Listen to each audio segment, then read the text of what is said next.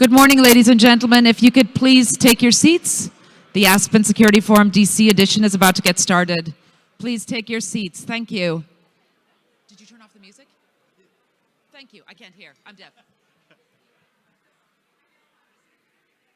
want it to stay on, the music? Yeah. Okay.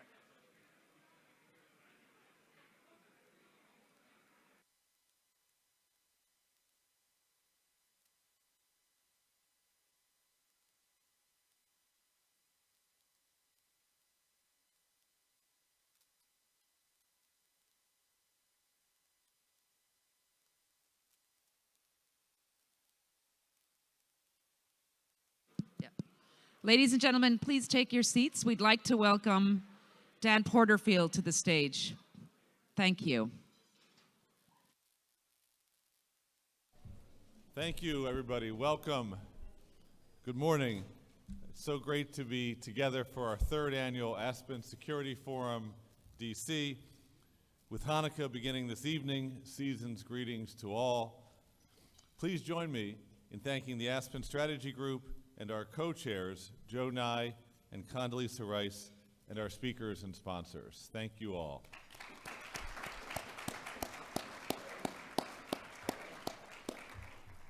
Also, a huge thanks to our remarkable Aspen Strategy Group team, including our Executive Director, Anya Manuel, Neve King, Leah Batunis, Deb Cunningham, Anna Klingen-Smith, and so many others. Thank you all for the time you put preparing this summit.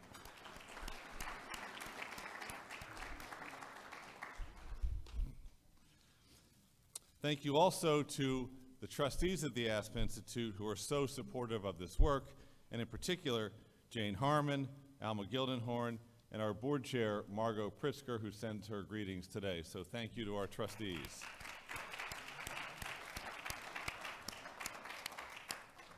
"82 years ago today, Japan attacked the U.S. naval base in Pearl Harbor, drawing the United States into what would become the deadliest war in human history.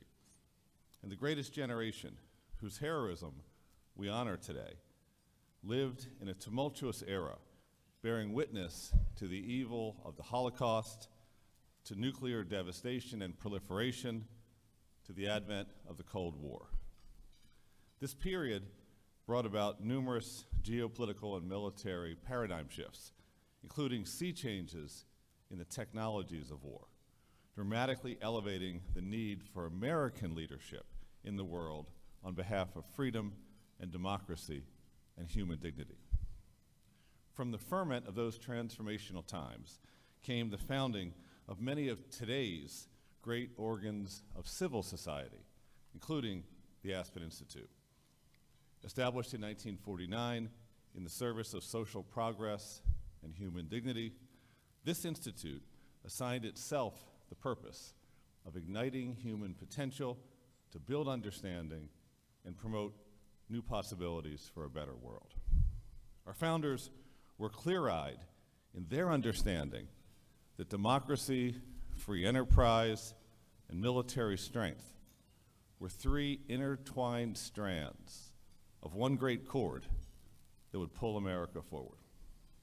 And they were truly humanistic in their belief that philosophical inquiry, constant learning, open dialogue, deliberation, diplomacy, reason, science, arts, innovation, and values-based leadership would be the glue of a strong and adaptable democracy. In that spirit of our founding and in pursuit of our purpose, the Aspen Strategy Group holds this forum twice a year, here and in Aspen, to identify and address the greatest challenges facing the U.S. and the world. And in these times, they are many, and they are all interconnected. Anya, Neve, Leah, and their team have displayed remarkable intelligence and perspective in designing this forum to connect the dots on themes like the China challenge, the war for freedom in Ukraine, terror and war in the Middle East, tensions around global trade, the climate crisis, the arms race, and artificial intelligence. Each of these themes requires human intelligence of the highest order, especially if American leadership and American institutions and American democracy are to meet the enduring and emerging tests before us. Our conference will feature a variety of voices from government and military leadership, the private sector, academia, and the media. On this day of remembrance, I would especially like to thank the members of our armed services who live their oath to the Constitution every day and whose presence here is a powerful reminder of the differences between open society and system of democratic capitalism that we have and those systems of our adversaries. And with that, I also would like to thank with equal respect the learned journalists taking part here today for the essential role they play in informing the public in difficult times on difficult issues for the good of our democracy. We hope that you all learn from these discussions. Welcome, thank you for being here. It's now my pleasure to welcome our superb Aspen Strategy Group Executive Director, Anya Manuel, to the stage to introduce our speakers. Thank you all.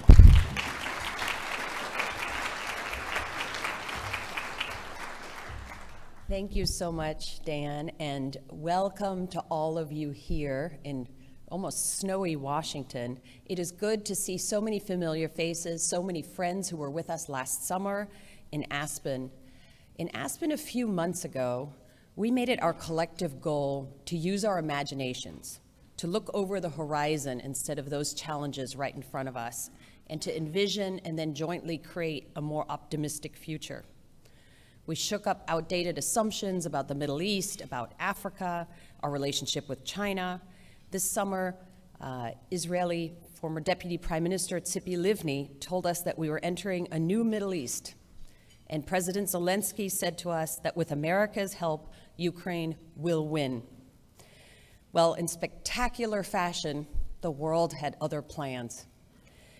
It has been a very difficult last few months. And I just want to speak my gratitude to those friends of ours who are working tirelessly for the US government every day, for our allied and partner governments, those journalists who are covering these difficult times, the NGOs who are all involved.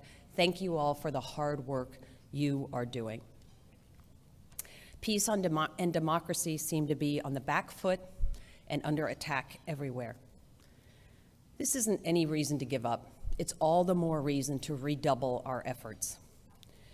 One of my favorite sayings of Dr. Kissinger, who has been rightfully and deservedly eulogized in the past few days, is this: a statesman's duty is to bridge the gap between the nation's experience and a better vision.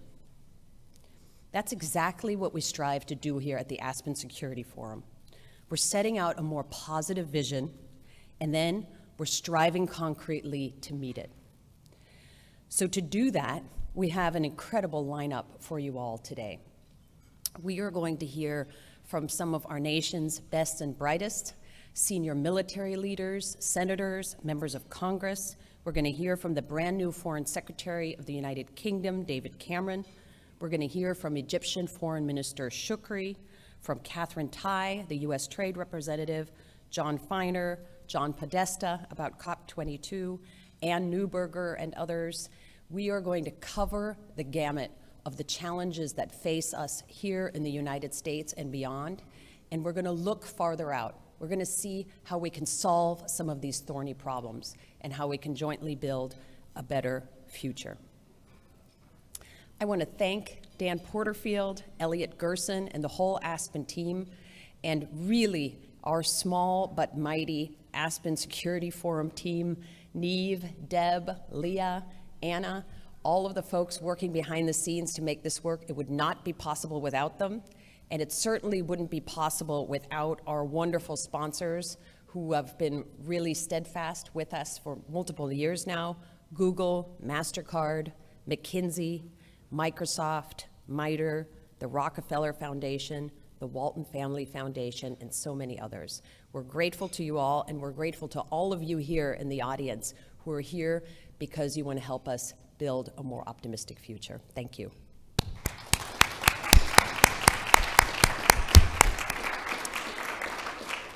It's now my pleasure to welcome on stage Michelle Flournoy, Doug Beck, General Fenton, Courtney Kuby, to kick us right off with one of the most important topics, which is how to get our armed forces the technology and the innovation that we need to succeed. Thank you all very much for being here. And thanks, Courtney.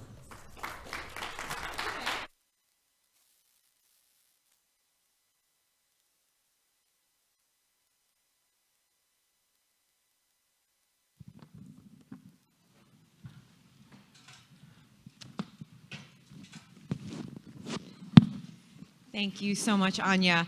And thank you all for being here. I know the first panel at an event like this isn't always the highest attended, and I'm so thrilled to see so many people here today. You know, I have to say, until Dan's opening remarks just now, it hadn't even occurred to me what the date today is, that it's the anniversary of Pearl Harbor, and I think it's so appropriate that we're beginning the forum here today on this anniversary with a session about future challenges and the need for the U.S. military and the U.S. government to transform, to face the future challenges, especially when you look back and think about the fact that how much this nation, this military, this world has changed since Pearl Harbor. So we have a tremendous group up here today to talk about those things. We have Doug Beck, he's the Director of Defense Innovation Unit and Senior Advisor to the Secretary of Defense. Ms. Michelle Flournoy, oops, I have my list here wrong. Ms. Michelle Flournoy, co-founder and managing partner of West Exec Advisors and the former Undersecretary of Defense for Policy, and General Brian Fenton, commander of U.S. Special Operations Command, who I have a feeling is going to be our interesting and joke maker up here today, so we'll try to keep him in line. I do want to talk about future challenges, but because we're the first panel and we have a 4-star general up here, I do want to ask about one little bit of news that we had this week. Senator Tuberville announcing that he was going to lift the hold on most of the nominations. I'm just curious, you know, over these last several months, while the nominees have been held up, has that had an impact on Special Operations Command? And if so, can you tell us what that's been? Yeah, I can. Courtney, thank you. First of all, good morning, everybody, and really appreciate being here, and certainly with great friends, Michelle and Doug. So first of all, I'd say we're very grateful that this hold's been lifted, and we can get back to doing the business of the department in a really complex and complicated world, and that's changed significantly even in the last 10 years. And I think, as many have talked about, certainly it's going to be even more challenging in the next decisive decade and even the next 1 to 2 years ahead, which will be really important. So you'd want us back in the business of predictability in the department with leaders in the right places and certainly getting after their tasks and remit the Secretary and the President have given your Department of Defense. So it has impacted that. There's been a lot of folks acting in positions, but not really able to make the decisions that would carry an organization on for 5, 10 years out. I think it's really important, and it's important to everybody in this room and whatever business or academia or whatever you do, you know that having a vision and being able to move an organization is really important. So we're back to that business, and we're grateful. Though there is still some work to do, still some teammates that I think are being held up, and we hope that'll be worked fairly quickly. I would say on the family front that I hope has certainly been heard by everybody in this room. That's had a really tremendous impact in a not so good way, in a bad way. You think about families who think they're going to move, go to a new location, you have schools, you have organizations to be a part of, friends to leave and new friends to make, and family members and spouses that would also have employment and have to get certificates in new states or even across the world, and that's all been held up and it's been very hard for a lot of families, and I think that thankfully we'll now be able to get back to business. So I'll just end with, we're grateful this mostly, there's still work to do, but that the hold's been lifted and we can get back to doing the business of the department, which would be to be forward and certainly defend the nation.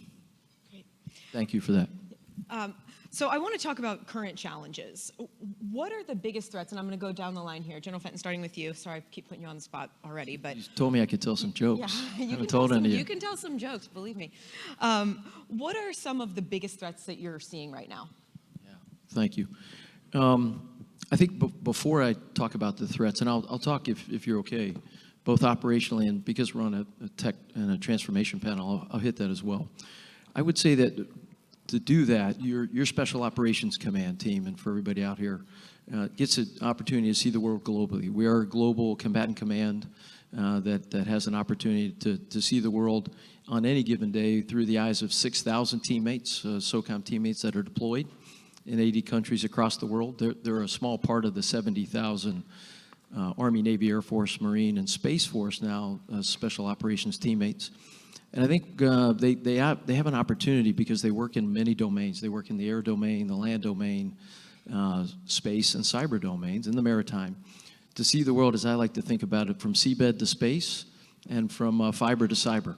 They really have a good optic on the things that I'll tell you now that we're seeing. We're seeing the PRC compete globally in this world.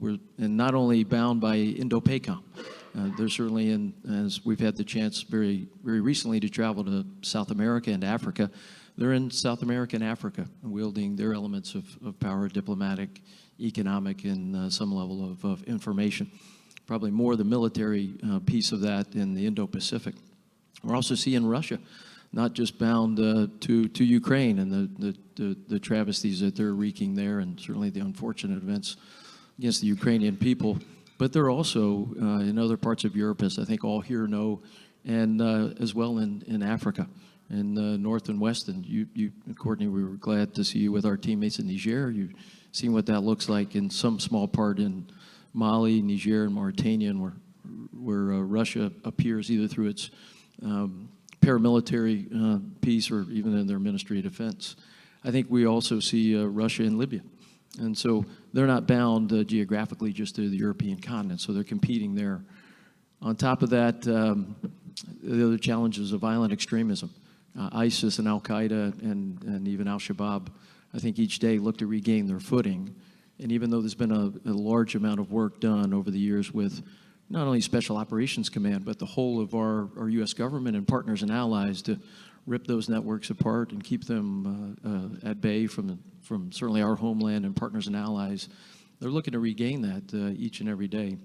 And I think while the caliphate they desire has been contained, and a lot of it in the Middle East, the ideology is still unconstrained and looks to run rampant through the internet. So that's a challenge. And then lastly, I'll just add, just in the interest of time on the ops side, the world votes. And all of a sudden, in an unpredictable way, here comes another crisis.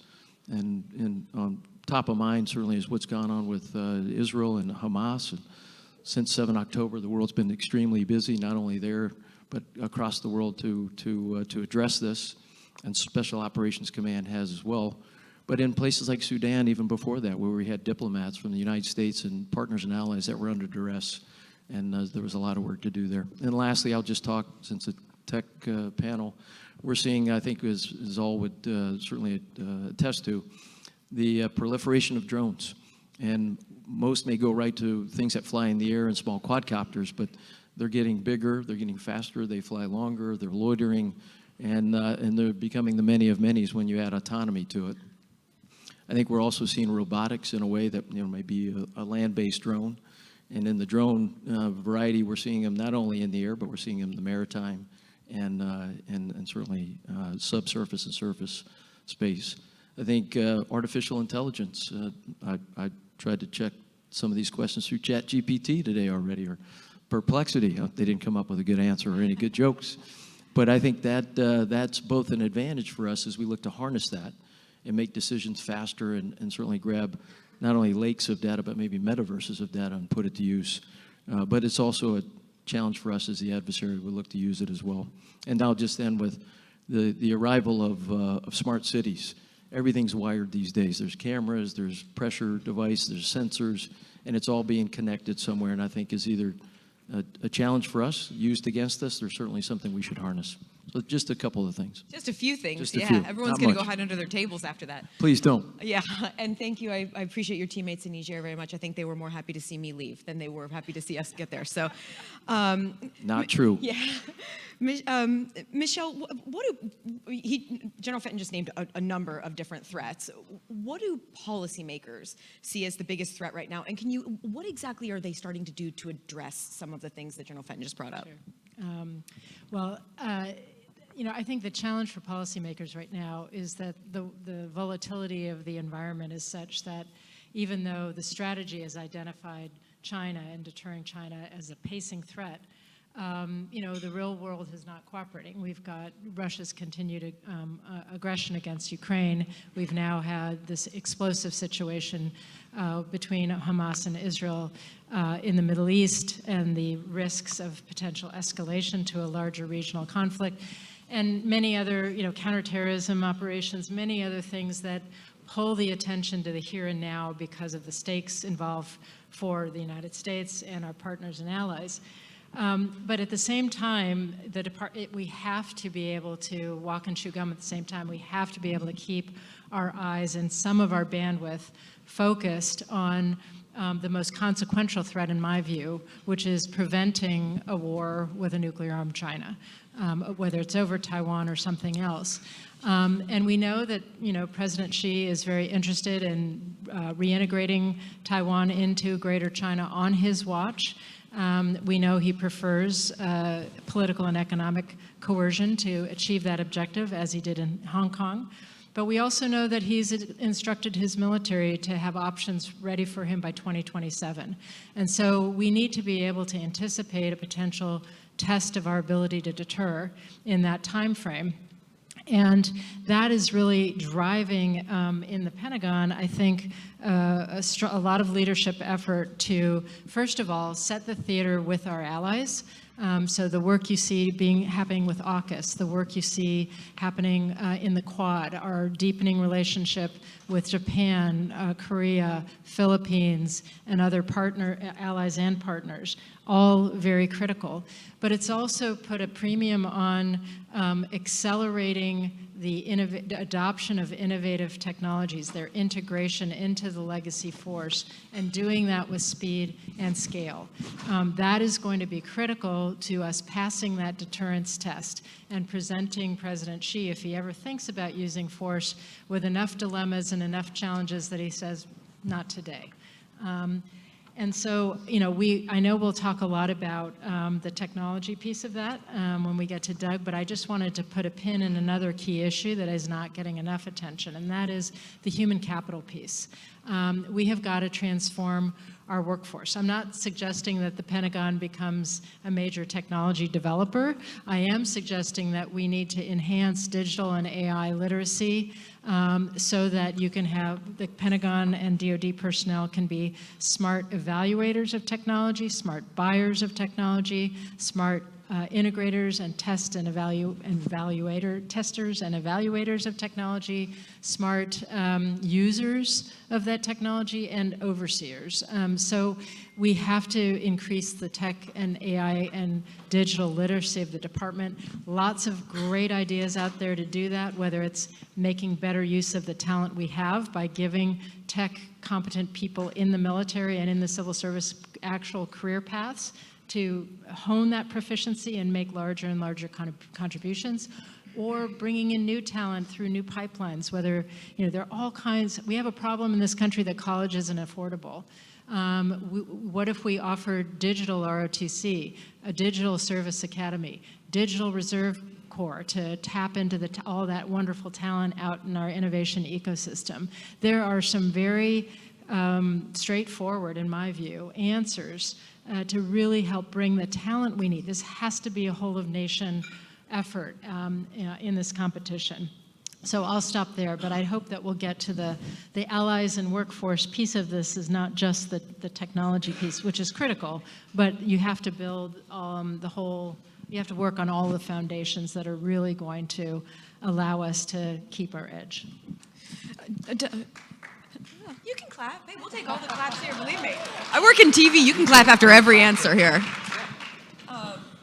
Doug, Michelle mentioned the adoption of innovative technologies, and I'm sorry, I'm not even using my mic. Michelle, you mentioned the adoption of innovative technologies, and you oversee the department's efforts to speed up that sort of adoption of commercial technology. And I wonder where has innovation been on these threats that we're hearing about here, and where is DIU taking the innovation right now? Great. Well, so first of all, it's fantastic to be up here and really great to be up here with two great friends and teammates. It's an honor to be together for this. And I actually also think it's very fitting that we are sitting here today on Pearl Harbor Day. Because I think that can help to crystallize the mind of what happens when you aren't prepared the way that you need to be. And frankly, if we end up in the kind of conflict that Michelle was just talking about, if deterrence were to fail, we aren't going to have the time between Pearl Harbor and Midway. And so we have to get this right now. So I think that context is particularly useful. Really, if you maybe step back against the problem sets that we face as a nation, whether it's that pacing challenge from China or the others that we are facing, we simply cannot solve for those unless we fully leverage the capability of technology and the incredible, amazing capability that is resident in our tech sector here in the United States and in our allies and partners. We have to take full advantage of that. And we have to do that, first of all, because of the speed that we can bring that capability to bear, which frankly can often be a lot faster than our more traditional pathways of developing more bespoke capabilities for national security, but also because the quality and capability of that technology, much of that innovation is resident in that tech sector. In 11 of the 14 areas that we track as a department, things like artificial intelligence, autonomy, cyber, space now, biotechnology, those areas are not just going faster, but are always going to go faster, driven by the relentless demands of billions of consumers around the world and the enterprises that serve them. And I just came from that world, although I've also worn a uniform for 26 years on a part-time basis, including a lot of time with General Fenton. That capability is always going to go faster in order to meet those demands. And so we have to, at the same time that we go hard and deep to take full advantage of our bespoke capabilities and pathways, we have to also take advantage of that. And that's really getting after that is why Secretary Ash Carter stood DIU, then X, up originally back in 2015. And he was truly prescient in seeing that and wanting to get after it. And so if you step back and look at that, and I actually had the privilege of kind of being part of that merry cabal that helped make that happen on a part-time basis. Back then, really DIU 1.0, as I like to call it, was really just about building a bridge kind of at all between the department and the tech sector because we didn't have one. And we are now light years obviously past that. And frankly, the extent to which we're light years past is evident right here up on stage because you've got leaders at the pointy end and leaders at the policy end of the spectrum speaking and thinking with incredible depth and understanding of what happens in technology and what's happening in technology and what role it plays. You didn't have a commander of SOCOM saying fiber to cyber in 2015. So we're way past that.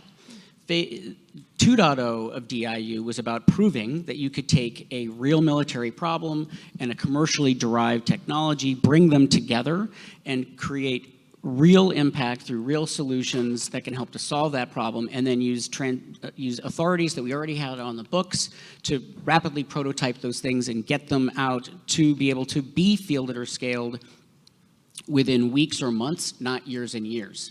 And that's now been done tons and tons of times. It's been done at DIU. It's been done through all the other innovation and entities that have built up that across the department. All those teammates that we have, we've now done that lots of times. And that's great, but it's not good enough yet. Because what we have to do is take that capability and apply it for strategic effect.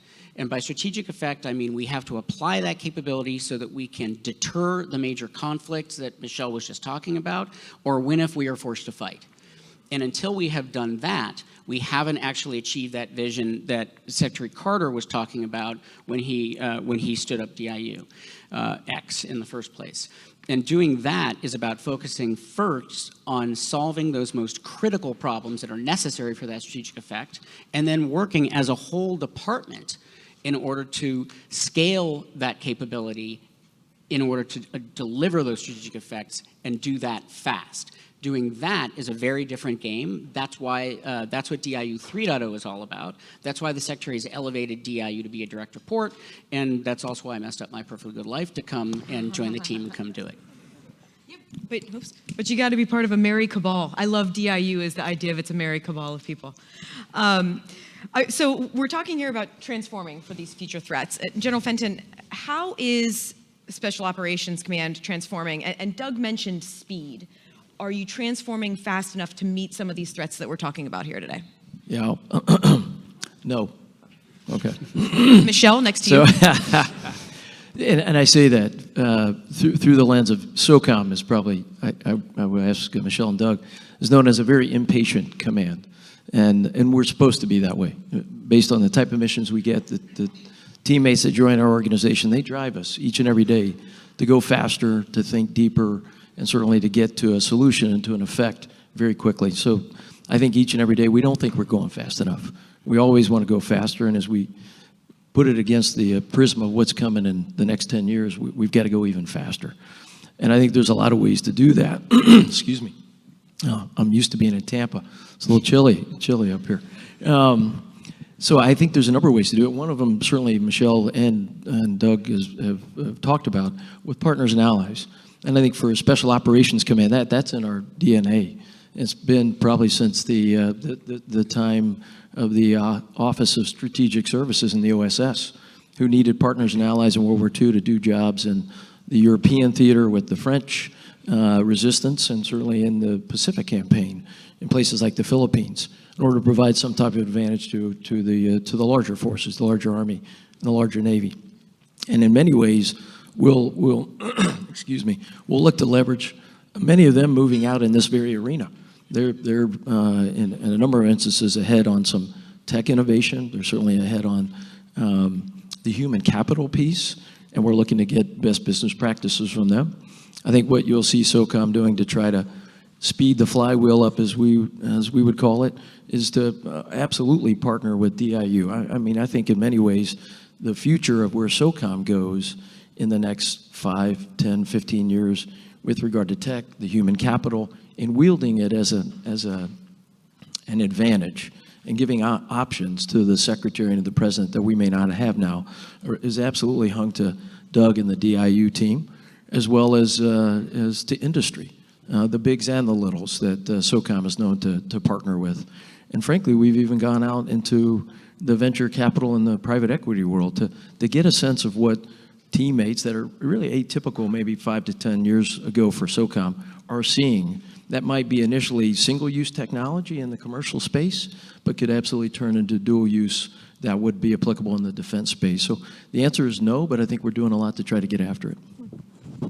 Michelle, you mentioned President Xi telling his military to be ready by 2027 for an invasion of Taiwan should it be necessary. And I wonder if you believe the U.S. military is transforming fast enough so the U.S. would be potentially ready for a 2027 invasion of Taiwan. And if not, what more does the U.S. need to focus more on?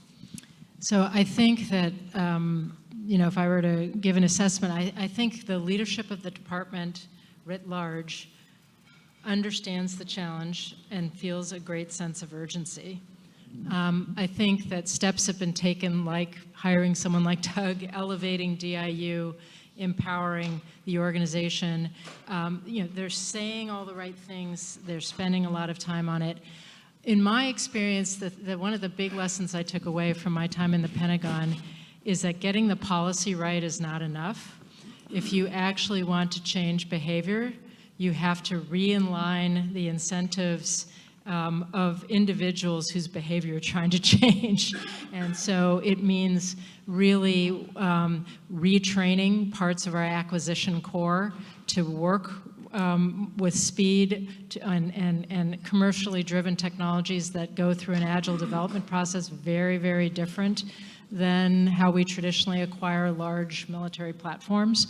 It means incentivizing them, meaning they get rewarded, they get promoted, they have a career path, and so forth.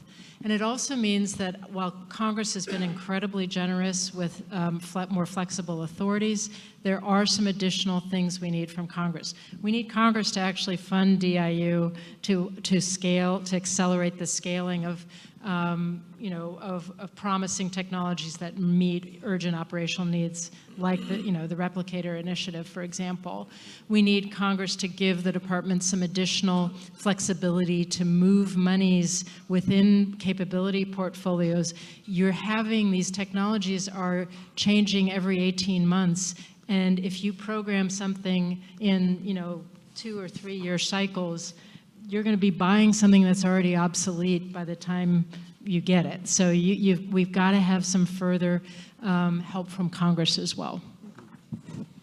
Doug, you mentioned your role as on strategic effects at DIU as well. And I wonder if you think right now, Michelle just talked about the need for more funding for DIU. Do you have the tools and the funding to actually be able to transform, to deter future conflicts? And let's just name one, right? Let's talk about China. Do you have what you need to deter against a potential conflict, a conflict in Taiwan, invasion of Taiwan? So I guess I would say not yet, but we're on our way. And I'll maybe make 3 points around where we are and I think where we've got ahead. The first one, by the way, is speaking of funding. We need there to be a defense appropriations, but we need a budget so we can after that has an enormous effect across the department in a myriad ways, not only about what we're getting up to. So 3 things. The first one is I do think that we are at a tipping point right now in the department and as a nation in getting after this. And if you compare where we are to where we were in those early days back in, say, 2015, today we have a Secretary of Defense who clearly gets this and a Deputy Secretary who clearly gets it. We have leadership across the department who get it. We have interagency partners from the White House to everywhere that get it. We have a commercial tech sector that gets it, where not that long ago, there weren't that many people in the tech sector who really even thought about the fact that you don't just kind of turn on your tap and have the free and open international system come out so that you can build Silicon Valley. Now people get it. And we have a Congress that by and large gets it. So that gives us a tipping point to make change happen. Now we're doing concrete things right now to start to get after that. Things like the replicator initiative, or maybe even more important than that initiative, which is a first step, and we'll continue to iterate. That initiative is about both putting real capability in place to meet the challenge that Michelle was talking about, and also to build the muscle in the department as a whole department, which is why all of us are part of this, in order to do that quickly and do it again and again and again. Actions like that that's the department moving to make that happen. Which brings me to kind of my third point, which is about the concept of risk. I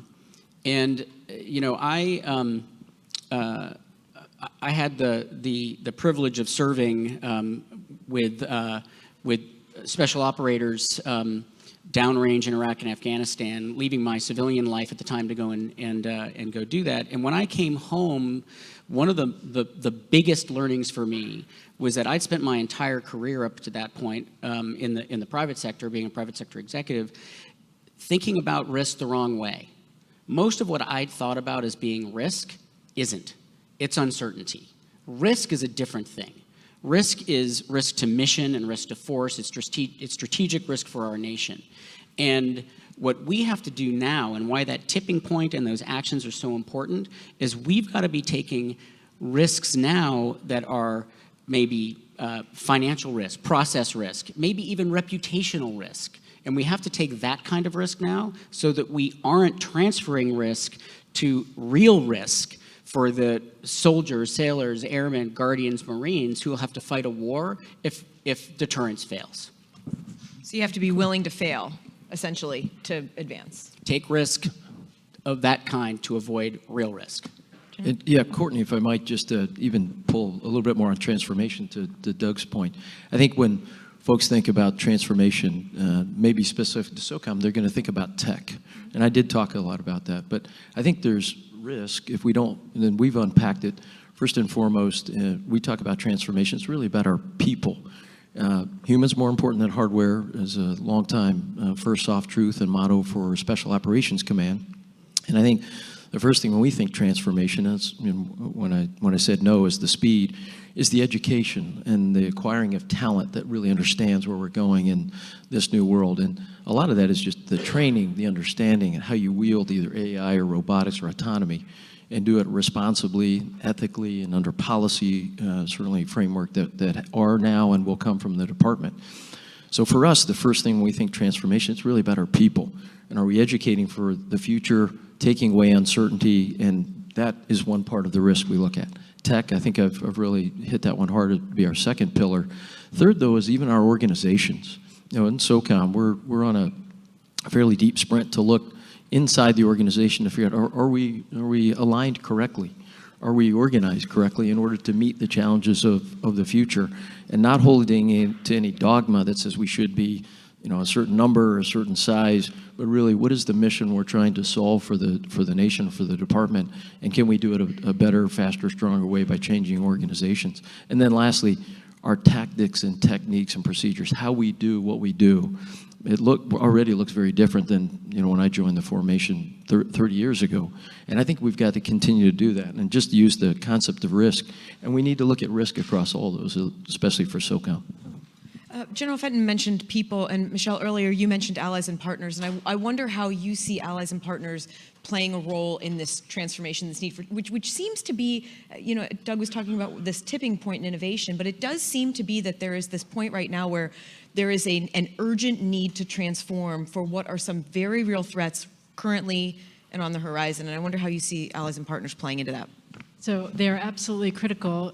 The fact that we have allies and partners in great numbers is a huge source of strategic advantage for the United States.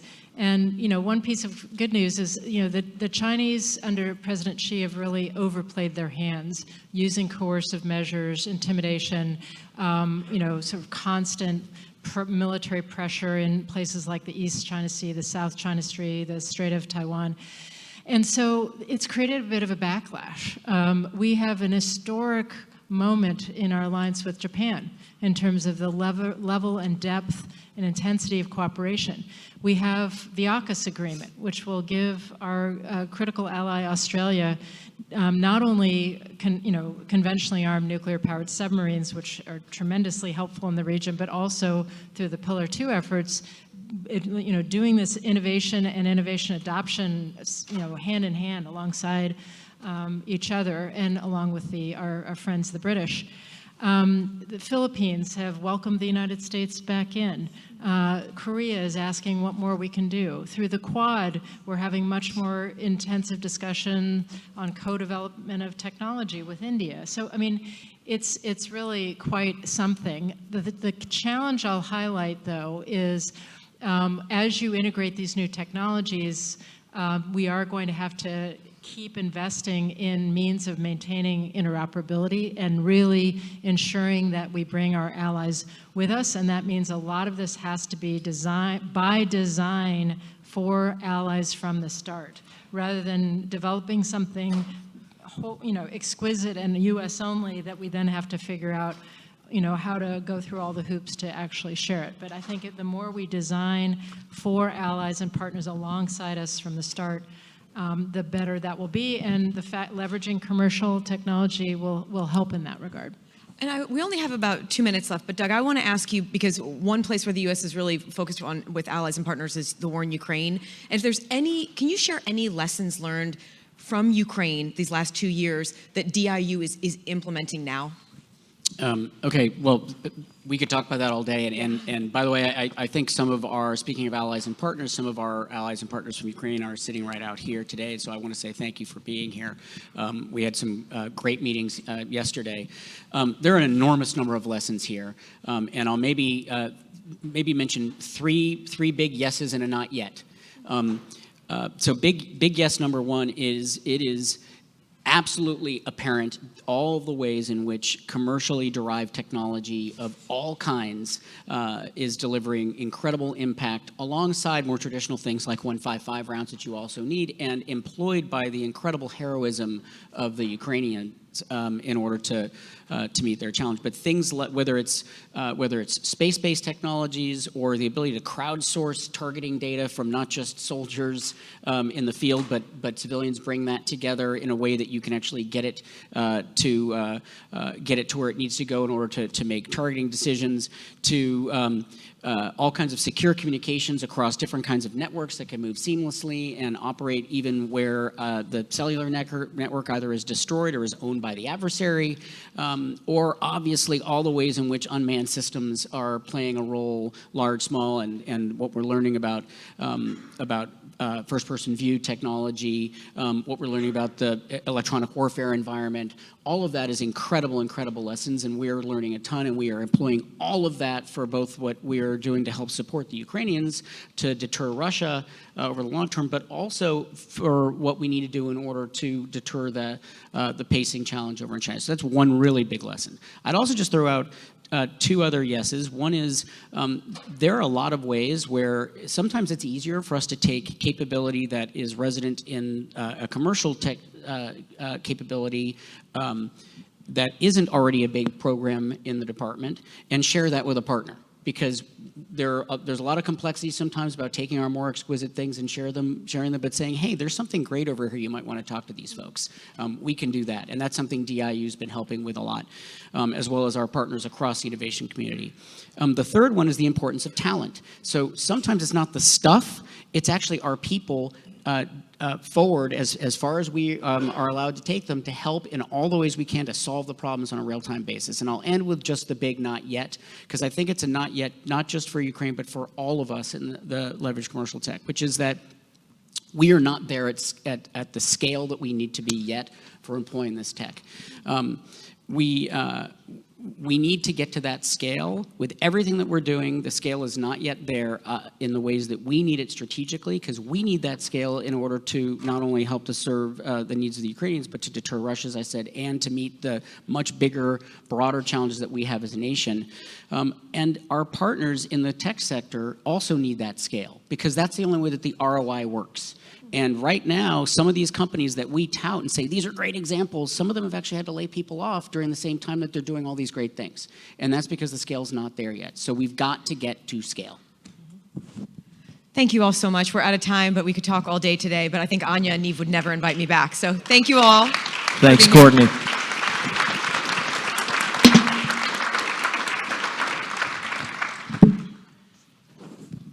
Courtney, we appreciate a moderator who keeps us on time.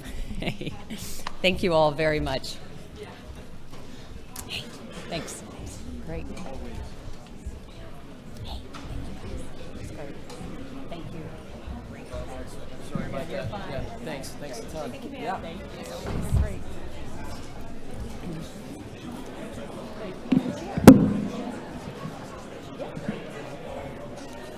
Ladies and gentlemen, please remain seated because we're going to continue right on with our program.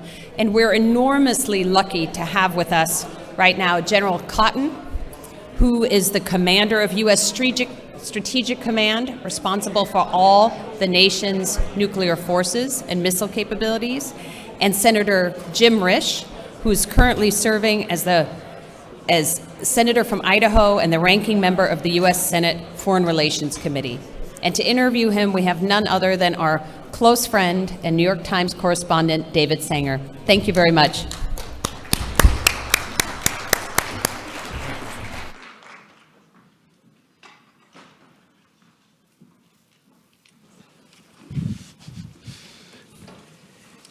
Well, thank you very much.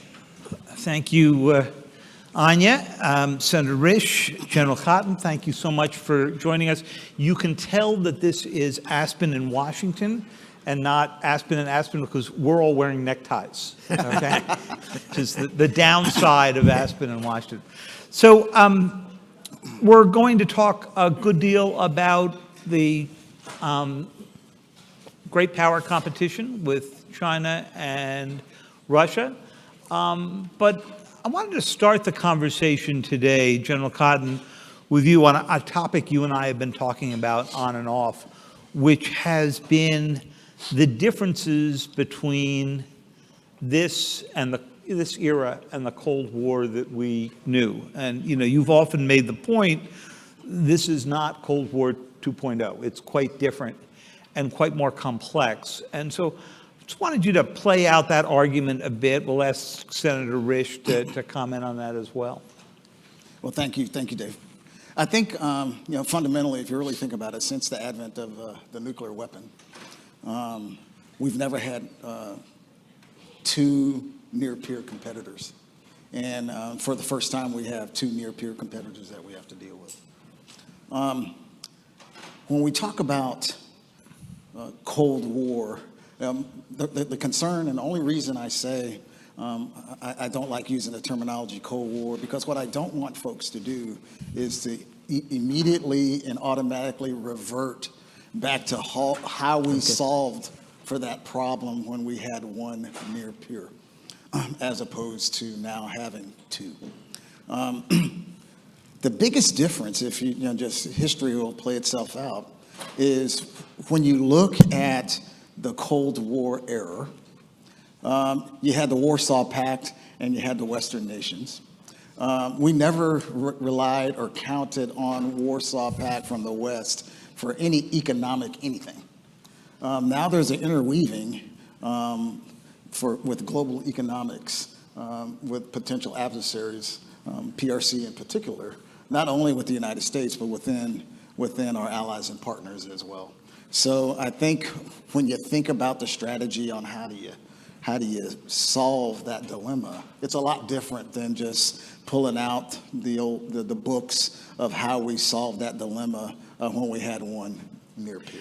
So let me just go one more beat on that with you, General Cotton, which is in the years leading up to World War I, there was a very similar theory that economic interdependence would prevent war from happening.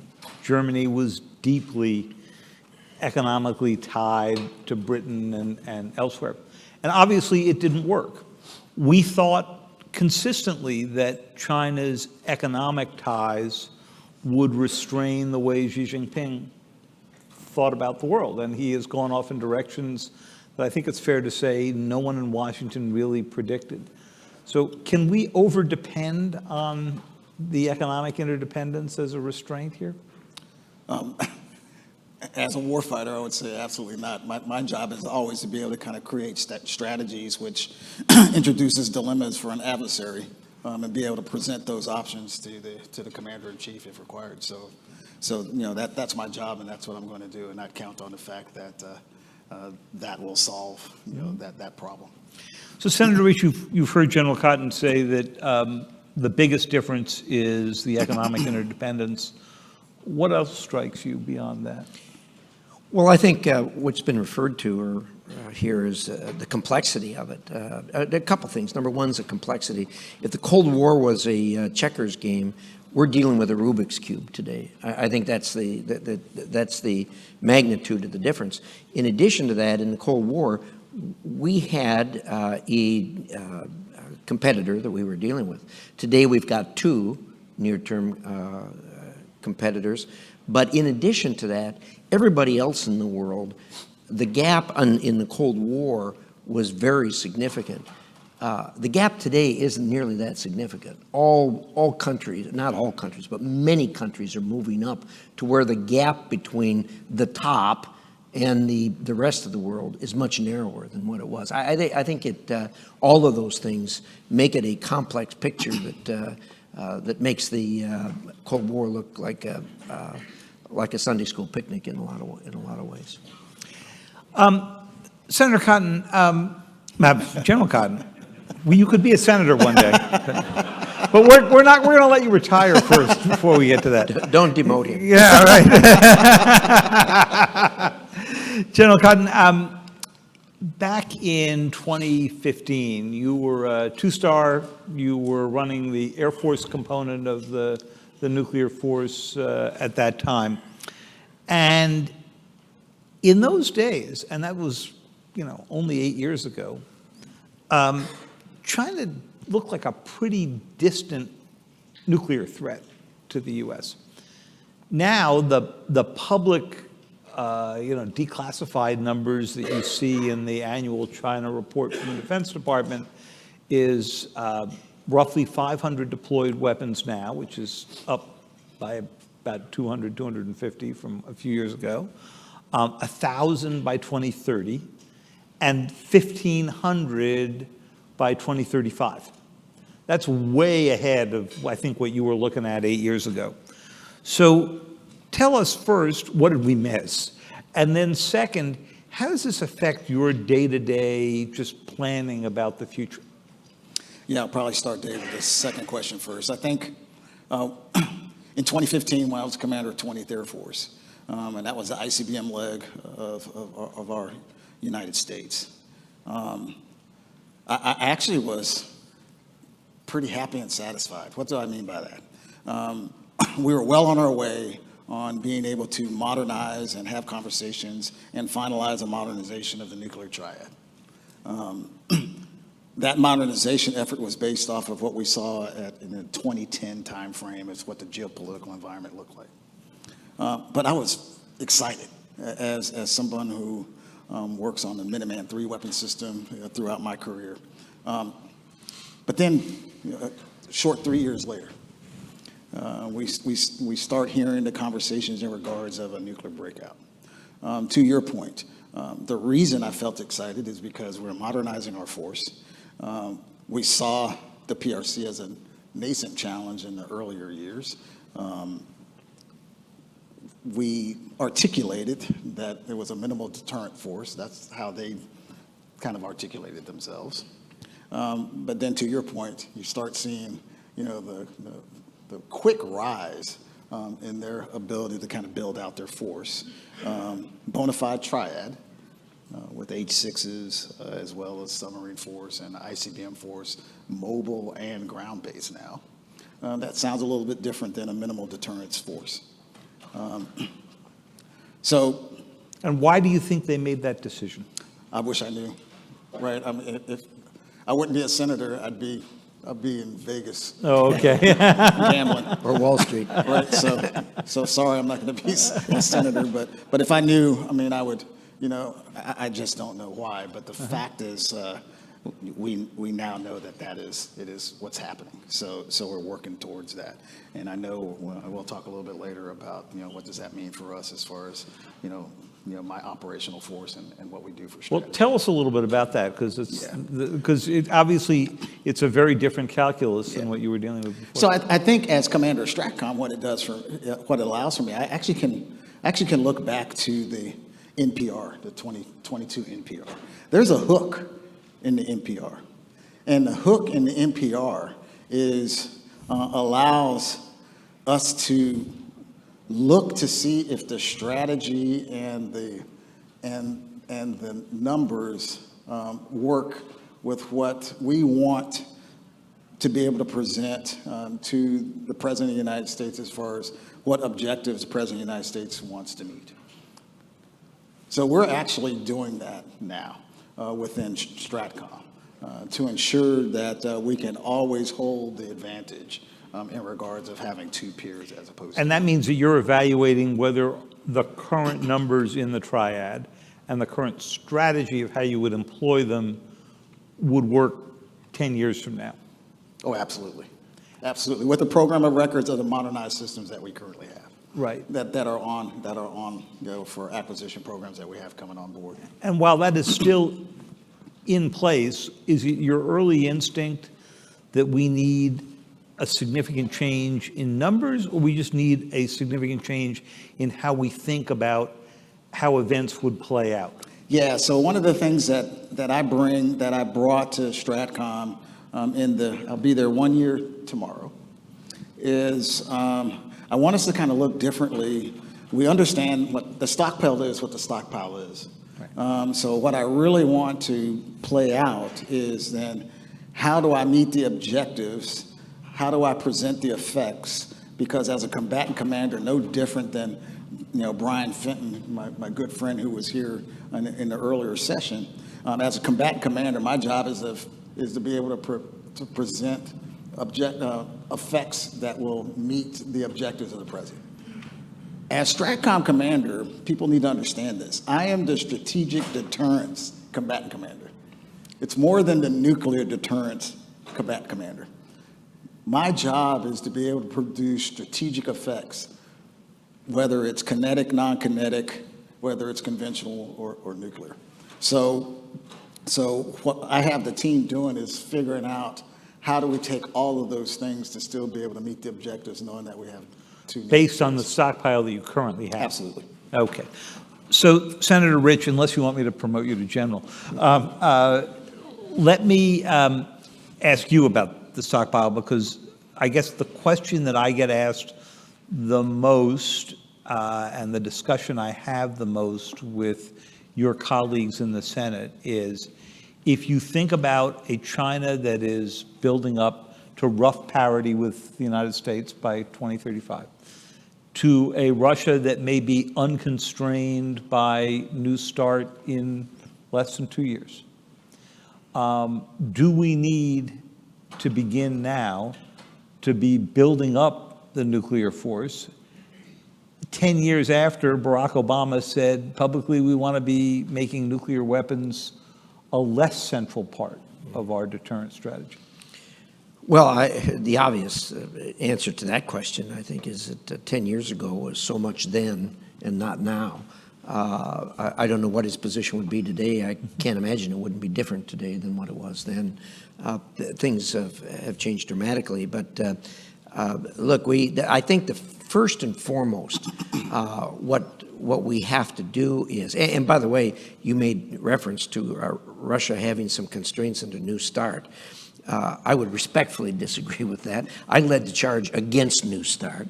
I didn't think it would constrain them in any way, shape, or form, and I still don't. Well, it has constrained them on numbers. They've obeyed by the numbers. Well, they've gotten rid of everything else. That's true, but the numbers alone right. Really are not as important as other things that they have done. And I mean, there's been cheating. There's been all kinds of things that have happened. You just can't trust these people. I mean, we made the mistake when Berlin Wall came down, thinking that Russia was going to become a normal player on the planet, and they certainly they started out that way, but it's changed dramatically, particularly in recent years. So you can't trust them. These treaties are not the beginning and end. I think that your reference to how we look forward and plan, now that the world is a different place than it was, even at the time New START was argued, we're no longer looking at a single stockpile of nuclear weapons in a peer country. We're looking at two of those. And the second one is growing rapidly, as the general referred to, and that has got to be taken into consideration and recognized. And it is, by the way. I think that those of us in the first branch of government are well aware of this. The general keeps us aware of this. Others do. And this, by the way, is not a partisan issue. This is a nonpartisan issue. It's an American issue, and we have differences, as we always do, in some minor respects. But look, the nuclear deterrence of the United States is a paramount question for the national security of this country. And I can assure the American people that we are serious about it. We are dedicated to it. If you hear people, particularly political people, sniping at it, don't take that as some kind of an indication that we're weak. We are not. We are strong. We are dedicated. We support the general's efforts, and we're pulling the wagon together on this issue. So, Senator, we have seen Russia and China declare a nascent partnership. Putin and Xi Jinping did that just before the Olympics, just before the invasion of Ukraine. So far, we haven't seen any evidence, at least in the public realm, of any nuclear planning together and so forth. But obviously, the concern is that they could coordinate the use of their nuclear arsenals in an effort to intimidate, change General Cotton's strategies along the way. Is it your sense that the Senate, the administration, is beginning to think about coordinated nuclear employment, even in the terms of threats between Russia and China? Well, I think, first of all, you have to assume the worst when you're making these kind of plans. But having said that, Russia and China are not natural allies by any stretch of the imagination. They do share some things in common. They have autocratic governments, very different than our democracies. They have socialism and communism, very different than our democracy and freedoms we have here. So they have those things in common. But there is no great warmth and trustworthiness between these two. The world is in my judgment, I see the world kind of dividing into the autocracies and the democracies on two different sides. And I think that's going to be one of the real challenges of the rest of this century. I think that divide is going to continue. Best way to watch it is in the votes in the United Nations. I mean, they frequently break along those lines. And so you have these two poles that are becoming more solid. You have what I call the no-goodniks on one side, the Irans, the North Koreas, the Russians, the Chinese, the Cubans, the Venezuelans, the Syrians, and a handful more candidates that fall into that category. The rest of us are democracies or close there too. And it's just a different way of thinking, a different way we conduct our lives, different cultures that we have. And I think one of the great challenges of the 21st century is how we are able to get along and stop thinking about killing each other. We've got to exist on this planet together. China is not going to change. They're not going to suddenly wake up one morning and say, we're going to have democracy, we're going to have capitalism. Russia certainly isn't going to do that. Iran certainly isn't going to do that, although with the demographics there, they have a better chance of changing.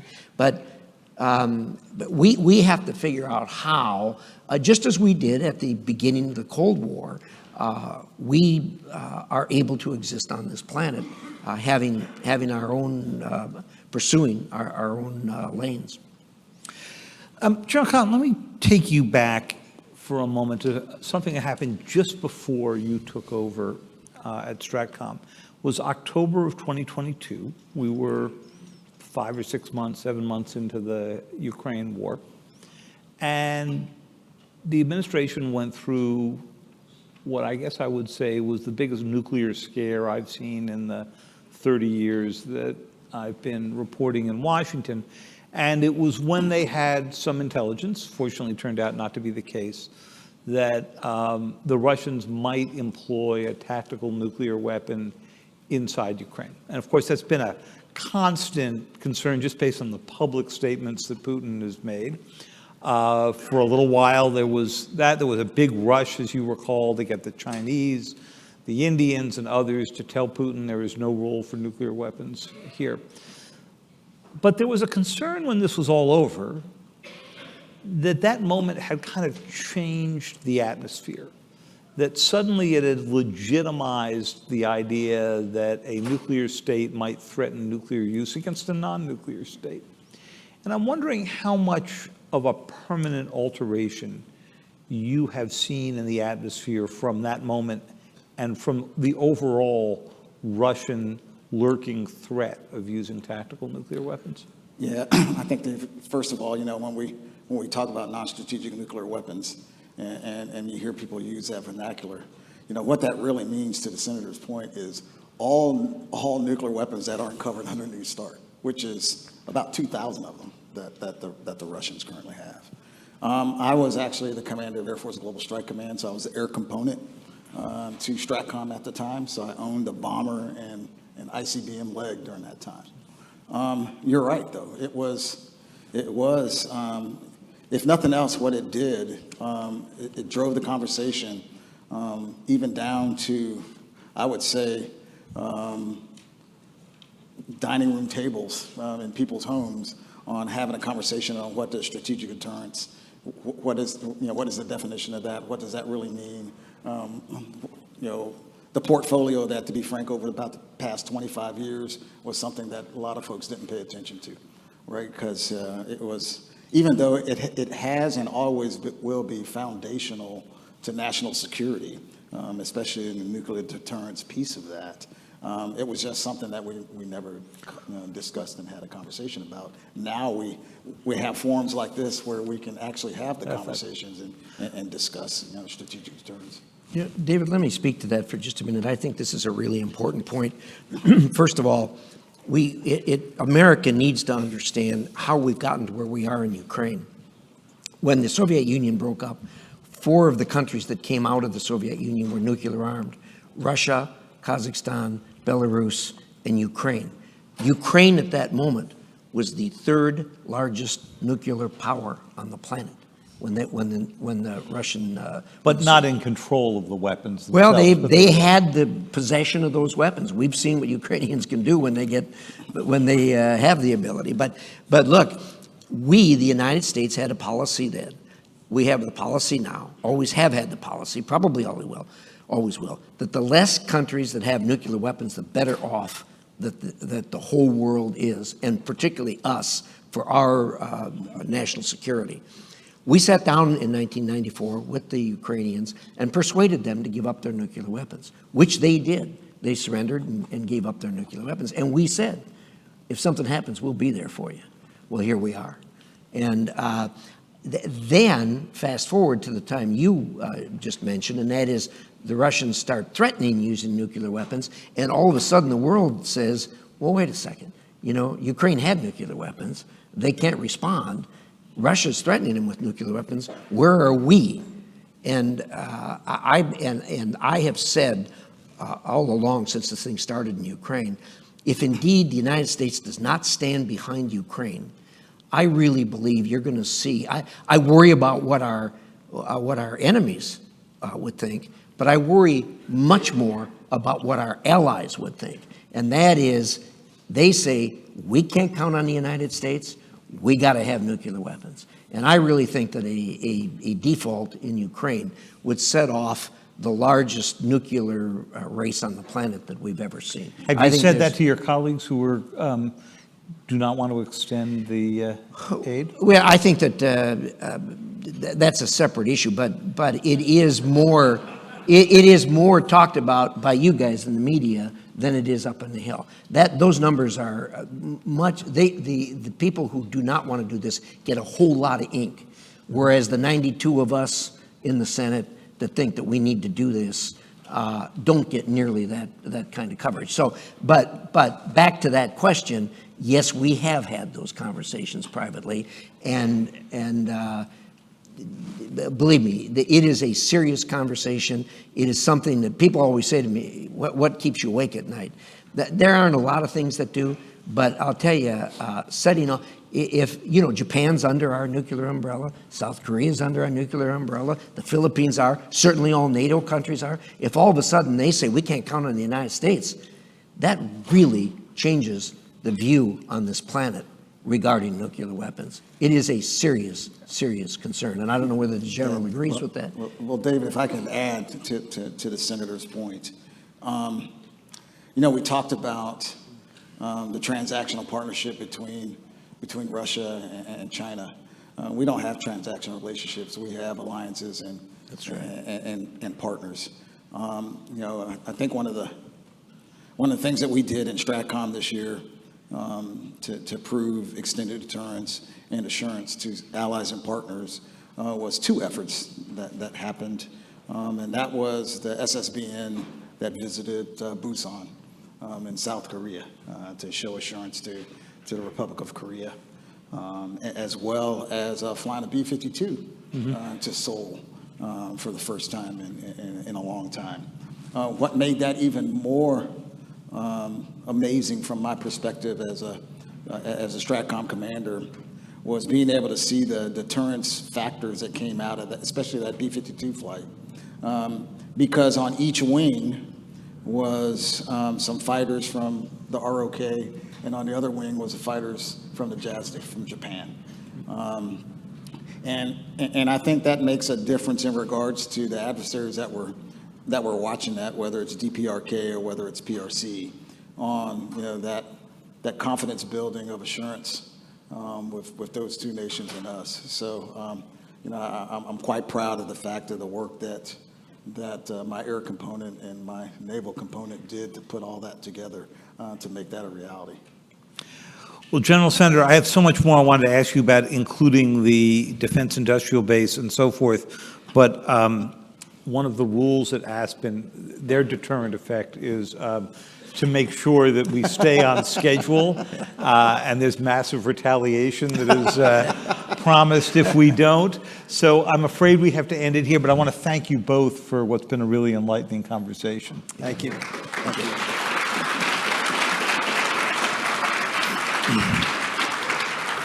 As always. Thank you. That there are trap doors for those who don't stay on time. That's not actually true, but we might institute that. Thank you.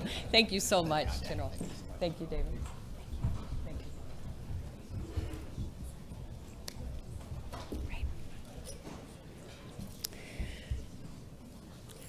you. Ladies and gentlemen, it is now my great pleasure to introduce David Cameron. He needs absolutely no introduction. He is the brand new Foreign Secretary of the United Kingdom, but also, of course, former Prime Minister, a man who is a staunch ally of the United States and the West, who has seen a lot of the world, has seen how the West must stand together on Ukraine and on other issues, and has also wrestled with similar domestic issues than we are dealing with now on immigration, on populism, on all sorts of different issues. So without further ado, let me ask to the stage David Cameron. Thank you.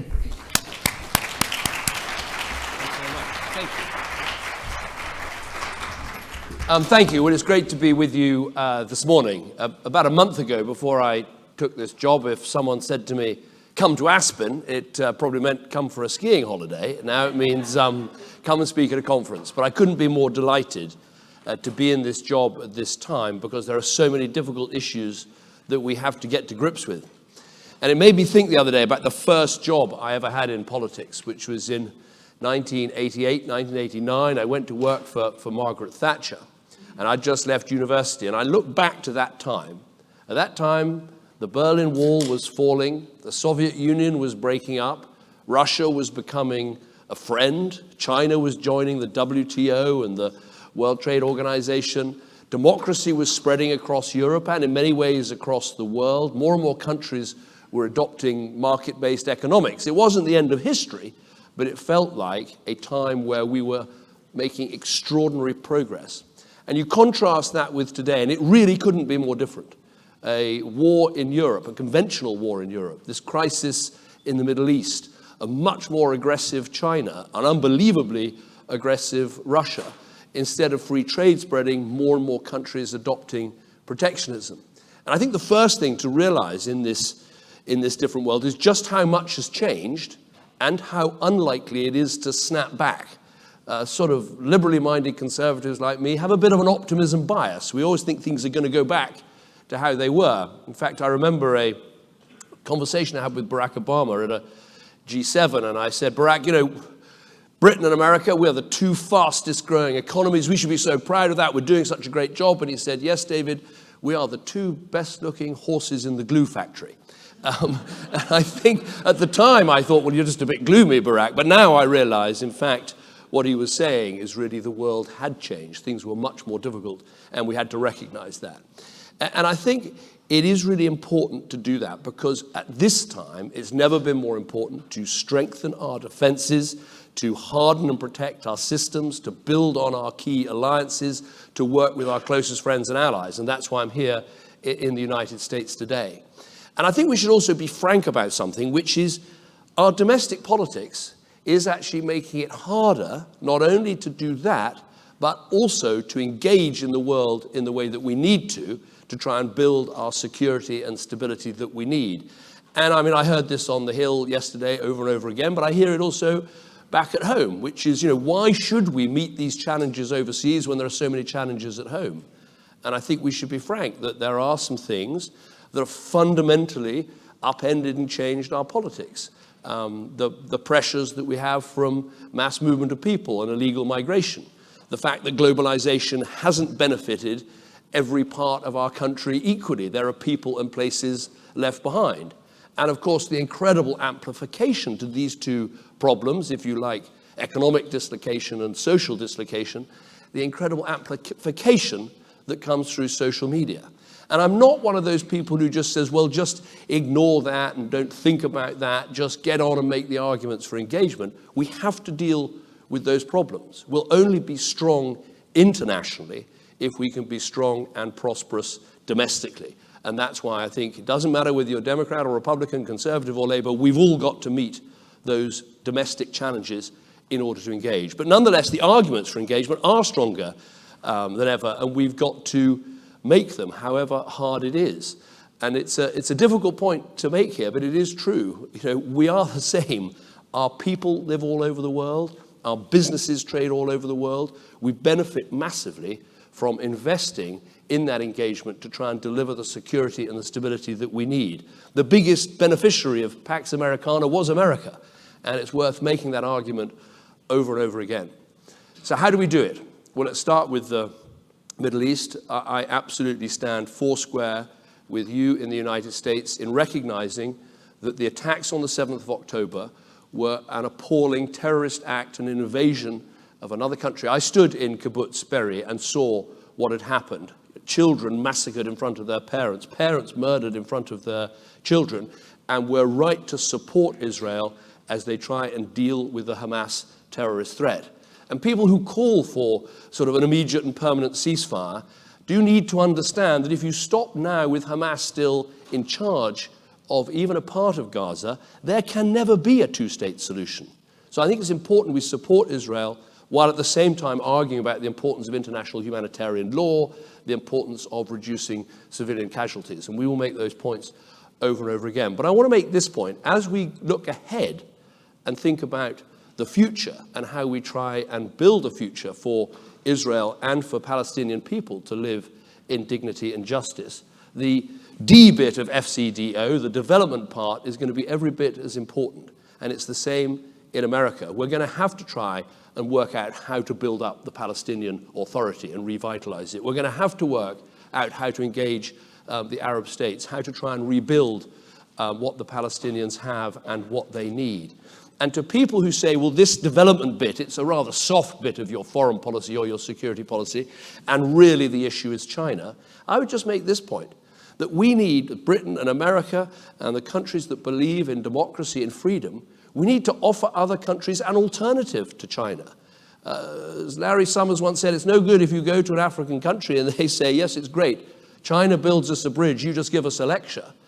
That's no good. We've got to offer that alternative. And I think it's a really important thing we can work together to make sure we're able to put investments into those countries rather than leave them to the mercy of Chinese debt traps. But crucially, what I want to talk about today and why I'm here is Ukraine. I have a very simple and straightforward view about this. Putin's invasion of Ukraine was the worst example of one state invading and wrecking the sovereignty of another state that we have seen since the Second World War. And it is a huge challenge to us. I'm not worried about the strength and unity and consensus and bravery of the Ukrainian people. I've been there, I've seen it for myself. I'm worried that we're not going to do what we need to do. Add up the economies of the countries that are on the side of Ukraine. We outmatch Russia by 30 to 1 in terms of the size of our economies, the size of our GDPs. We've just got to make that size count. And we've got to make sure we give them the weapons, the economic support, the moral support, the diplomatic support, but crucially that military support that can make a difference. And I want to just take the few moments I've got in my 10 minutes, I think I've still got a couple left, which is to try and take on some of the arguments that you hear against this engagement. The first thing you hear is, it's failing, it's not working. I think that is nonsense. If you look at what the Ukrainians have done, they have taken back half of the territory that Russia stole. Yes, it's something of a deadlock on land at the moment, but I was standing in the Odessa port just a couple of weeks ago, where the Ukrainians have pushed the Russian Navy back right across the Black Sea. In the process, they've sunk about a fifth of the Russian Black Sea fleet.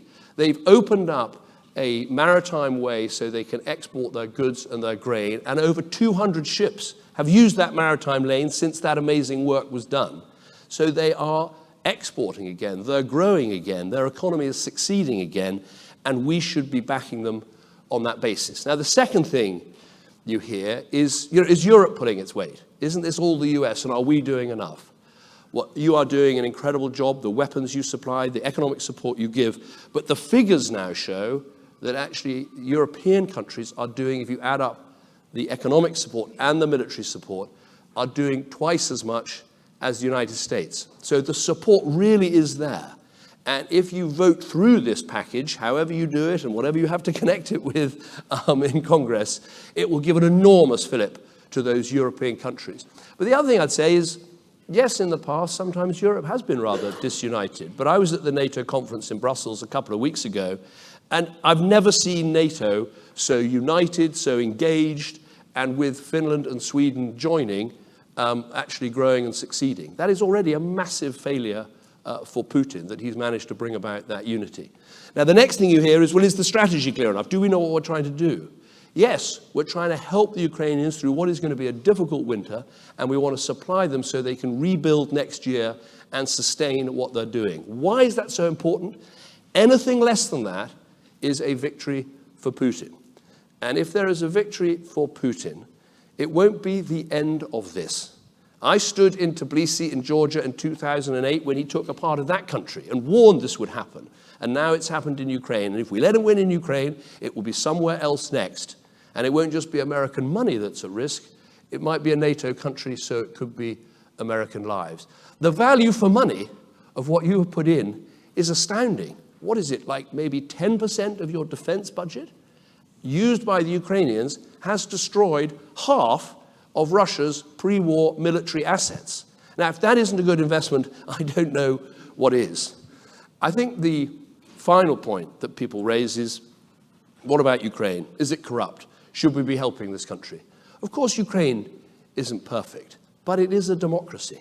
It's a democracy that voted in a referendum, every part of that country, Crimea included, Donbass included, to be an independent sovereign country.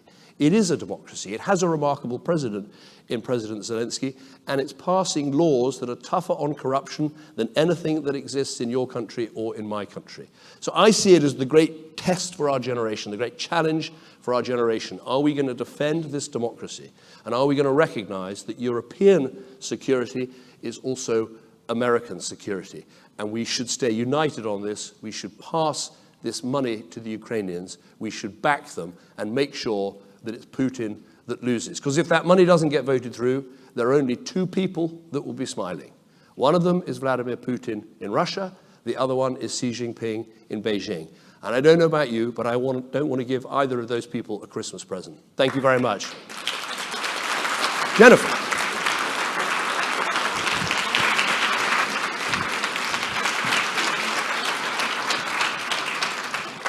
Well, thank you very much for outlining your views on Ukraine, why it matters. It's so great to have you here in Washington. You're the first former prime minister, I think, since 1970 who's been given a ministerial job. So that is significant. Your first trip was to Ukraine, as you mentioned, and you touched on some of the points. But tell us more about why you think Ukraine can win. How can Ukraine win? Because, as we've all seen, it is pretty stalemated right now. Well, I think you've got to look at what they've done so far. I think Russia's suffered over 300,000 casualties. NATO's got bigger. They haven't been able to sustain the land that they took from Ukraine. And I think you can see, with examples like the Black Sea, just how Ukraine can push back. And I think, just to give you one example right now, if we are able to give Ukraine more of the long-range missiles that the UK has been giving, and the US has too, bringing Crimea under proper threat, there is nothing that will drive Russia further back and put Putin more on the back foot than actually seeing that Crimea, which is legally part of Ukraine, is properly under attack from Ukrainian forces. So, look, sometimes you have to be patient. And I think that's one of the problems we have in democracies, is we can be impatient. And these things do take time. But I'm absolutely convinced this is worth investing in. And the Ukrainians, there is no doubt that they are absolutely committed to recovering their territory. And I think that we should be helping them with that. Do you think for NATO and the U.S. in particular that Crimea is a red line, and that's why the U.S. has not provided the long-range missiles that the UK has provided? It certainly shouldn't be a red line, because Crimea is part of, I mean, you know, there was I'm a bit of an expert on referendums, but there was a referendum in 1991. You said it, not me. I know, I thought I'd get it in there just quickly. In 1991, there was a referendum, and every part of Ukraine, Donbass included, Crimea included, voted to be part of Ukraine as an independent sovereign state.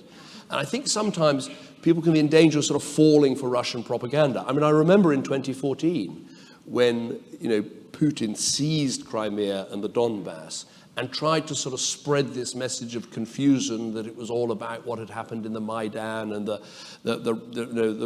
things that were happening in Kiev. It wasn't. It was a straightforward steal of territory. And I think it's been refreshing that this time round there's been absolute European unity over it. And so it shouldn't be seen as a red line militarily at all. It is part of Ukraine. Now, what happens at the end of this process, that's not for us to say. We have to put Ukraine in the very best position that we can and deliver the message to Putin that he is not winning and cannot win. And at that point, then clearly, you know, there'll be different circumstances applying. So you were on the Hill. You met with the House Speaker, Mike Johnson, other Republicans who have had expressed concerns about how the money's being spent in Ukraine. Do they have a point?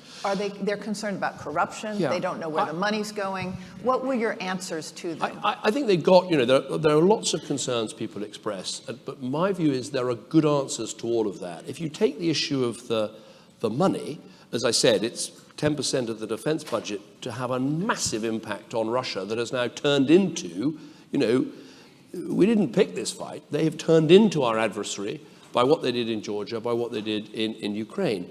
And I'd also make this point that, you know, we're working very hard to not only just supply weapons to the Ukrainians, but also to train them. I started this program as Prime Minister, and Britain has now trained 30,000 Ukrainian soldiers. So from everything I can see, the weapons that are going to Ukraine, the military support that's going into Ukraine, is being used very effectively.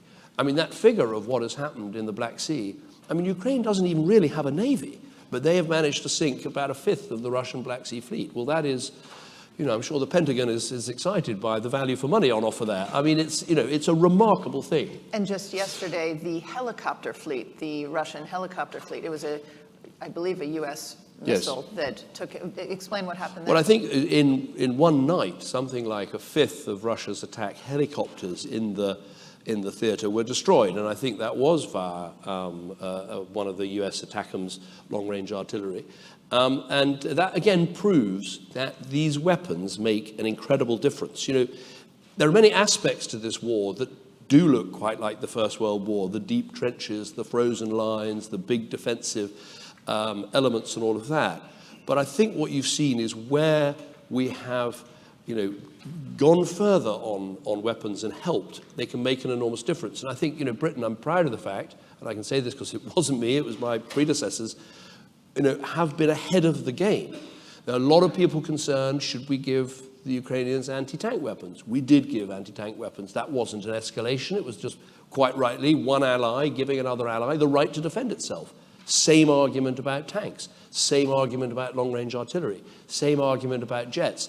And I think, look, as long as you don't cross the red line of NATO soldiers fighting Russian soldiers, we should be doing everything we can to support a sovereign, independent nation to defend itself. And I think Britain's been in the vanguard of that, and I think we've been justified in the results. Do you think there's been too much concern here in the United States at the leadership level about the potential for nuclear war, and that led to hesitancy in the beginning 2 years of this conflict? Well, I think, you know, I understand that, I mean, because, you know, the US is the linchpin of NATO and the owner, as it were, of the deterrent in many ways, that you have to think about these things very carefully. But as I say, I think when you just think about it logically. What are we doing here? We're helping an independent sovereign state to defend itself. It has that right. It has the right to use our weapons and be trained on those weapons in order to defend itself. That doesn't limit you to no tanks or no long-range artillery or no long-range missiles. It means all of those things, sometimes with proper safeguards, should be available. So I think sometimes there's been a hesitancy over escalatory threats, which actually experience hasn't borne out. But do you think the nuclear threat is off the table now? Well, look, no one with Putin, you can never say anything is completely off the table because, because of the way he behaves. But it's clear that what we're doing is completely acceptable as supporting a sovereign independent nation. Let's go back to the money issue because that is what's resonating on Capitol Hill and among some Americans.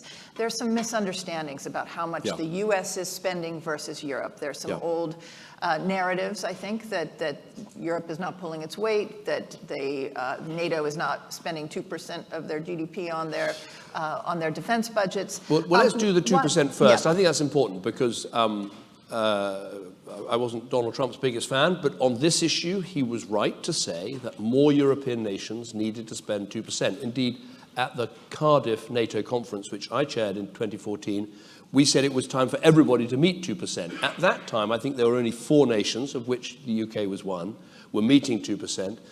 NATO's got over 30 members. I think we're now over 20 meeting 2%, and real progress on the others. And I think we're getting to a stage now where the ones not on 2% are really beginning to feel the pressure.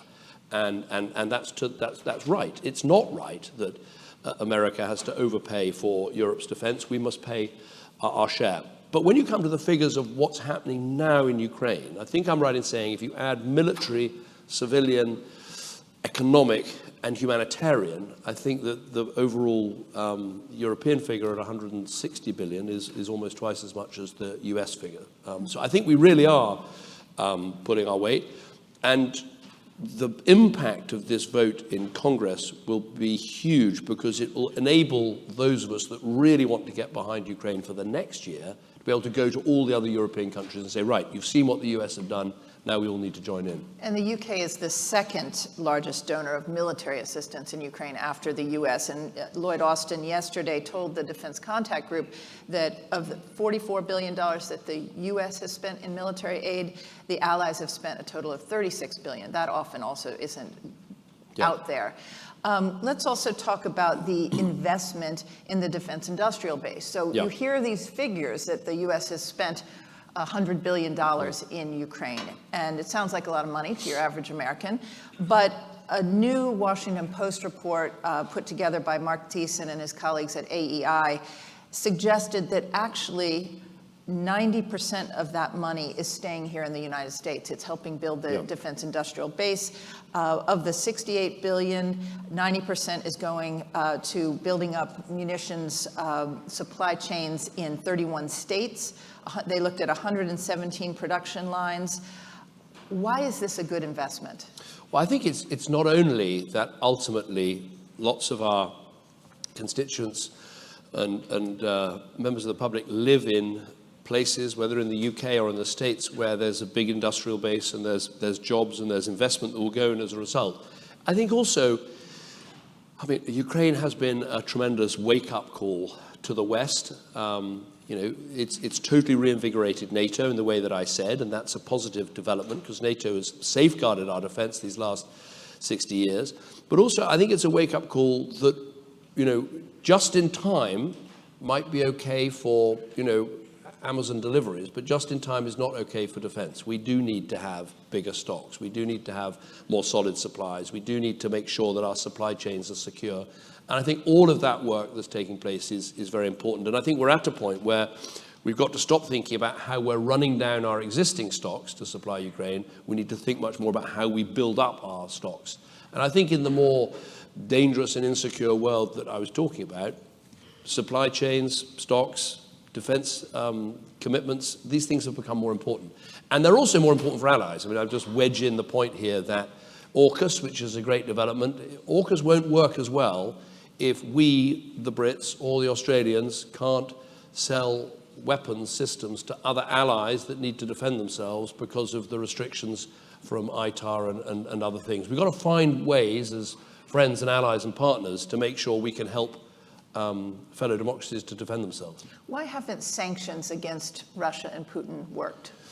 Well, I think they've worked to an extent in that, the calculation I've seen is that had the sanctions not been there would be another $400 billion that would be available to Russia's war machine. I think to start with, we needed to make sure the sanctions were smarter, and the oil restrictions now I think are much better at making sure that the higher oil prices don't feed into Russian revenue.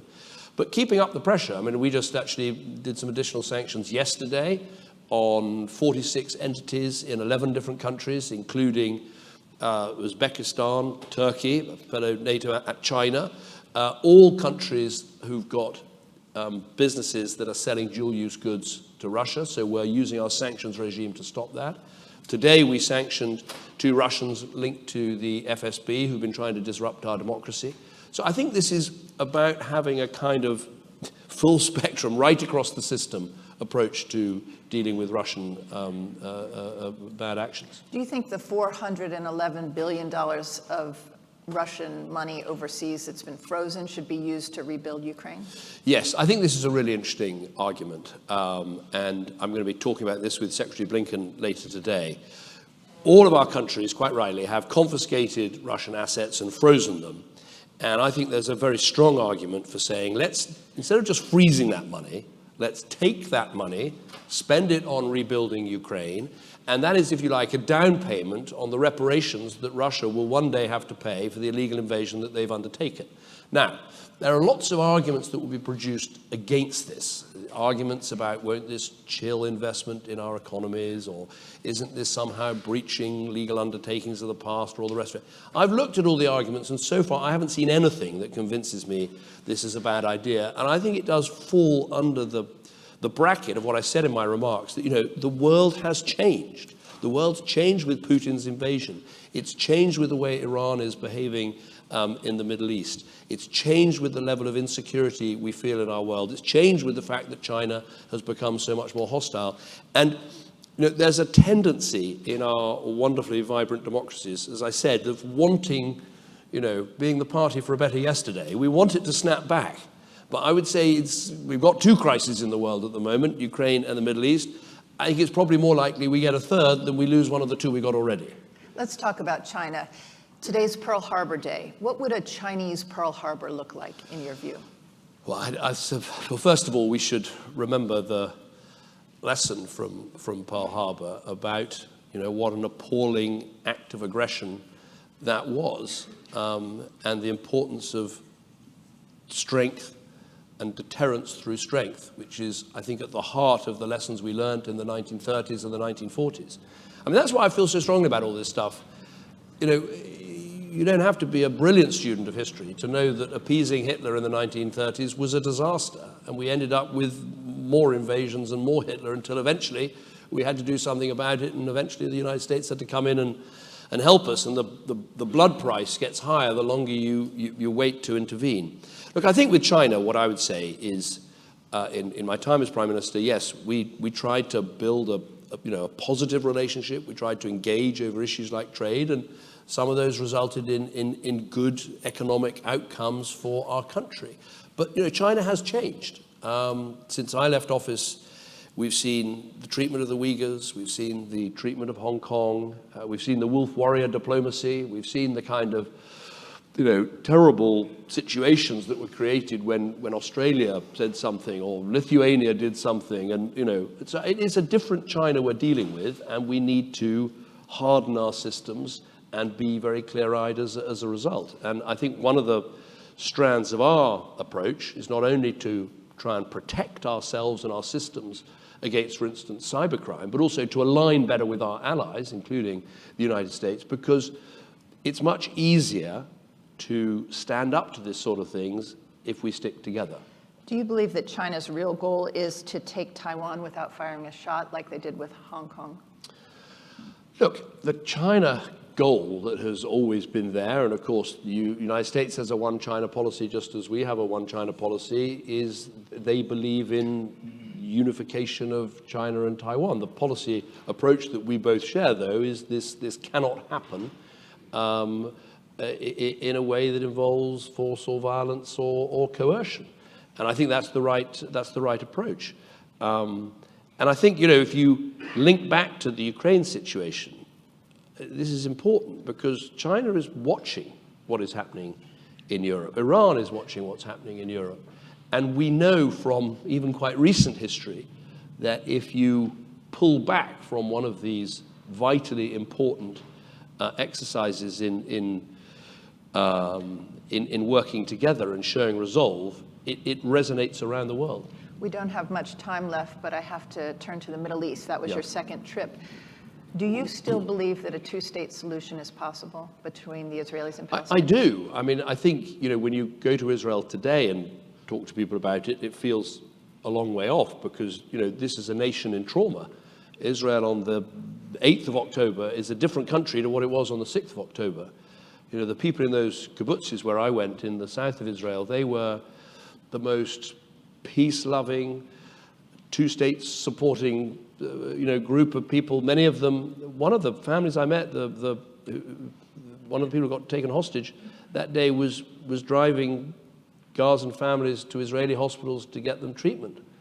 And so it is a nation in shock, so it feels a long way off. But ultimately, if you're a friend of Israel, and I am, long-term security for Israel means not only being strong, not only having strong defenses, it means finding a way where your Palestinian neighbors are also living in peace and security and dignity. And ultimately, that must mean a two-state solution. Getting there from where we are now is incredibly hard, but we have to plan. We have to start thinking what happens on day one after this Israeli operation has finished.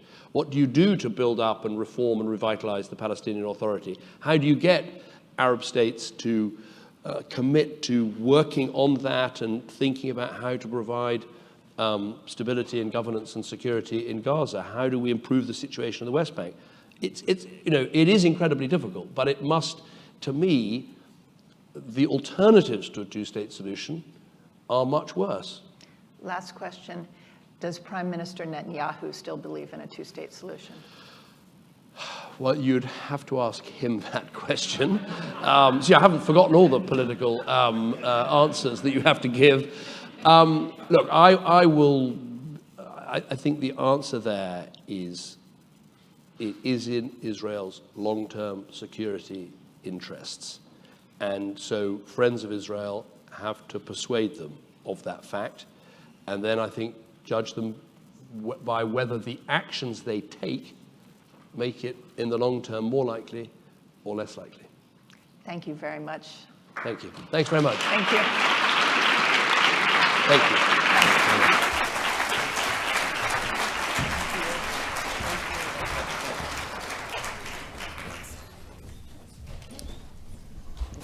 Thank you so much, Foreign Secretary Cameron, for telling us the common sense reasons that the United States, along with Europe and our other allies and friends, should continue to invest in the security of Ukraine. We really appreciate that message. We're very grateful to welcome to the stage one of the good longtime friends of the Aspen Strategy Group, John Podesta. He's held every difficult job in the United States government and has recently gone back to, I think, what is one of your greatest passions, which is to solve the crisis that is climate change. And it may not be an obvious thing for a national security conference to focus on climate change, but we always do every time we have a conference because it is a national security issue, a critically important one. It is already making civil wars in Sudan, in Syria, and elsewhere worse.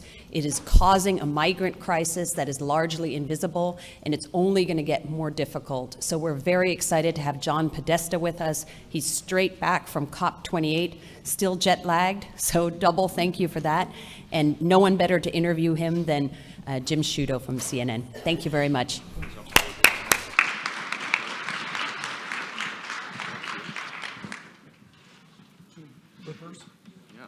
We'll put you on the right for once, right? That's where I'm comfortable. Thanks so much. Apologies for dispensing with the tie. I'm importing a little bit of Aspen, Colorado by going a little bit more casual to Washington, given the weather. You know, to Anya's point as we started, I never doubt that climate is a national security issue, and whenever I have conversations with folks who doubt the reality of climate change, I will always direct them to the U.S. Navy's website, where the U.S. Navy speaks quite openly about the many consequences in terms of national security, migration, wars over finite resources, et cetera. To that point, I don't have to tell you that, but it's certainly something that I have to bring up frequently on the air. Well, I'll tell my son that. He works for the secretary. But so I'm glad you referenced the Navy. But maybe I'll start by telling a story, Jim, because this is triggering for me, which is when I was Bill Clinton's chief of staff in the year 2000, Gail Smith, who I think you know, who went on to run USAID for President Obama, was our senior director for Africa. And we sent her into the briefing room one day to say that climate change and HIV/AIDS, these transnational threats, were security threats. And she literally got laughed out of the briefing room by your colleagues. Fast forward 14 years later, and the Quadrennial Defense Review first identified climate change as a threat multiplier. And I say today that it's no longer, we shouldn't think about it as a threat multiplier. It is the threat. The effect that Anya noted on human security cascades into national security challenges across the board, both because of the internal displacement of people, which exacerbates state fragility, as well as people pouring over the borders, which has, obviously, as we're watching what's going on Capitol Hill and our inability to kind of find a path forward to get the resources that Ukraine needs, the resources that Israel needs, I think it is something that I think we will only get worse and be more exacerbated in the years ahead. So we have to take it seriously on those terms, as well as obviously on the economic and environmental terms that we usually discuss the topic. Yeah, that connection between the environment, climate change, and mass migration from Africa into Europe and from South America here is a connection I don't think we make often enough as we're discussing those issues on the air, but we should make more often. All right, to the topic at hand, given COP28 is underway, there is some cautious optimism being expressed by the organizers and others that they will come to some sort of concrete agreement on the phasing out or the phasing down of fossil fuels. I wonder, do you share that optimism? Look, I think it's a healthy debate. I just came from over there. The United States is on record as being in favor of phasing out of unabated fossil fuels. We did that in the G7 a while ago, and Secretary Kerry's been clear about that. But there's still resistance to it, so the negotiations are now kind of in the clinches. I think one of the things that's happened at this COP, though, is the focus on the emissions from the oil and gas sector have probably never been as prominent. We've been talking for a long time about the need to stop building unabated coal-fired power plants and have put pressure on countries like China to begin to not only stop building new plants, but start retiring their old plants. But I think this COP, perhaps because it's hosted by the UAE, has really put a bullseye on the emissions from the oil and gas sector. On the good news side, I think that led to a significant step forward in terms of reducing methane from the production and transportation of oil and gas.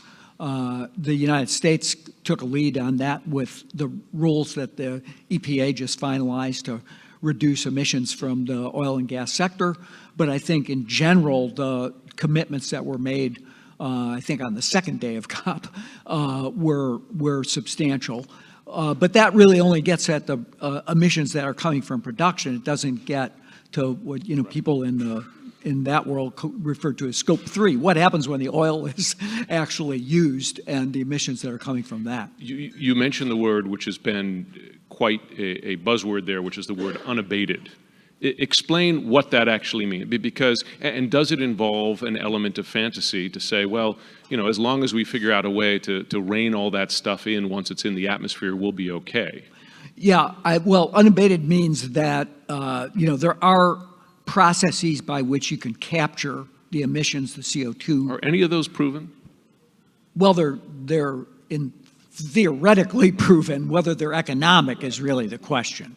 I think there's a lot of investment going on now. A bit more distant is direct air capture, although the Department of Energy has supported some demonstration projects in that space as well, and people like Oxy, the formerly Occidental Petroleum, are spending a significant amount of capital trying to demonstrate that technology. That's pulling carbon out of the atmosphere and then sequestering it by injecting it into the ground. More typically, what people are referring to is taking the CO2 out of a stream and then injecting it underground for permanent storage. Has it been demonstrated? Yes, but is it a solution? And I think this is where there's quite a bit of contention even in the COP.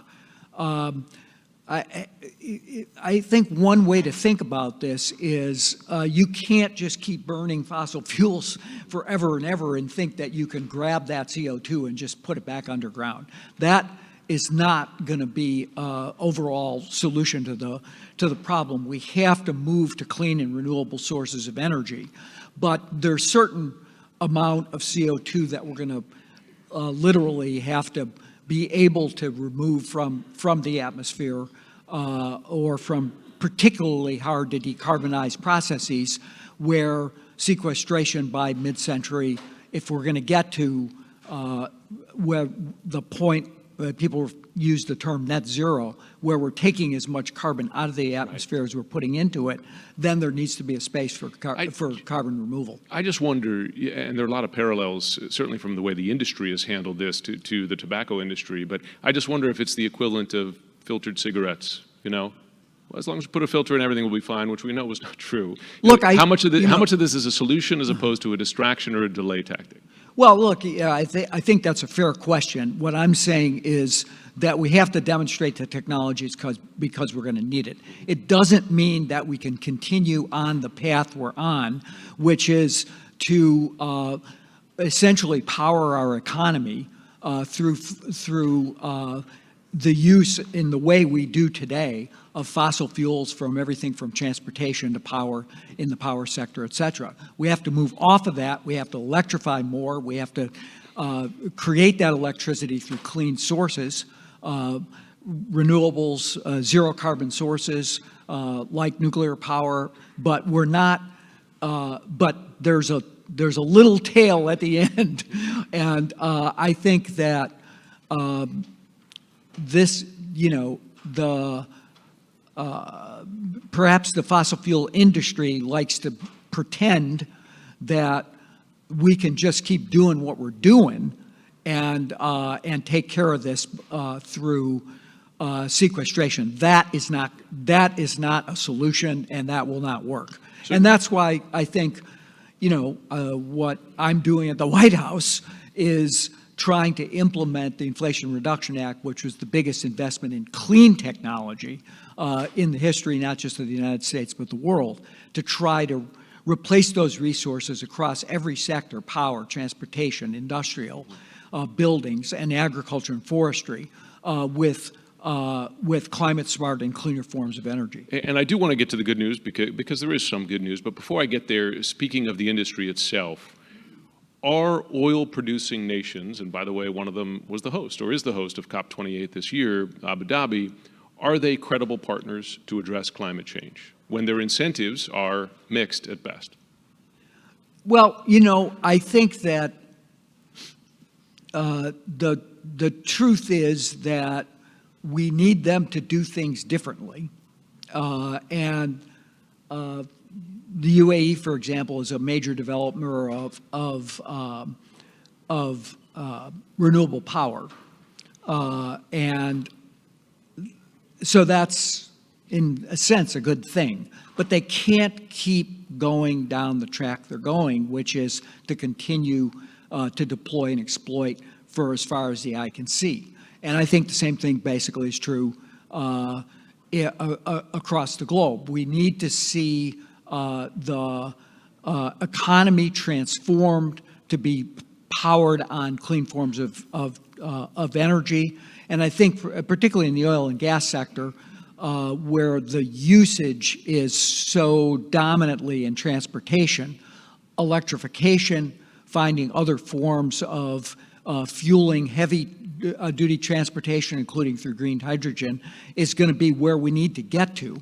In the meantime, the world still is dependent, if you will, on the continued production of oil and gas. But we have to make this transition, and that's why we're pushing towards, the president set a goal of that 50% of new car sales on cars and light-duty trucks will be electric by 2030, and I think we can accomplish that. Is there an odd dynamic there, given that U.S. production has grown so much and outpacing many of those that we traditionally saw as owning the fossil fuel business? And by the way, you have a leading Republican candidate for president who said that on day one, drill, drill, drill will be part of his mantra.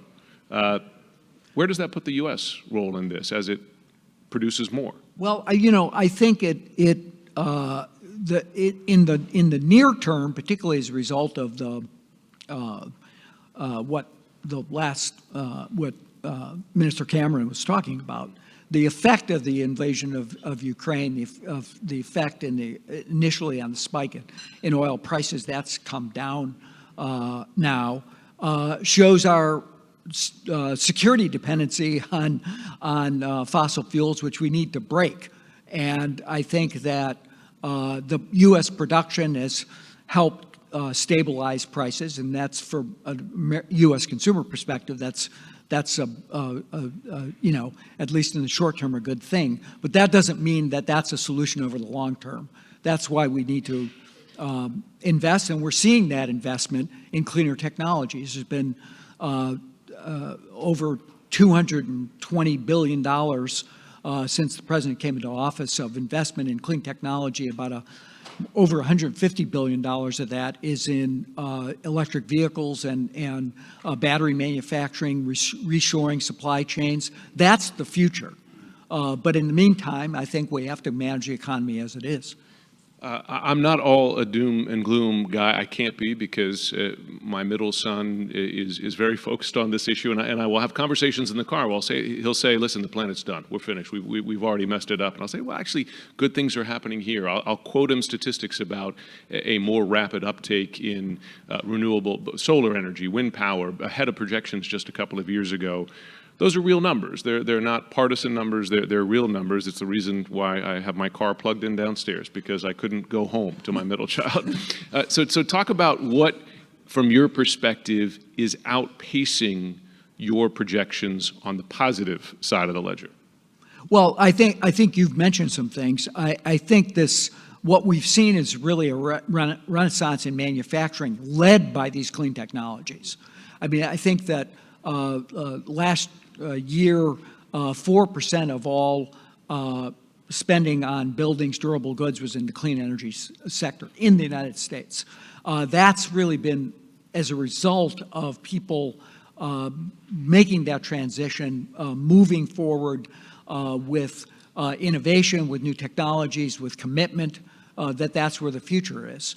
The same thing is true in terms of renewable energy. Solar is now the cheapest form of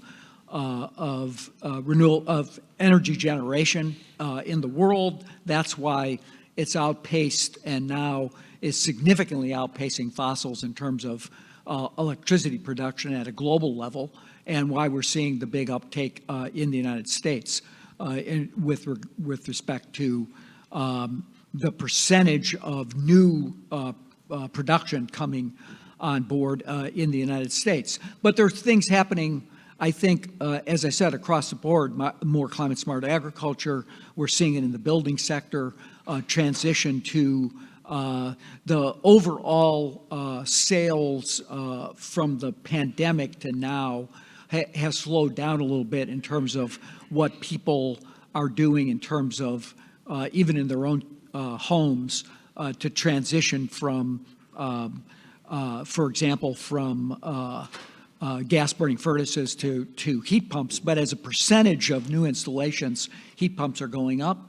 And I think you're just seeing across the board this movement towards clean energy. And I think that's being led by a policy environment where the government has enabled private sector investment. And the private sector is responding with tremendous energy, actually. One sign of trouble is specifically on offshore wind, though. Yeah. With inflation, it's increased the prices. You've had companies such as Shell pulling out of projects, Martha's Vineyard off of New England. Well, most famously, Ørsted in New Jersey pulling out Yes. 2 projects. Yeah. Economics had been your friend to this point, particularly on wind, but in this case, that's not the case. And I wonder, do you think that's a short-term setback? I do. And I think even Ørsted is still in the U.S. market. They're still developing 2 projects. They're breaking ground on, kind of as we speak. The federal government has done a much better job, I think, of increasing the pace of permitting in that context. We just permitted the largest wind project in the U.S., Dominion, off the coast of Virginia. That project is on track and I think will be built.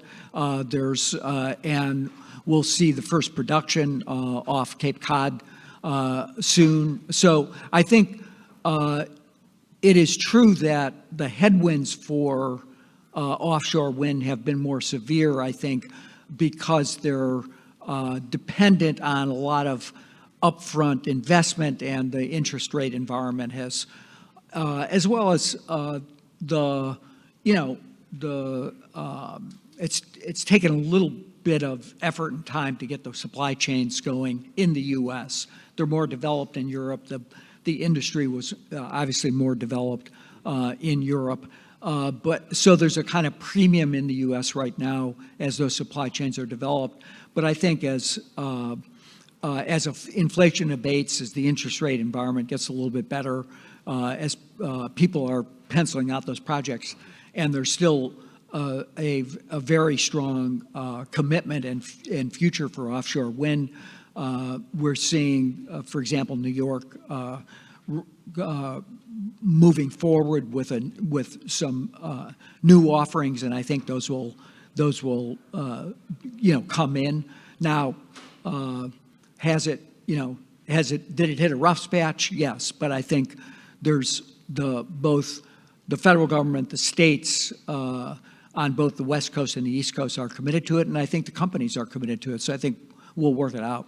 I spent a lot of time in my job on the U.S. relationship with China, particularly from a national security perspective, and the various flashpoints, including Taiwan. Of course, we were just talking about that a few minutes ago with the foreign minister. And when I'm writing a book about great power competition, you talk a lot about U.S.-China relationships. The one area of cooperation that is both necessary for the sake of the world, of course, is the U.S. and China have to work together on climate change. But it's also an issue that I'll often hear from policymakers to say, well, it's an area of hope because we are actually discussing cooperation on that issue. And I wonder, is that something you share? Is that too optimistic of you? And can you have that cooperation even when you're discussing potential war plans over Taiwan? Yeah. Well, I have a history with this because I was, during my tenure with President Obama, I negotiated with the Chinese over a joint statement that we issued in November of 2014 that I think really sparked the negotiations that led to the Paris Agreement in 2015. So I spent a lot of time with the person who is now their chief negotiator, as did Secretary Kerry when he was Secretary of State. He's now continued that, and I give credit to Secretary Kerry for sticking with it, for going back and back and back. And I think the result of of the Secretary's meeting with Xie Zhenhua in Sunnylands just maybe 6 weeks ago resulted in some movement forward, with the Chinese making a commitment to bind all their greenhouse gases into their NDC. That was a very important step for China. They were participated in the work that's going on now at COP around methane reductions, which is a particularly potent greenhouse gas. So that's good news. But I think we're in a very different place than we were during my tenure with President Obama. Both the relationship is more on edge, and we're in a period of real competition. As you know, I think back, particularly at the early days, going back probably into the Bush years, there was the more discussion of cooperation, et cetera. Now we're in a technological competition across a broad range of technologies, semiconductors, clean technology. The Chinese control too much from a security perspective of particularly the upstream technologies around critical minerals, batteries, upstream solar supply chains, around the development of ingots and wafers. What we're trying to do is push towards reshoring, friendshoring some of that, working with our allies to reduce our dependency on China for the production of those really critical technologies for the next couple of decades. And hard restrictions. I promised Anya to go to the audience for one question. So think about it, and let's pick someone so we can get there. I do have one more question for you. There's almost, maybe delusional is too strong a word, but at least kicking the can down the road. There's an aspect of that in any discussion right now, whether we're talking about the U.S. relationship with Russia over Ukraine, U.S. policy towards North Korea, but also environmental policy. That you have an election next year in which you could have a change of leadership here that would radically change the U.S. approach, certainly to this issue. You have a leading Republican candidate who, while president, publicly stated he doesn't buy the science behind climate change, took the U.S., of course, out of the Paris Agreement. What does that mean for this country, the largest economy in the world, its approach to this issue? Do partners buy that any commitment you make today is going to last beyond the next 11 months? What does that do for U.S. credibility? Well, look, the last time we had a climate denier in the White House, which wasn't that long ago, who tried to reverse all the actions that had taken place by a bipartisan group of presidents before him, I think, and particularly the decision to pull out of Paris sparked the We're Still In movement from state and local governments, from the private sector, from universities, from nonprofits, et cetera. I met with a lot of them. Now we're all in, is they've rebranded, when I was in Dubai. And you have this tremendous leadership at the state and local level, and at the business level, et cetera, that are still pushing forward. What I say about the Inflation Reduction Act is, it was built to be durable, and I'm maybe just a veteran of the Affordable Care Act, so I like to, I like to believe that history will repeat itself. But it's built to be durable because the 10 years of support for this clean energy transition that's built into the tax code is resulting in all this economic activity that I mentioned around the country, steel going in the ground, jobs being created, more than 210,000 jobs created just since the bill passed. And that's more every month. It's happening all across the country, north to south, east to west.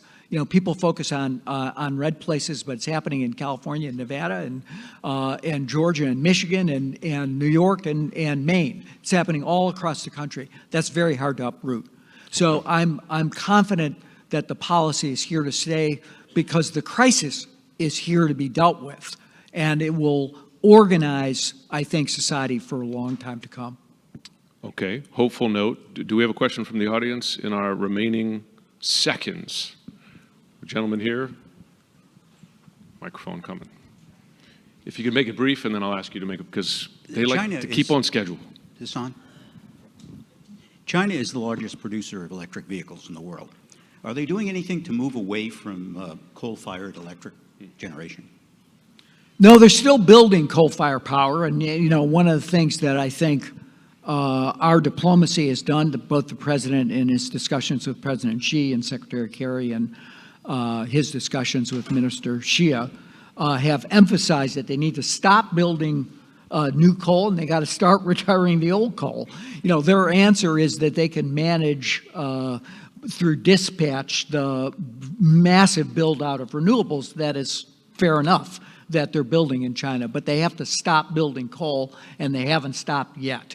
And so if you power electric vehicles using coal-fired power, you haven't accomplished very much. That's the other side to the question that you're asking. I think that the pressure, I think, is most that they are most subject to is really from the rest of the world, and particularly the most vulnerable countries that we started off with, the people who are really bearing the brunt of extreme weather, the effect on food and water systems, et cetera. I think that the world needs to push towards having a change of behavior in China, and the United States is an important voice, but it's that rest of the global community that I think is likely to change Chinese policy. And a similar question for India as well, but we'll save that for another conversation. Okay. John Podesta, thanks so much. Thanks, Jim. Enjoyed it, and thanks to all of you.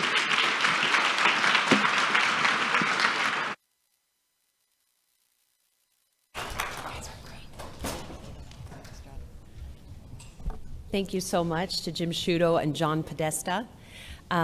Ladies and gentlemen, we now have for you a very special treat. We're very proud to welcome Katherine Tai, who is the United States Trade Representative. And boy, what a complicated job at a complicated time for free trade. It seems that both the left and the right in politics in the United States are making it difficult to negotiate trade deals. She is doing her best. She has just been out at APEC doing a great job for the country with many, many meetings. And to interview her, we have David Weston from Bloomberg. Thank you so much.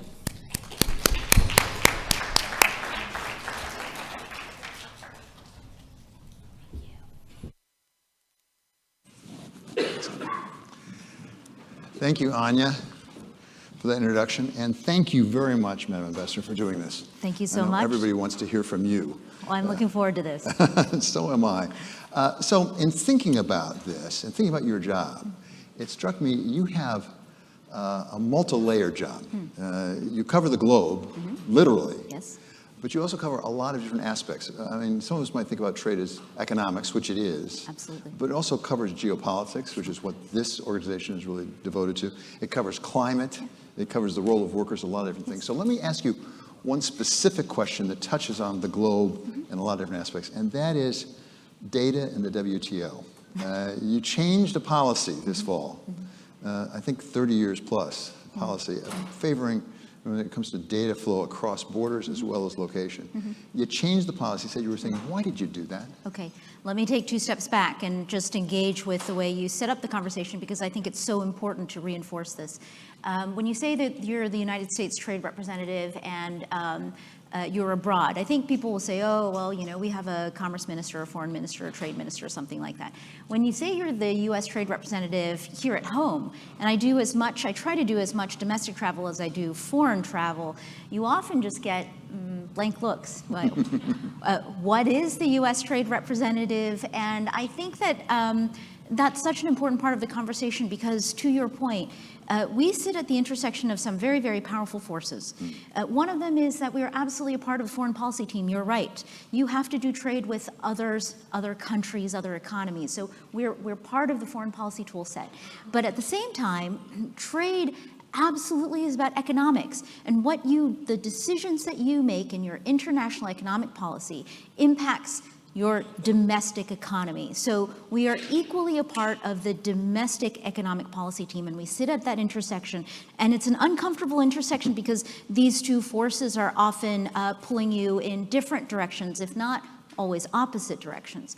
To your point, what we do internationally has to be connected to what we are doing, what we are talking about, what our objectives and our challenges are at home. And I'll use that then to segue to your question about the WTO, which is the public narrative is, and this is my opportunity to explain and try not to get too wonky, although this is a wonky crowd, that what we did this fall at the WTO was not to reverse a position, was not to change a position, but to withdraw our attributions, which is WTO negotiation speak for, withdraw our indicated support for 3 or 4 proposals in the ongoing WTO negotiations on an e-commerce agreement.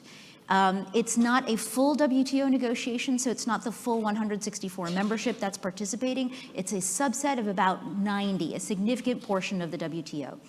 And what we did was to take a look at what our positions are and to assess whether or not they still align with the domestic debate, domestic conversation, the domestic regulatory environment for these issues. And because it is e-commerce, it is really a negotiation over the digital economy, which at this point is so much of the economy.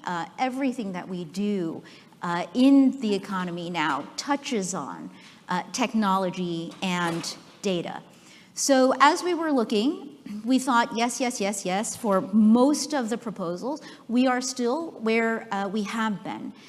And a couple of those proposals, ones that deal really specifically with data flows, data storage, data localization, we call it, and also on source code. And these 3 areas, what I saw was that the debate that we are having here at home, the conversation around technology and technological advancement and data and the regulation of the digital economy has shifted significantly since we put those proposals forward in 2019. And as a result, we needed to withdraw our attributions to create the space for us to come up with new positions and a new orientation for engaging with the other 90 countries that are negotiating this. Just so that I think I can understand that, is that a matter of domestic questions about possible regulation in this area, because there's talk about that certainly in Congress, or is it a question of international dealings, particularly I'll name it China, which has its own positions on some of those things you're talking about, data flow across and the location of data? Or is it a combination of the two? I think that there are 2 aspects of it. So let me take the first one in terms of, again, that connection between what we're doing internationally in terms of trade and economic relations and negotiations and what is going on here at home.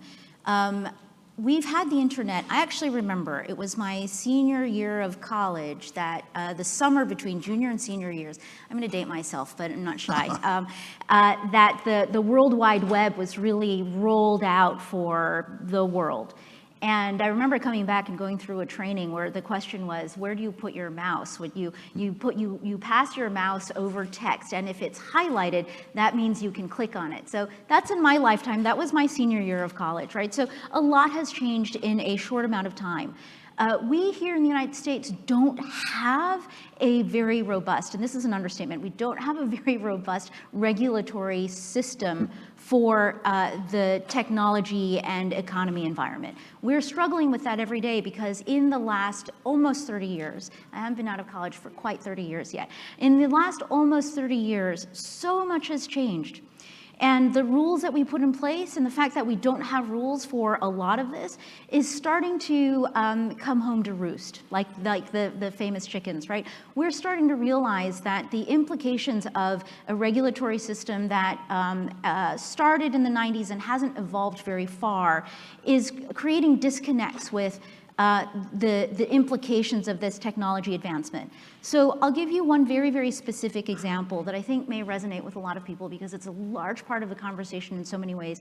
The unveiling of ChatGPT-4 in the spring, I think was a wake-up moment for all of us that, wow, there is a lot of innovation that's going on in our economy. That is a great thing, but holy Jesus, what is happening here? And I would just say that even 5 years ago, I had the opportunity to participate in a conference at Stanford where they did a whole AI presentation for us. And at the time, the prompts that you were giving AI were coming out with hilariously funny outcomes. When you ask AI that was being trained to write a joke, and the joke that came out the back end was almost never funny, or it was funny because it was so unfunny, right? So at the time, I think just 5 years ago, 2019, 2018, we're thinking, wow, this could have a lot of potential. There's so much innovation. There's so much stuff that's brewing.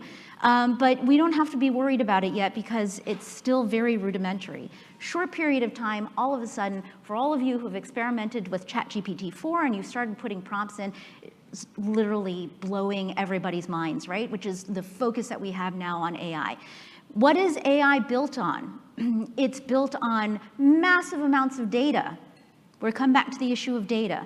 How do you develop AI? You have to have access not just to those massive amounts of data, you have to have access to incredibly powerful computing processes. You marry those two up and you're going to push that innovation and push that development. Who has access to that kind of data and that kind of computing power? A very small number of extremely powerful and dominant companies that are almost all, if not all, American.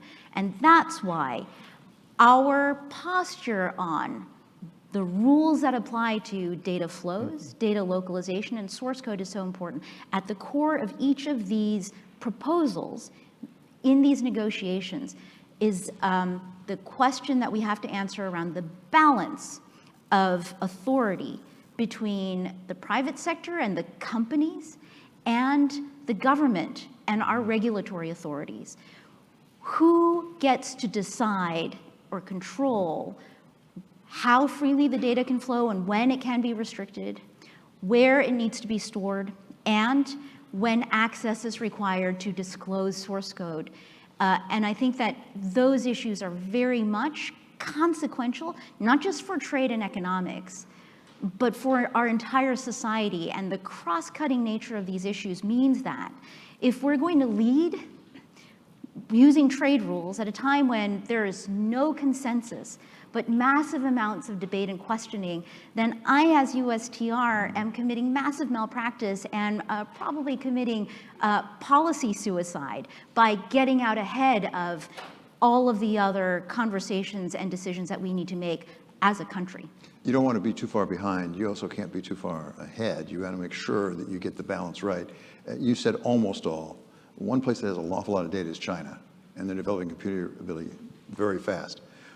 Some people propose, including Foreign Affairs, that we should be having arms control negotiations with the US and China right now over generative AI. Does that make sense to you? Is that something being considered by the US government?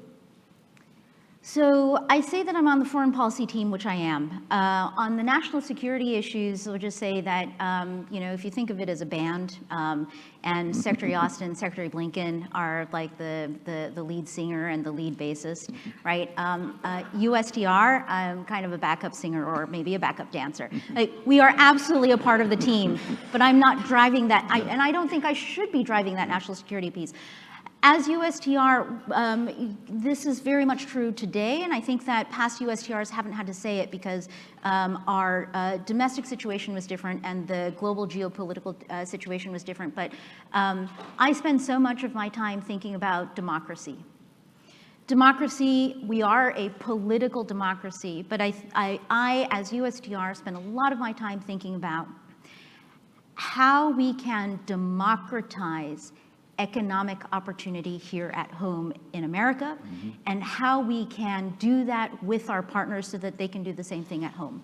And I think that that's a really important part in terms of USTR and treating data as a national security controlled substance. I understand why that has relevance, but I think that we also have to understand the criticality of data to just our regular economic vibrancy. Moving beyond data, you've taken us, I think, to a version of the Indo-Pacific Economic Framework, something that President Biden went to Asia and really touted, something that, if you're not the lead singer, you're pretty close to the lead singer on. Give us a sense of where that stands right now. I think there were some expectations at APEC that we'd make some real progress. Some people were disappointed it didn't feel like we did. Is that an accurate perception? And if so, why didn't we make the progress? So is it an accurate, some people did express disappointment, but let me say what we did. The Indo-Pacific Economic Framework is the Biden administration's economic engagement framework and program for our partnership with our friends in the Indo-Pacific. It has 4 pillars. And we're very much applying lessons that we've learned from the past 7 or 8 years. So first, trade is a pillar, but it is not the only pillar. In addition to trade, we also have a pillar on supply chains, one on decarb and infrastructure, climate financing, that kind of thing, and the last one on specifically it's tax and anti-corruption, but I like to think of it as good governance. When you take them all together, we feel that this is a more comprehensive economic engagement than just a trade negotiation, right? It's also designed to be responsive to the challenges that all of us, all 14 countries in the Indo-Pacific framework are grappling with today. And those are economically with respect to our resilience, with respect to our sustainability, and with respect to the inclusivity of the economic outcomes that we are having at home and together. So each one of those pieces. Now, on trade, let me drill down a little bit more there. Within the trade pillar, we've made very, very clear, this is not a traditional free trade agreement. This is not the TPP. There are things that we did in the TPP that we are not doing in the trade pillar. For example, tariff negotiations. We're not doing them, largely because right now, in terms of aggressive tariff liberalization, it is my view that we don't have a program for doing a tariff program right now that will serve the purpose of resilience and more resilient supply chains. So we're not doing that. But everything that we have scoped into Pillar 1, the trade pillar, has had to answer yes to one or more of the following questions. Does this topic and issue area, does this suite of rules promote more resilience, more sustainability, or more inclusivity? And so we have been working very hard. There are about 10 different issue areas within the trade pillar. We've made significant progress to achieving consensus in about 5.5 of them. Regardless of what we were planning to do or celebrate at APEC in November of this year, we had a very full 2024 negotiation agenda. We will continue with that. We are committed to continuing with it, and we have partners who have told us that they are excited and committed to continue negotiating with us through next year. Madam Ambassador, you said we live in a democracy, and part of democracy is politics, as it should be. Indeed. That's the way we decide things in this country. We happen to have an election year coming up. Next year. Is it realistic to expect real progress in the Indo-Pacific Economic Framework in an election year? Because there are real domestic political consequences. I'd say this, that the lessons that we've learned from the past, let's say, 7 years on trade mean that we can't ever ignore the domestic political consequences of what we're doing in trade. So in terms of looking at next year, it will be a particularly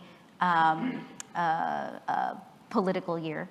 But the issue of trade is inherently political. To your point, when you are a part of the domestic economic policy team, how what you do impacts ordinary Americans at their kitchen table is always relevant.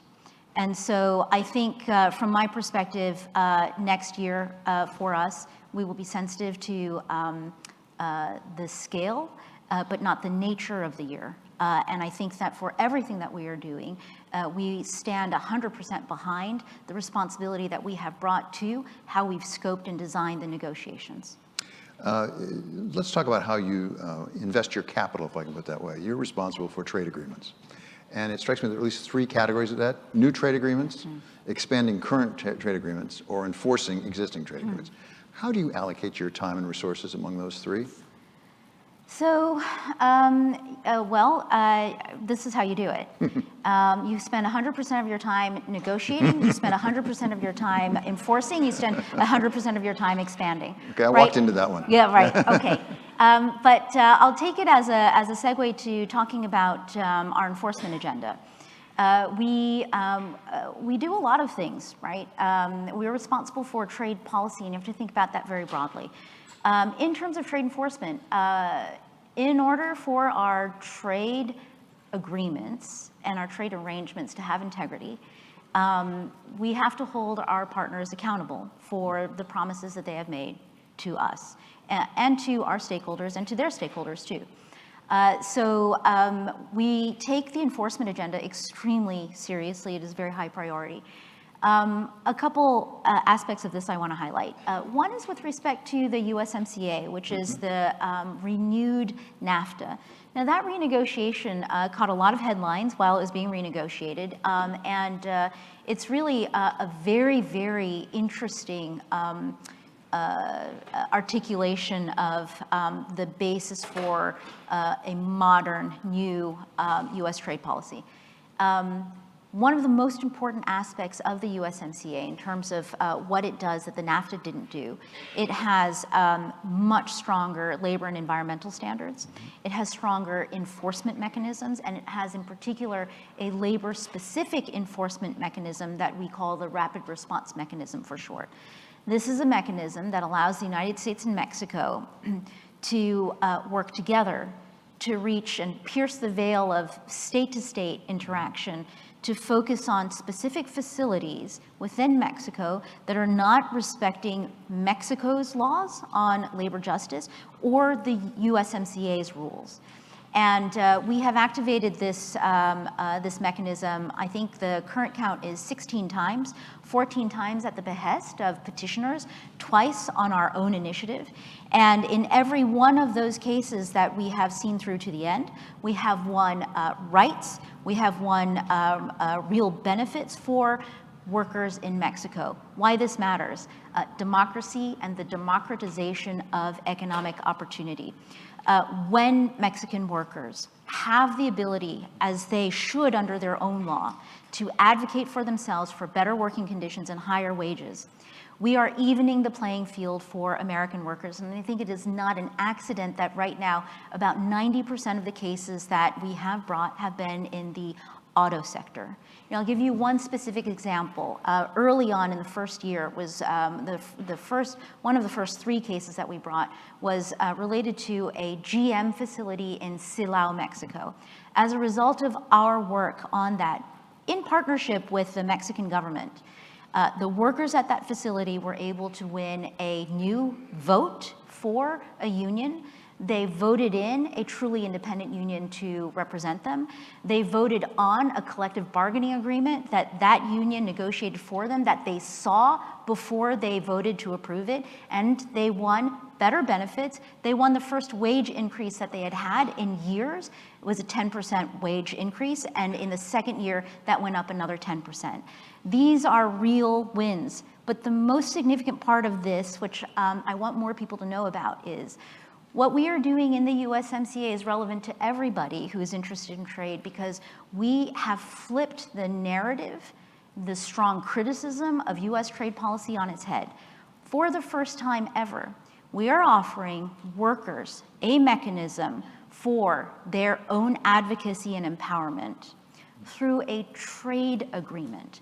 Without this trade agreement, they wouldn't have this mechanism. And I think that this is one of the cornerstones of what we call the worker-centered trade policy, which is to drive a trade policy that more Americans feel like is going to champion their interests. On the other hand, we're also doing a lot for our farmers, as we always have. And within the USMCA context, without leaving that agreement, I'll say that we've taken very seriously our corn producers' concerns around the Mexican decree that will impact our trading relationship. And we initiated a dispute settlement case in the middle of this year, and we are litigating it out right now. On the subject of expanding existing agreements, we had I believe it's your counterpart in Taiwan this week, say, we'd like to have a free trade agreement. Let's expand out what we have right now. Obviously, that would raise geopolitical issues, foreign policy issues. Are you open to that? So the negotiation we're having with Taiwan right now, and I'll just highlight here, every trade negotiation we're doing right now has an element of innovation that's baked into it. And this is because we're trying to be responsive to the data and the feedback that we are receiving from the world economy. There are so many changes that are going on simultaneously that I've not met even our smartest economists, even my colleague Janet Yellen, who is a legend in macroeconomics. No one can explain exactly what's happening or predict exactly what's going to happen next. And so from a trade policy perspective, what we have been very disciplined in trying to do is to say, let us bring a trade program to each one of our partners that's tailored to that partner, that's tailored to their interest and our interest in the partnership, that's also tailored to the challenges and the dynamics that we are navigating together in the global economy. With Taiwan, what that's meant is that we have been negotiating agreements, and the first agreement that we have with Taiwan is one that covers, I think, 5 issue areas. It's trade facilitation, it's small, medium enterprises, good regulatory practices, and I'll have to look at my notes for the other 2, but we've got a core group of 5 disciplines. We signed that agreement. Congress, in a fit of enthusiasm, even though they weren't legally required to, took a vote on it to show their support for what we are doing here. And on the basis of that support, we are negotiating another set of disciplines right as we speak. We've been making excellent progress, and we will continue to look at building out those agreements to have an arrangement with the Taiwan economy that is fit for the times. And the times are very challenging. And so this is one of our accomplishments that we are particularly proud of and committed to. So you don't rule out a free trade agreement, but it's not now. Look, so let me back up to what do you mean by a free trade agreement, right? Do you mean the traditional kind of U.S. approach to a very, very comprehensive, maximally liberalizing, aggressively liberalizing agreement? We're not doing that with anybody right now.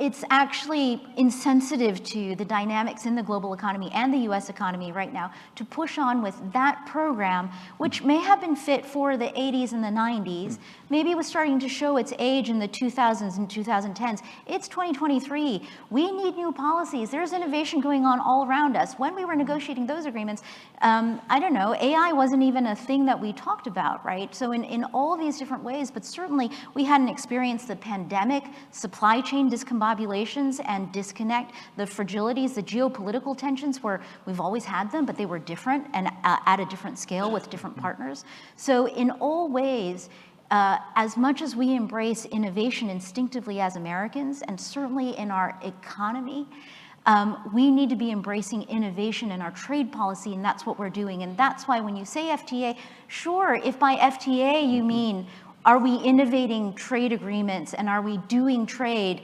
aggressively but in new ways? Yes. When you say FTA, if you mean the old style trade agreements that we used to do, then no. We have to talk about climate. It's been a priority of President Biden from the beginning of the Biden administration. You've said that trade does have a role in that, in climate. We've just been experiencing COP28. What specifically can you do in trade with respect to that? Let me be more pointed than that. Why don't we have a carbon adjustment tax? That's something that we've heard favorable things, even from President Biden about. Yeah. Democrats had a proposal, didn't go forward. Yeah. Why don't we just do that? Okay, so first, trade has to be part of the solution. Why aren't we there yet? And I would say, you're talking to the wrong person. That question needs to go to the US Congress. Tax policy, who writes the tax policy? It's not that we have no role, don't get me wrong, but we each have our respective roles as prescribed by our founding document, which is the US Constitution. With respect to tax policy, that is absolutely the jurisdiction of the United States Congress. We have to have that congressional, legislative, revenue outlook and consensus, or at least a basis, before I can do anything appreciably meaningful in trade. That is true for climate. It is also true for digital. Congress gets to decide ultimately. Is the Biden administration pressing actively for a carbon adjustment tax? Are we pressing aggressively for a carbon adjustment I mean, it's been tax? known to happen that the White House proposes things to Congress Yes. to get them to enact it. Well, you should, if John Podesta is still in the building, you should ask him to come back and ask, That's right. ask Let's him get- that let's question. get John Let me back. go back to your original question, which is what are we doing with respect to trade Yeah. and climate? The most important thing that we've been doing, another of our innovative trade initiatives has been the negotiation of a global steel and aluminum arrangement with Europe. So we have had Section 232 global tariffs on our steel and aluminum imports. The Biden administration's perspective is, with respect to global overcapacity and global market distortions in steel and aluminum, that is a fact that we have to contend with. We have to be able to be a steel producer in the global economy, including for national security reasons, but also for basic economic reasons. But we shouldn't be taking that on alone. The distortions that are happening in the global marketplace are happening to our partners too. So we joined forces with the Europeans to say, let's figure out how we can liberalize and normalize trade between us on steel and aluminum, but work together to defend our economies against unfair trade and unfair production, and create incentives for cleaner trade and cleaner production. It also is helpful that the Europeans have put forward and are rolling out a carbon border adjustment mechanism that covers 5 or 6 sectors, very carbon-intensive industrial sectors that include steel and aluminum. That is what we've been working towards. We gave ourselves 2 years. We realized this fall that we're going to need more time. And we are committed in the Biden administration on behalf of the United States to staying at the table and working on this issue with Europe because it is so important. And it is foundationally important to creating a template for what we might do more broadly. We have time for one more question, and I want to have it be about Africa. Okay. It's something that's important overall, and I know it's important to you. Yes. Where are we right now with Africa and trade? So I think that next week will be the 1-year anniversary of the President Biden's African Leaders Summit, which we hosted last year in December. At the conclusion of that summit, President Biden gave an instruction to all of us in his administration, which is build partnerships with Africa, with the continent, with the countries, with the regions. Mm-hmm. And each one of us was encouraged to go to Africa early, often. I've been to the continent twice this year. One trip in July was to Kenya. We are negotiating another one of our innovative trade arrangements with Kenya. The other one was last month to Johannesburg when South Africa hosted the AGOA Forum. The AGOA Forum is the trade program that we have with sub-Saharan Africa.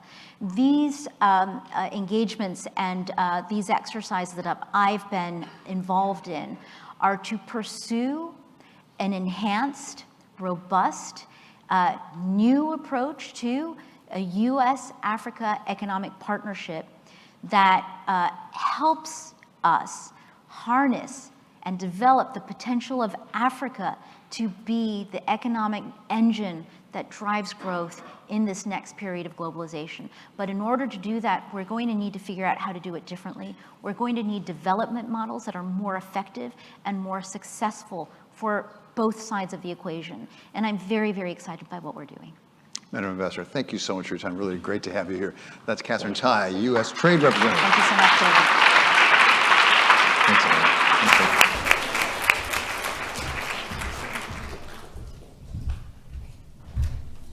Ladies and gentlemen, we're going to do something unprecedented for the Aspen Security Forum. We're going to give you a break. So please, there's lunch served outside. Please help yourselves. We have an hour for lunch. Please come back here on time because we have a jam-packed, fascinating afternoon for you. We're going to have 2 sessions on China. We're going to hear from the Egyptian Foreign Minister, from John Feiner, the Deputy National Security Advisor, and others. Have a great lunch. Thank you.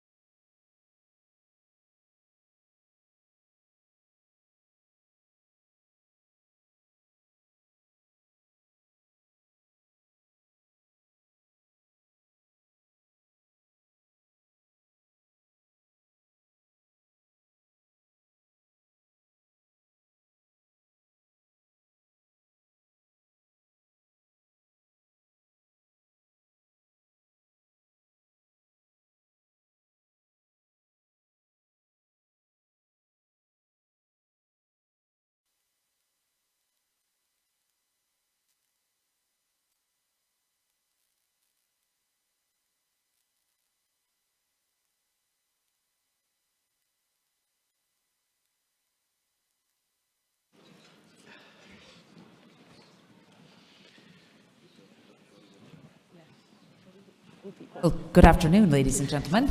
My name is Niamh King. I am the director of the Aspen Strategy Group and Aspen Security Forum, and I'm delighted to welcome you here today. Thank you very much. Our first panel after lunch, we hope you're sated but not too comatose, is on the China Challenge, competition and coexistence. And I think we have a fabulous panel here today to talk about this. First chair, Dr. Elizabeth Economy, senior fellow at the Hoover Institution at Stanford University, acclaimed expert on China and U.S. relations. Strongly commend her last book. It's wonderful, and I know a class at the U.S. Air Force read it, and you went out and visited them, which is great. And she was most recently working with the Commerce Department as well. Then we have Rep. Rob Whitman, who is the U.S. representative for the 1st District in Virginia. He serves as Vice Chairman of the Armed Services Committee, Chairman of the Tactical Air and Land Forces Subcommittee, and he's on the House Select Committee on the strategic competition between the U.S. and the Chinese Communist Party. And then we have a regular visitor to Aspen Security Forum, the 27th Commandant of the U.S. Coast Guard, Admiral Linda Fagan. She has served on all 7 continents, was the 32nd Vice Commandant of the Coast Guard, and has spent more than 15 years as a Marine Inspector and is the longest-serving active-duty Marine Safety Officer. Quite the panel, right? And leading it today is Peter Spiegel, who is the U.S. Managing Editor of the Financial Times, and I'll turn it over to you, Peter. Thank you. Thank you, Niamh. Thank you, Niamh. Thank you for that introduction. Quite a good panel, and that guy in the end who we don't know necessarily rate. Thank you very much for coming back after lunch. David Sanger said in an earlier panel that the difference between Aspen and DC and Aspen is that we wear ties. I would also just say it's warmer, I think, in Aspen than it is in DC.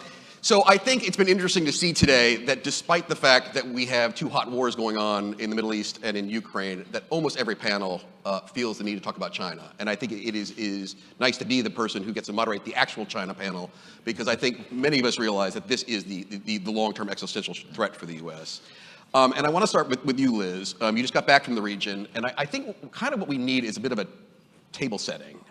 Where are we right now? I think because a lot of us have been focusing on the Middle East and Ukraine. I think some of us, at least let me speak for myself, in the media, we see the headlines, obviously Xi and Biden in San Francisco and APEC, oh, is this a thaw? But there's been a lot behind that I would love you to talk about. Is this, for instance, as perhaps I view it, both countries coming from a position of weakness? In that the Chinese economy is a bit of a mess right now, their foreign and defense ministers keep disappearing. The U.S., I don't want to say weakness necessarily, but perhaps distraction, obviously needing to deal with Israel, needing to deal with Ukraine. Let's put China on the back burner for now. So is this a genuine thaw, or is this a engagement for lack of anything else to do right now? I'd probably say neither of those things, actually. Okay. I think to begin with, maybe it's important to step back and think about the Biden administration policy over the past couple of years, which has been termed managed competition. And I think for the first 2 years of the administration, it was really about putting in place the building blocks of being able to compete effectively with China. Right, so looking at the state of our infrastructure, for example, right, whether we're talking about the Chips and Science Act or the Inflation Reduction Act or the Bipartisan Infrastructure Law, all of those things are designed to give us both the innovation and the physical infrastructure that's necessary for us to compete in the 21st century. So that's one part, sort of one pillar, I would say, of the administration's strategy. A second, of course, is modernizing our economic tools. So whether we're talking about export controls or, we've had inbound investment screening, now we have outbound investment screening. Obviously, an enormous push on supply chains, an entirely new effort, really born out, I would say, of the, COVID challenge that we experienced. So I think that's the second thing, is modernizing those tools. And then the third element of the sort of approach to China was, of course, aligning and working with and cooperating with our allies and partners. And, we have the US-EU Trade and Technology Council, we have bolstering the Quad, we have AUKUS and the Indo-Pacific Economic Framework, which was, I think, on full display during APEC. So that was really, I think, for the first 2 years, the thrust of the administration's effort was to get those things in place. They continue to be, refined, and I think, obviously, we're looking for implementation across all of those. But now we have the fourth pillar, I would say, and that is that engagement with China. Now, this is not the engagement of the engagement period, right? We don't have 90 different dialogues with the Chinese. We're not sending hundreds and hundreds of people. But you did see over the past 6 months a set of visits by the secretaries, and then culminating in APEC in the President Xi and President Biden meeting, a recognition that, number one, we want to reduce the temperature. Number two, we want to establish effective channels of communication, right, to avoid sort of miscommunication and accidents, but also to try to get real problems solved. I was with Secretary Raimondo when she traveled to China at the end of August, and I can tell you that we now have a couple of different working groups and information exchanges and things, all of which are designed to look at the issues that the U.S. has in our commercial or trade investment relationship and address them, right, very concretely.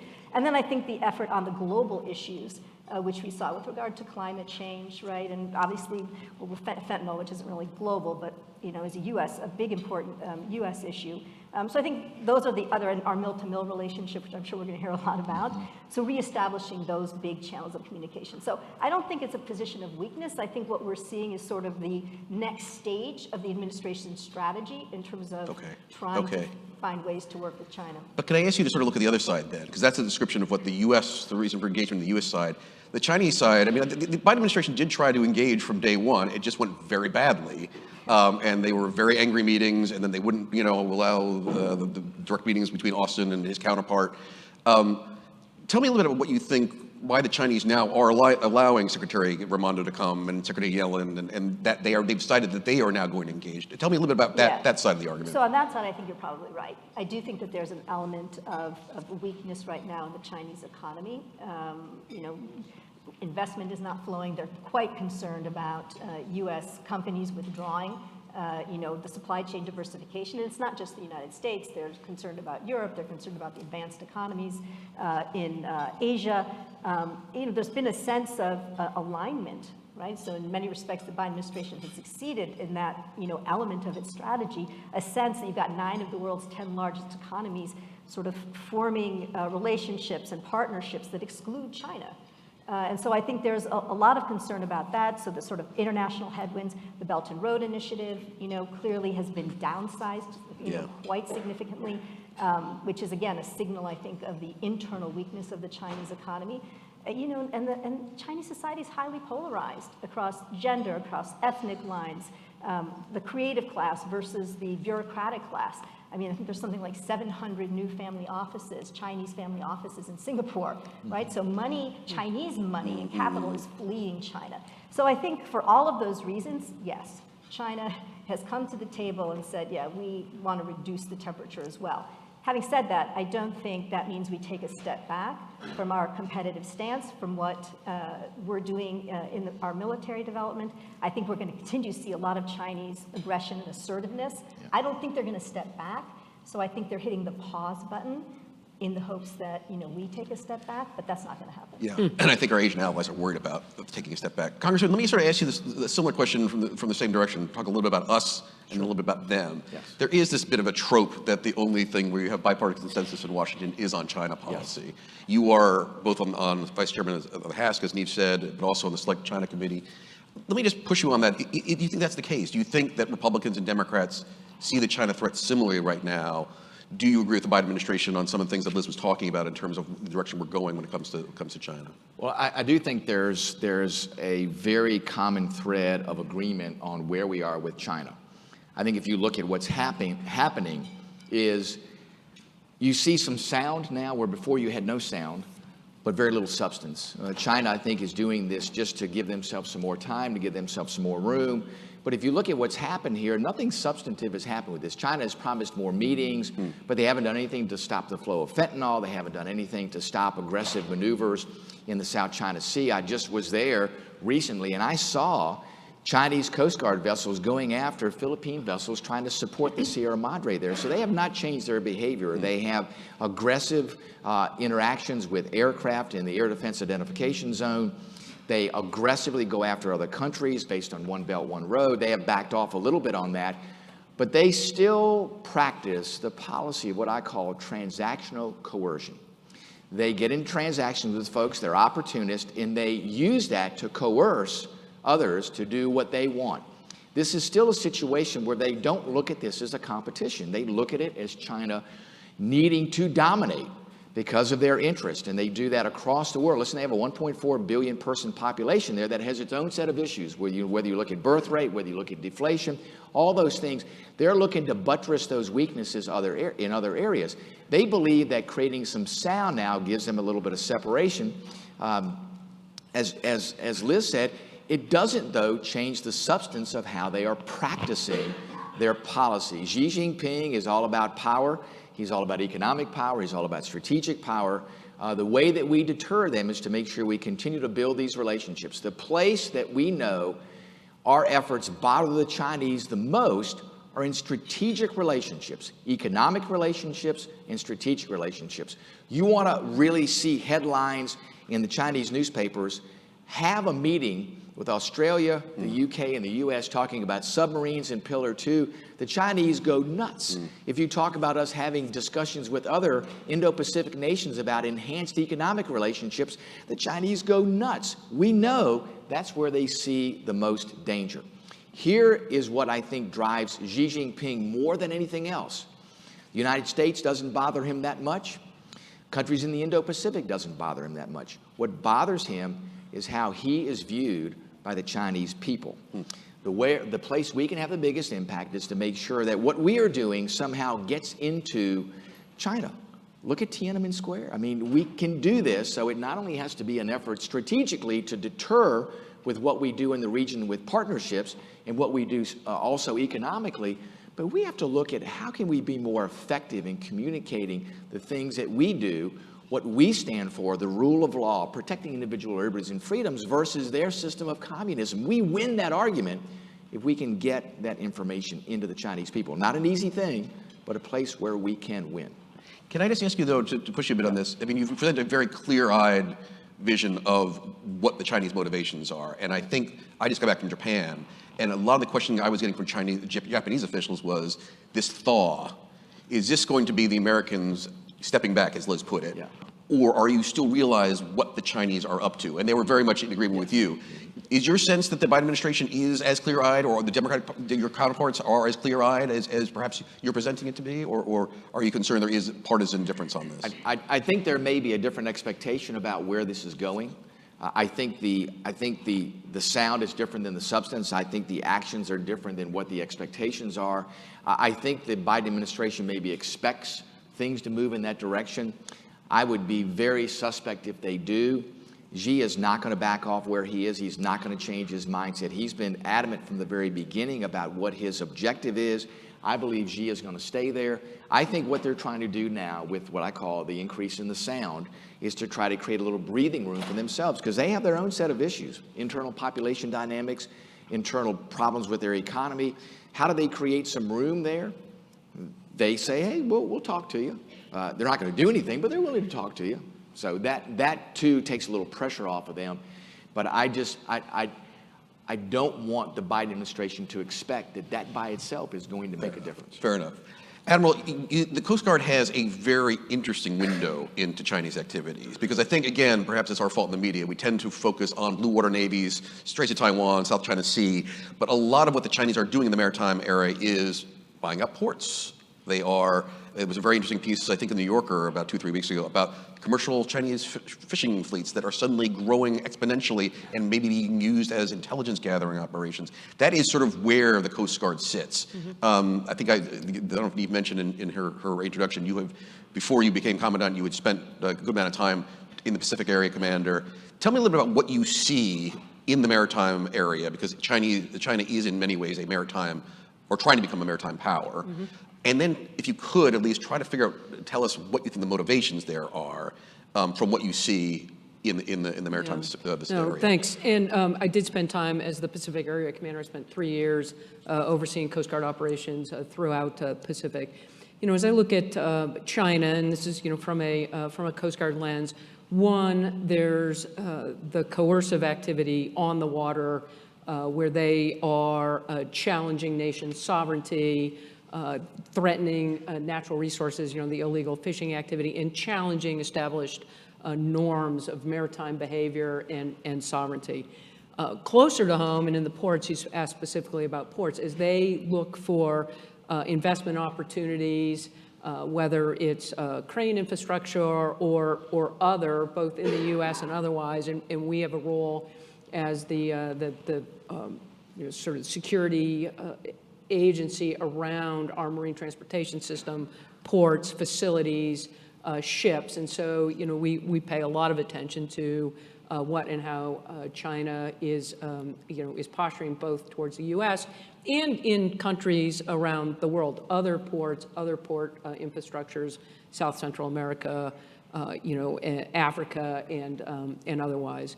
We've had ships that operate, beginning a couple of years ago, our largest national security cutters, think frigate. And so, we are a Coast Guard, which we're a military service and a law enforcement agency, but I am not a Navy, but much of the problem set, certainly as it pertains to the maritime, sort of sovereignty and littorals across the Indo-Pacific, fall into a purview of kind of Coast Guard type authorities, Coast Guard type activities. And so we have been sending ships to the region as we are able to.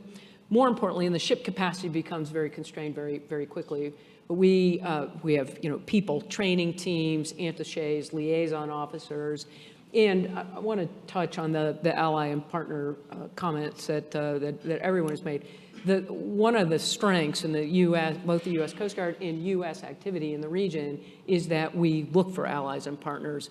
We don't just talk about allies and partners. We engage. We build those relationships. The United States Coast Guard has over 60 bilateral and multilateral arrangements with countries throughout the world, not just in the Indo-Pacific, for things like counter-narcotics interdictions, illegal fisheries boardings. Those partnerships provide competitive advantage, and in a way that China just does not have or enjoy. And so, our ability to increase capacity, help other nations enforce their own sovereignty, protect their own natural resources is really where the focus is for the U.S. Let me follow up on that, because you and I were talking off stage in that a lot of, particularly in the developing world, the naval tasks, or as you say, tend to be a bit more Coast Guard-y, right? Mm-hmm. It is law enforcement, it is littoral. So you can come to the table with the training element. But one of the interesting things to watch is, and I think it was Larry Summers who said this, frequently in the developing world, when it comes to China, they show up with a bridge, we show up with a lecture. And I just wonder, given that you do, as the Coast Guard, have in many ways, a more developed relationship with some of these developing countries on these kinds of issues, tell me a little about that competition for the hearts and minds in some of these countries where we are trying to be trained and create capacity for as an ally. Yeah. So we are welcomed. The demand for that partnership, engagement, capacity building that comes towards the United States Coast Guard is significant. And one of the things that I think we do particularly well is we will come to you as you are, not with a lecture, but I was in Palau a few years ago, and they have a Coast Guard, and I had a mental image of what Palau's Coast Guard capacity might be. And when I got there, it's a less than 100-foot patrol boat and a small boat, and a handful of people. What Palau needs to gain capacity and capability to protect some of their own sovereignty looks and feels different than, say, the interactions that I have with the Japan Coast Guard or Japan Self-Defense Force or, other navies. But coming to our allies and partners where they are, meeting them at their point of need in their journey forward is important, and it's one of the things I think we do particularly well. The challenge is creating just, our own enduring and persistent capacity to do that. This is China has played a long game, both globally from a time perspective, and for us, that persistent engagement, so that you don't get asked, hey, does this mean you're gonna sort of turn your attention elsewhere? And again, I think we're particularly well suited for some of this capacity and sovereignty conversation around the maritime. It's a good transition to the next question I want to talk to Liz. I mean, all of you have talked about the importance of partnerships in the region. Again, I was just in Tokyo, and I mean, it is, again, sort of under the radar, not really under the radar, I guess, but given we've been so focused on other things right now, the Japanese are doubling their defense spending. I mean, it is a sea change, and it's not just Japan. And what was interesting to me is that despite historical tensions, you have the Prime Minister of Japan and the President of South Korea coming to Camp David. You have, the closer alliance between the Japanese and the Australians, the Japanese and the Philippines. I mean, the amount of regional cooperation, exercising together. It used to be hub and spoke, and the U.S. has been trying to get them to work, and now suddenly, almost overnight, they're working together. And I kept asking why? Why now? And I got 3 answers. One is China, obviously. 2, Ukraine. The world order we thought was in place is no longer in place. We have to do something about it. But 3 is, we're not 100% sure our most important ally is still going to be around in Election Day. Maybe we have to start doing this for ourselves. Again, you were just in Singapore, Liz. I mean, I'm just curious, your view, talking to people in the region, how concerned are they that the U.S. is not as reliable ally as we once were?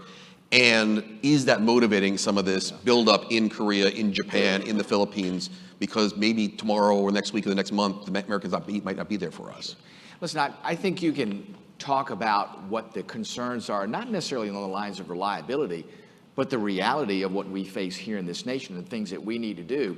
When I was in Japan this summertime and speaking to the defense minister there and others, they were all in on their increased investments. The same with the Philippines, giving us more opportunities in places like Subic Bay and Clark. Also, with what's happening in Taiwan, President Tsai, we had an extended conversation about how we can cooperate. So they're looking to do more with us.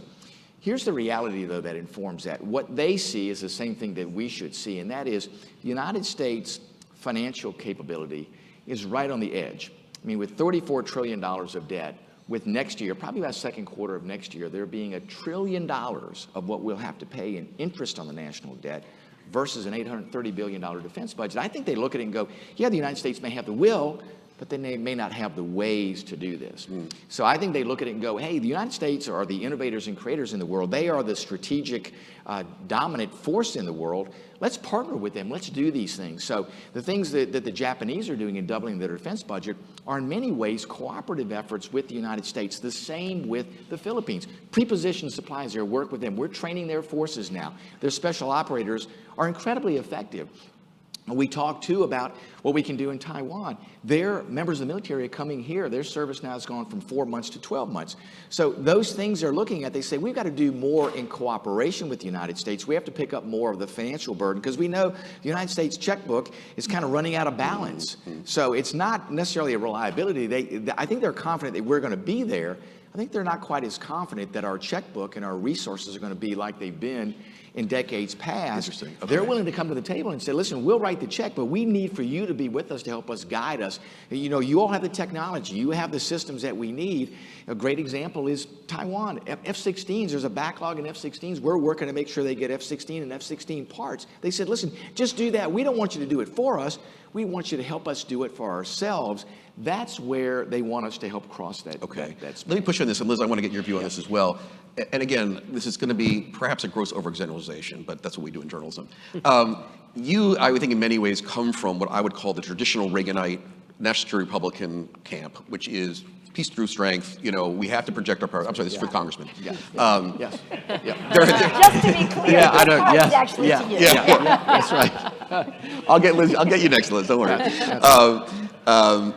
There is an element in your party now, and I have to say the name, the former president, who seems to have decided that those kinds of things, it's America first.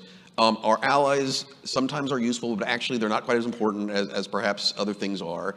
And the sense I get frequently in traveling, not just to East Asia, but also to Europe, is that they are concerned that the American security umbrella that has existed since the end of World War II may not be there for them. Yeah. Is that an overgeneralization of where your party is right now, or divisions within your party, I guess? Listen, I think our party is still very much peace through strength. There may be a few there that look at it a little myopically, but I can tell you, looking at it overall, in fact, I was just out at a forum this weekend that looked at what the polling is across the nation. People still overwhelmingly believe in peace through strength. They still believe that the U.S. is the leader in the world. They still believe that we have an obligation there, no matter where it may be.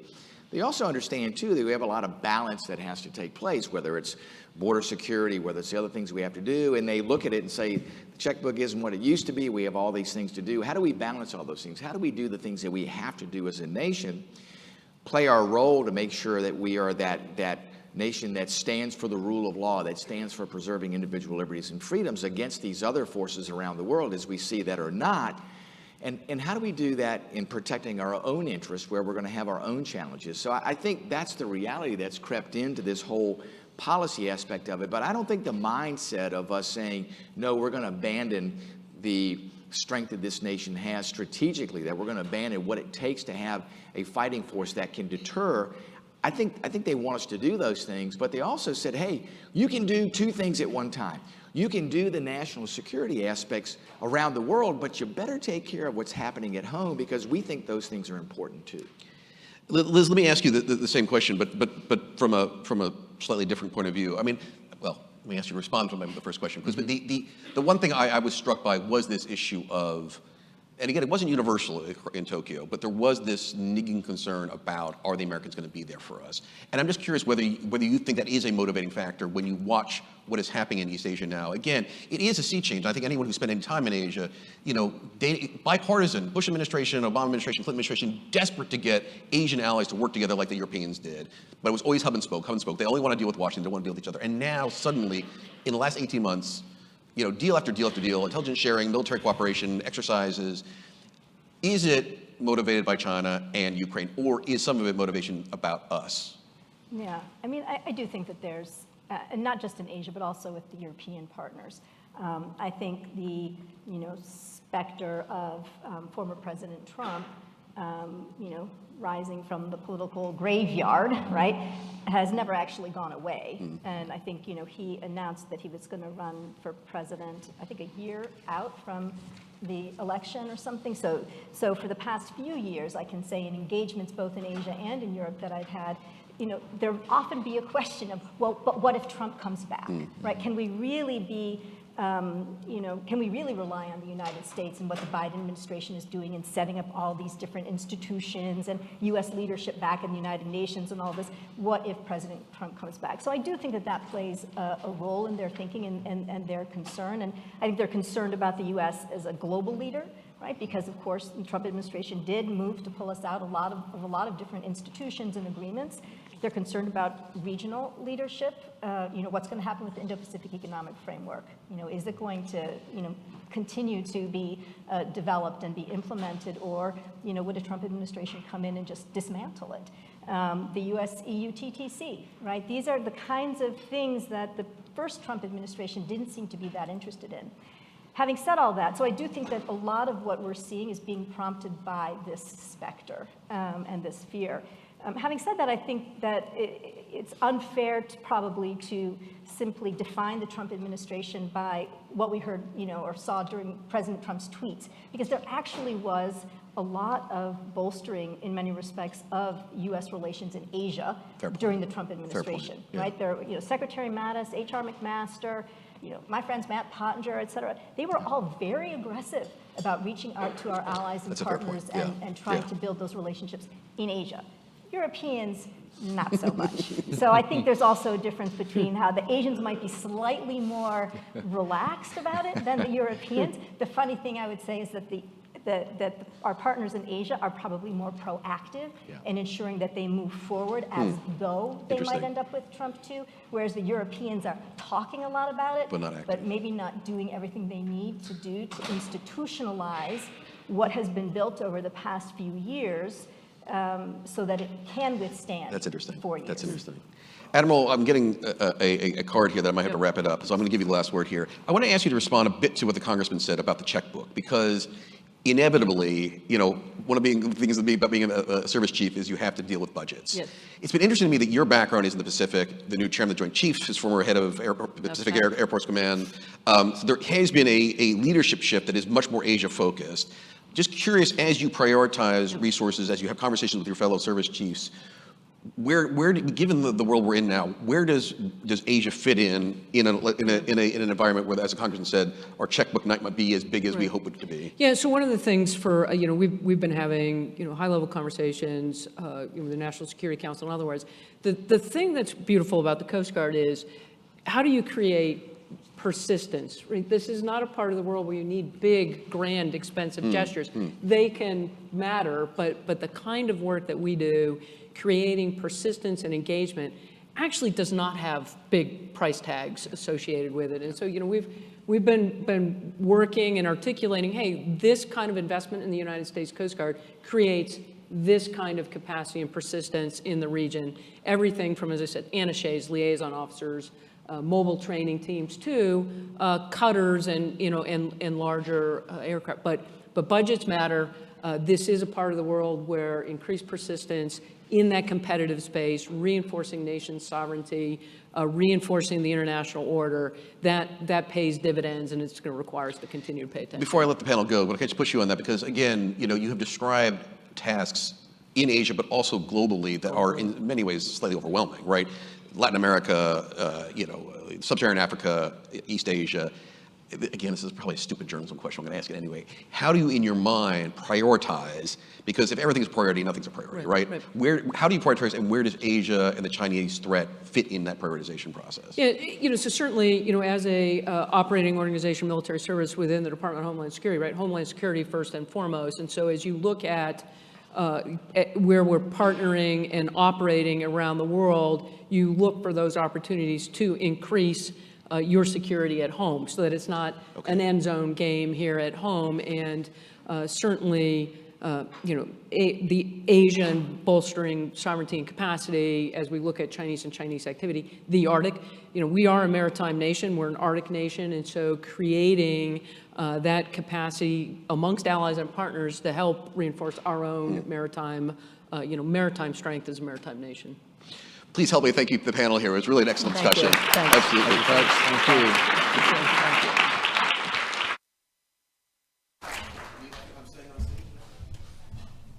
Thank you. Oh, okay. That was great. Thank you. Really appreciate it. Thank you.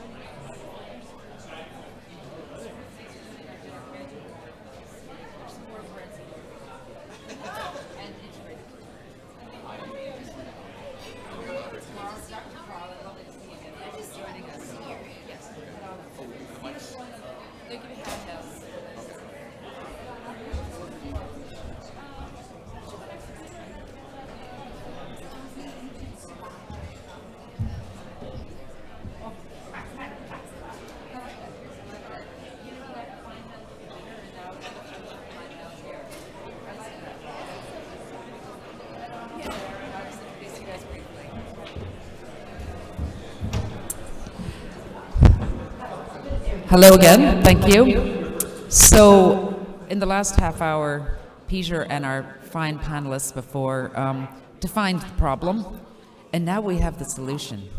And I would encourage you to go to the Aspen Strategy Group website to look at a fantastic report we just put out on integrated deterrence.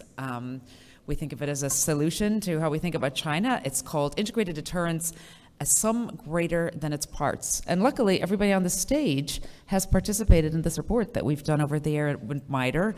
I'm very pleased that the authors of the report are all here, and maybe we'll just have and Chris Bassler is here. Marin, can you guys stand up? The report authors. My colleague Brent Katz, who's our Scowcroft Fellow, and Will Kramer, they're all here. Kirkman are here. They wrote the report. Please check it out. It's absolutely fascinating. And we're going to discuss it now. All these people are so accomplished. I think I'll just give their current title, otherwise I'd be up here all day.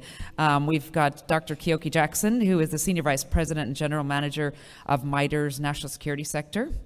We have Dr. Mara Carlin, who is performing the duties of Deputy Undersecretary of Defense for Policy and is also the Assistant Secretary of Defense for Strategy, Plans and Capabilities at the U.S. Department of Defense. And we have Elizabeth Rosenberg, who is the Assistant Secretary for Terrorist Financing and Financial Crimes at the Department of the Treasury. Thank you very much. Back over to Peter Spiegel.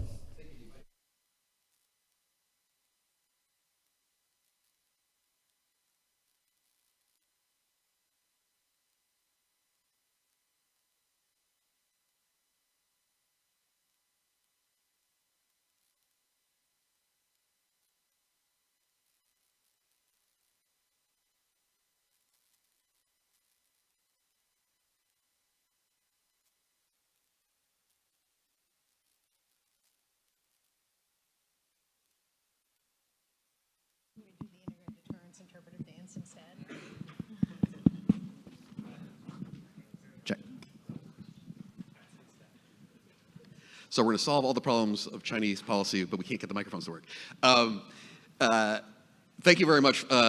Just to regain my train of thought, let's start, Kyoki, I want to start with you, mostly because you have a PhD in astrophysics from MIT. So all these people on this stage are far smarter than I am.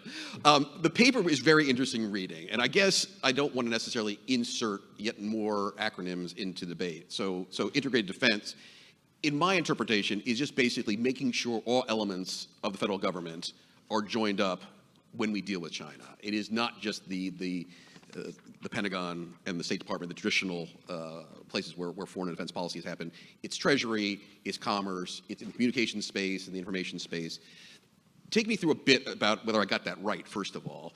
But second of all, since you're the sort of the non-administration person on the panel here, how do you think that the administration is doing thus far in joining all the parts together?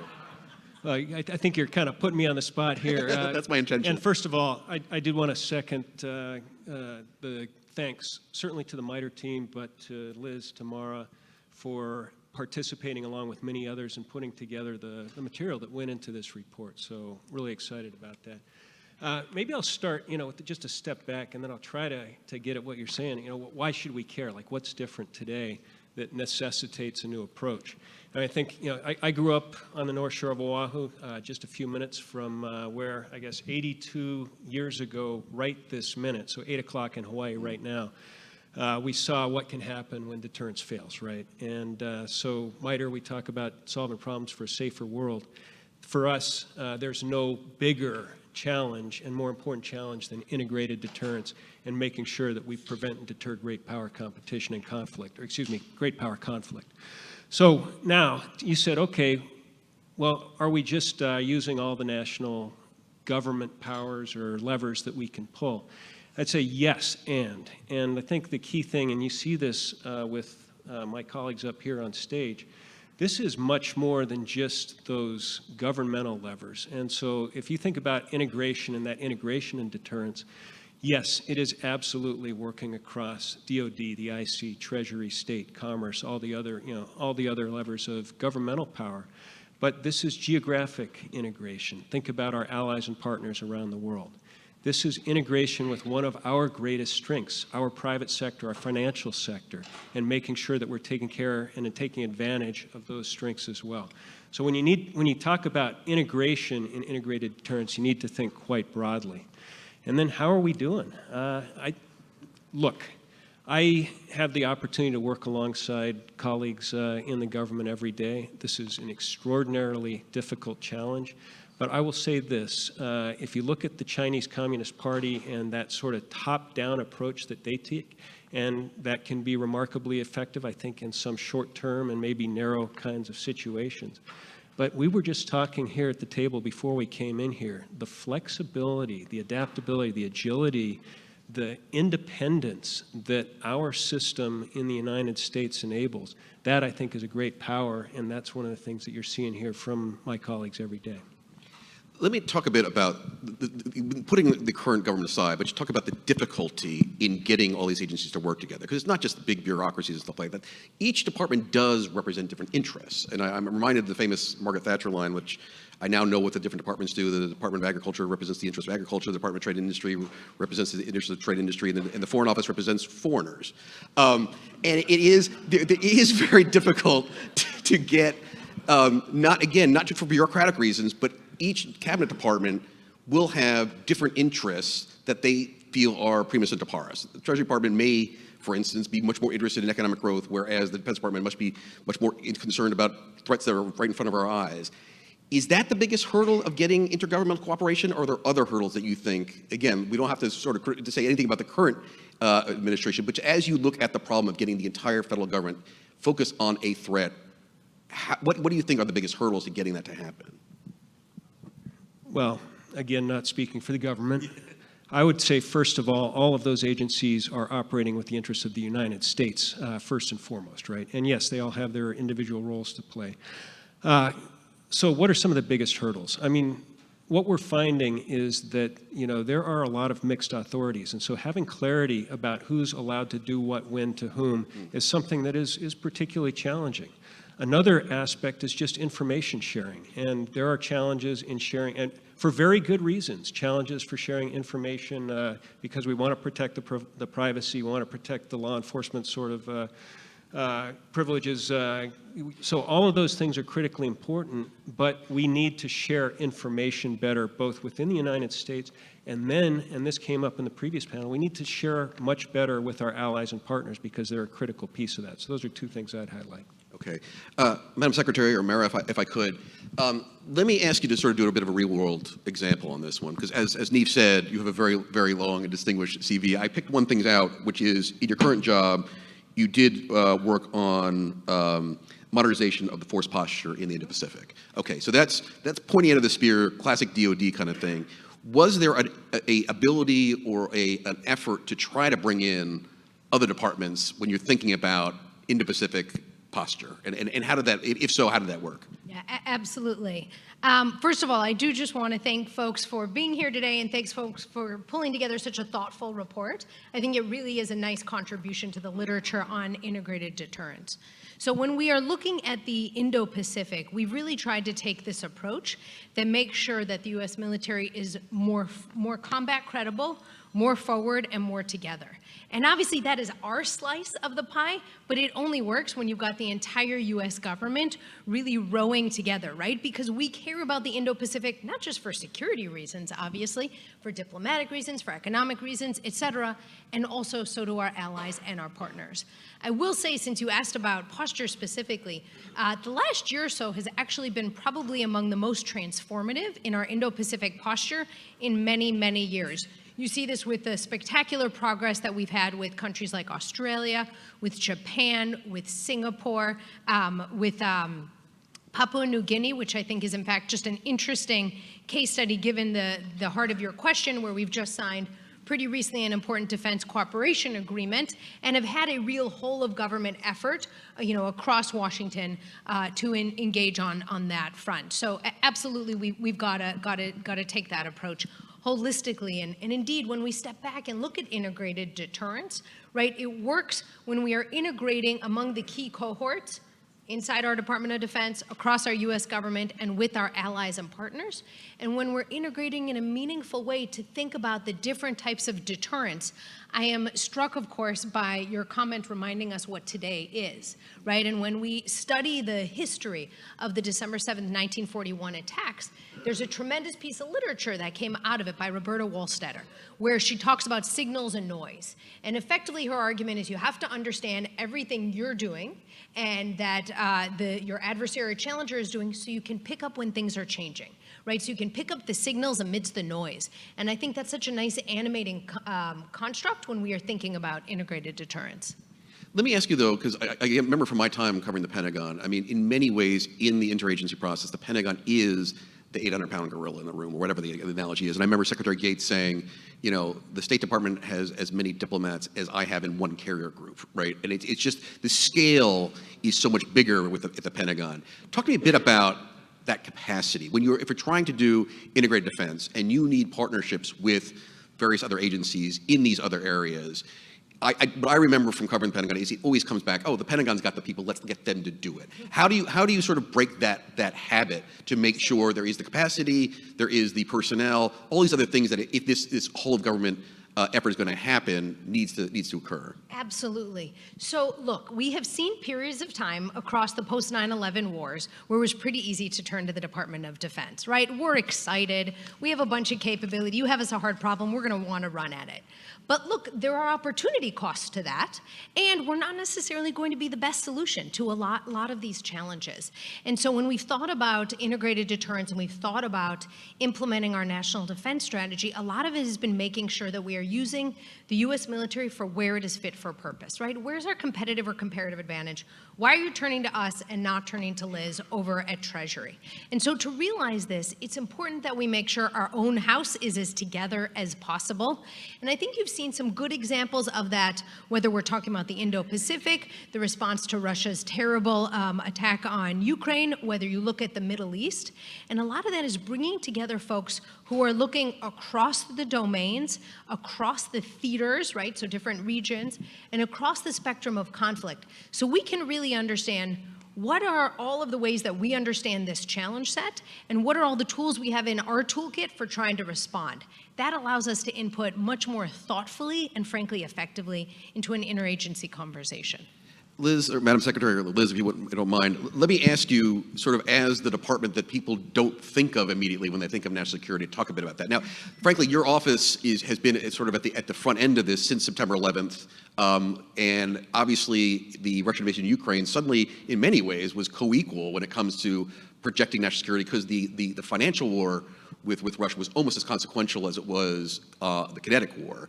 But tell me a little bit about how the Treasury Department, which is sort of constitutionally mandated to deal with a domestic economic, and of course there's the international department where, you know, Lael Brainerd came from originally, and other rather prominent people in your administration. How does the Treasury Department transform itself into a tool of foreign policy, and is that a natural place for the Treasury Department to be, given your domestic mandate? Thank you for the question, and thanks for the opportunity to be here and to speak with all of you. It doesn't often feel to me like Treasury is a backwater for national security policy when I have the opportunity to speak to Congress and hear the multitude of calls for sanctions immediately when there's ever a national security problem of any form or fashion that people are concerned about and want to run at. So I feel as though I'm in good company with lots of dance partners, for what it's worth. But the thing about being the largest economy in the world is that having a domestic mandate, economic or financial mandate, with which actually I don't entirely agree that that's the priority mandate for this agency, but nevertheless, as the largest economy in the world, that has a number of tremendous comparative advantages when it comes to the value of our capital markets, their liquidity and utility for investors and financial participants all over the world, the utility of our financial institutions, the value of our currency. What that then means is that this domestic policymaking is of tremendous international significance. And because of the leverage that comes with having this valuable reserve currency and highly functional capital markets and institutions, it confers to the United States, of course, an enormous amount of leverage and power, authority to, through the making of financial policy, advance an array of aims, including national security ones. So I sometimes characterize some of our national security tools stewarded by the Department of the Treasury as what people think of as appropriate for when diplomacy is not working and military options feel too difficult to countenance. It's true that they can coexist with diplomacy, of course, and military action, but there's a huge domain in that middle ground, and that gives us lots of work to do. Let me push you a bit about, I mean, you're of course right, that's not the constitutional mandate. I was being slightly exaggerating to make a point, but there is, even within Treasury, I would imagine, tensions on this front. I'm based in New York, so I end up spending a lot of time talking to Wall Street. And there are voices repeatedly in the financial sector and in Silicon Valley who think this town has gone nuts on China, and they would like to go back to doing business with China. And it's not small, obscure people. It's Ray Dalio, it's Hank Paulson. There are some people out there on the Wall Street end of things that I assume are talking to Secretary Yellen and others in Treasury, saying the business of America is business, and you are in many ways hindering our ability to do that. Where your mandate within Treasury is very different. I just wonder if there is any way you can talk a bit about the tensions perhaps within the department that is economic growth at the one hand, but also now dealing with national security on the other hand, and whether those two things go together necessarily. There's definitely that tension. To be very crude, sometimes I think of it as those of my colleagues that are in charge of building wealth and those of my colleagues which includes me, which are in charge of destroying wealth. But I don't think tension is bad. I think tension makes for very good policy. And for any of you who have been part of a red teaming exercise, you might also subscribe to the notion that it's good to think about multiple competing priorities and how to rank and organize them and what that means about trade-offs. So national security policy is always about trade-offs. And as we're thinking about, you chose China as an example, let's think about Russia. So there are, of course, lots of businesses, international businesses, US businesses, that did a lot of business and made a lot of money in Russia and had choices to make, even aside from what sanctions from the United States and over 30 other countries did to clarify for them how they should make those choices in order to be legal by our rules. But nevertheless, even beyond that, what they wanted to do, who they wanted to do business with, what kind of business partners they wanted to have. And that caused for them, continues to cause for anyone who wants to operate financially, economically in Russia, that the necessity to prioritize those choices, make those decisions, engage in trade-offs.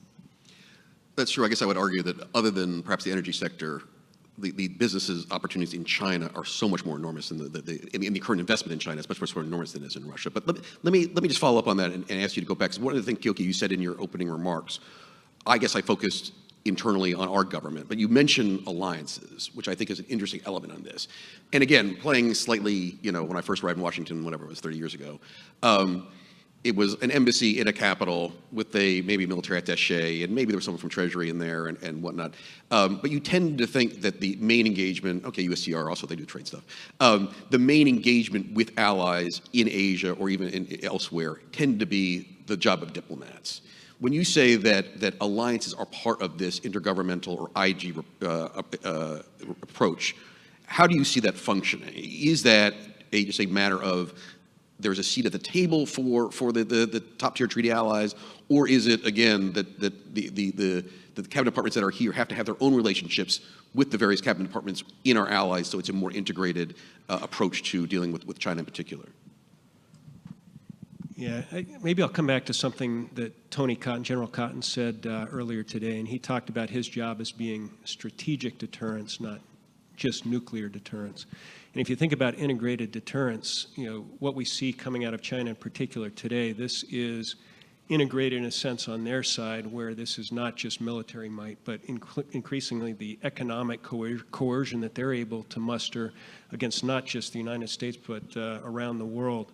The diplomatic and wolf warrior kinds of attacks that we see. So now, I would argue that it's a yes and, right? So it is those military-to-military partnerships. It is the intelligence sharing that we've seen. It is absolutely, and I want to really highlight this, if you think about diplomatic, information, military, economic, I say despite the propensity to look at sanctions as a real opportunity to shape behavior and shape, what our others do and think, we have probably underutilized the economic levers, the economic deterrence here in the United States, and we need to come back to that. So I'll highlight 3 points, and these all tie internationally, not just domestically, but the economic statecraft. We need an answer that is better than what we have today to Belt and Road, and we are taking some very important steps with this administration. So that's one area.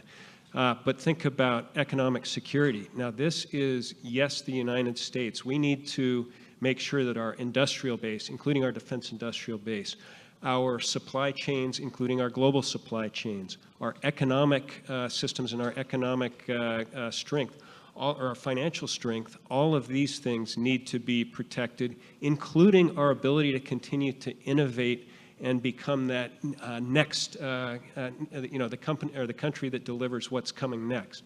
And then the last, and this is what I call economic warfare. And it's interesting, there's a National Security Council memo declassified from 1948, but basically says, this is taking very specific action and measures to weaken adversaries' economies so that they are unable to practice war and practice aggression. And let us not for a minute think that economic warfare is not being practiced on us today. And so we need to have that in mind as we think about the things that we're working with our allies and partners. Liz, if you wouldn't mind maybe just going back to you on this one, because obviously it's a slightly unfair question for you because it involves the Commerce Department in some ways as well as Treasury. But respond to that in that, obviously you're the sanctions person, and as you said, everyone calls for sanctions, but actually when you're dealing with China particularly in the developing world, it is actually in many ways an economic warfare, maybe too strong a word, but economic competition, and you are the economic agency, I guess. Talk a little bit about that, and again, this is slightly unfairly aimed at you because again, it's more Commerce Department, but it is Jake Sullivan who has coined this approach to China, which is high wall, small yard. Is that right? Yeah. So that we cooperate in certain areas, but there's certain areas where we're going to be particularly national security focused when it comes to the economic relationship. Again, it's a little bit more Commerce than Treasury, but I'm just curious if you can respond a bit to Kilke's argument there. I appreciate what you were saying, and I think there have been a lot of good, interesting recent efforts to define this nomenclature, including as a way to to create this nomenclature, to give a framework for understanding different kinds of economic activity that has particular relevance for our policy and national security. And so I don't seek to affirm or dispute the categorization you made, but I offer that it isn't just commerce. You broaden it there, but what we're getting at here is the broad use of various economic tools and instrumentalities that will advance our aims, which happen to be strategic or security oriented. So yes, we're talking about a kind of embrace, a new embrace for the United States of industrial policy, right? So this has to do with manufacturing in certain areas to protect, to create, cultivate, or protect an advantage in manufacturing areas that happen to have a strategic or security significance for us.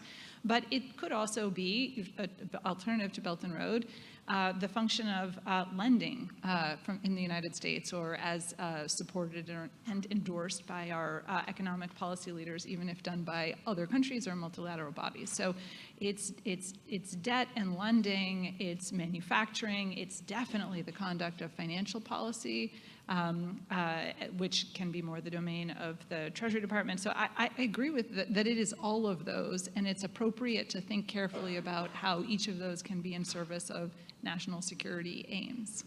By the way, small yard, high fence has an origin. I'll give a shout out to Kevin Wolf. Prior, an earlier iteration of Commerce Department from a couple of administrations ago, and an early ZTE action, if any of you can think back to that, which in a way was a particular harbinger of the world we now find ourselves in with respect to manufacturing and the role of commercial entities in the competition, economic competition the U.S. has with China. Yes, we forget about those. It wasn't that long ago. Let me go back to you, Mara, and talk a bit more DoD, because I'm asking a question where I'm slightly exaggerating the point to make a point, but I'll ask you to address it anyway. The point of the American military is to fight wars. And that's why we train our soldiers, that's why we train our airmen, that's why we train our sailors. And what we're talking about in the paper, in integrated defense, is something other than that. And I just wonder if you could talk to the point about mission creep, mission confusion, chain of command, these kinds of things the Pentagon that gets very, very concerned about. Is there any concern in your mind that as we talk about the DoD working with other agencies on things other than warfare, that the mission gets slightly confused and that the Pentagon is not actually doing what we've hired soldiers, sailors, and airmen to do? Thank you. I'm not sure I would say the point of the U.S. military is to fight wars. I think the point of the U.S. military is to be able to deter wars whenever and wherever we can, and if that fails, to be ready to prevail in those wars. That should be the sine qua non of a military. And of course, we happen to have the very best military right now that I think we've seen in the history of the world, which is a pretty nice situation.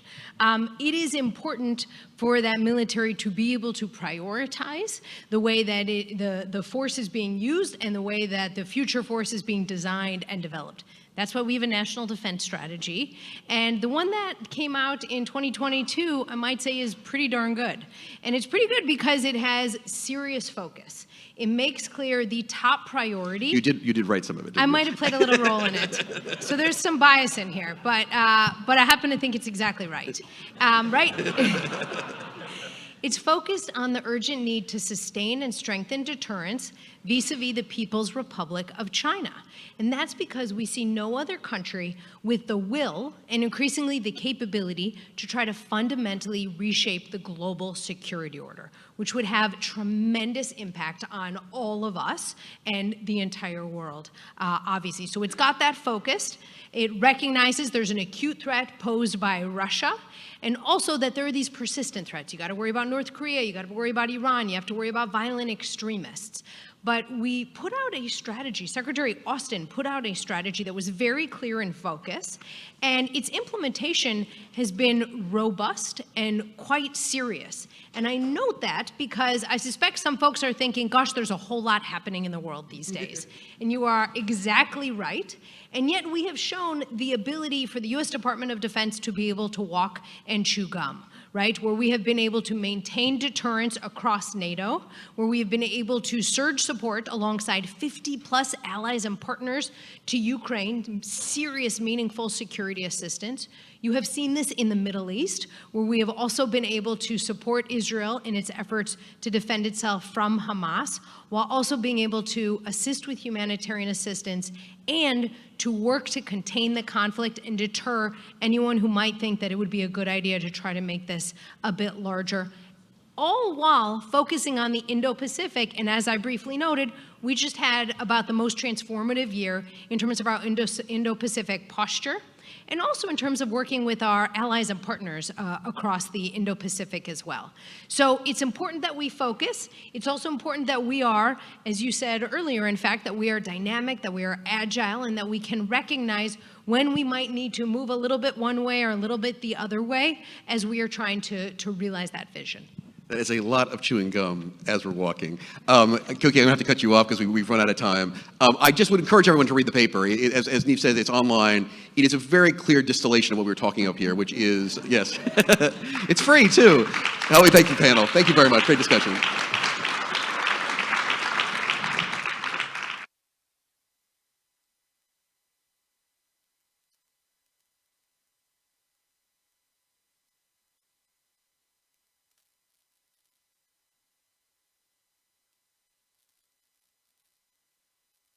Great, thank you so much. Thank you to Peter and the panel. That was your integrated deterrence appetizer. The main course is on the website.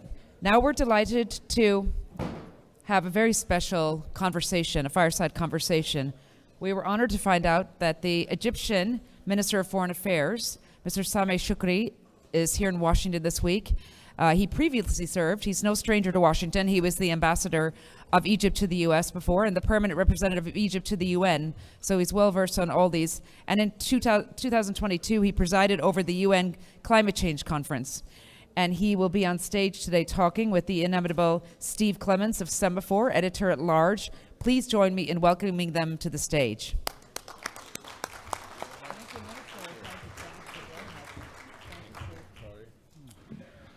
Mr. Minister. So, Truth in Advertising, I'm Steve Clemens, and I knew this fine gentleman when he was ambassador, and we know each other's scandals just a little bit. But Mr. Minister, thank you so much for joining us. We're going to talk about some heavy topics here, and I want to open up with a note of seriousness about what was triggered on October 7th. You were next door to a lot of what has been evolving and happening. Egypt is a major stakeholder in the conditions in and around both Gaza and a partner, nearby Israel, etc.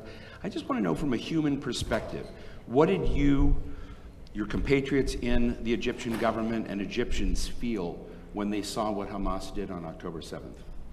I think we were very clear and at the highest level that we condemned any form of military activity, any form of attack on civilians. And the events of October 7th were totally unacceptable, and we indicated so from the very outset.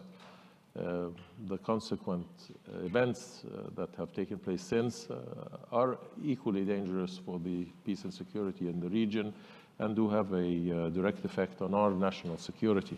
So it is a complicated situation, one that I think is complex and needs to be addressed from various perspectives, but certainly we refuse totally what transpired.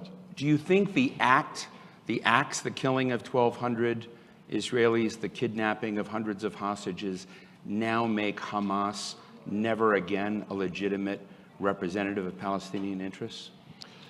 Well, I think we have to recognize that the conditions upon which Hamas governed Gaza were originally outside of the realm of legitimacy. It was a civil strife and struggle where they were able to depose the Palestinian Authority and remove it from Gaza, and have consequently and subsequently governed Gaza by virtue of their ability to do so, and by having the arms to be able to maintain their status. So what they are or what they will be is I think, in the final context, up to the Palestinian people to decide, and it's for them to designate who is legitimate to govern. Did you see what was coming?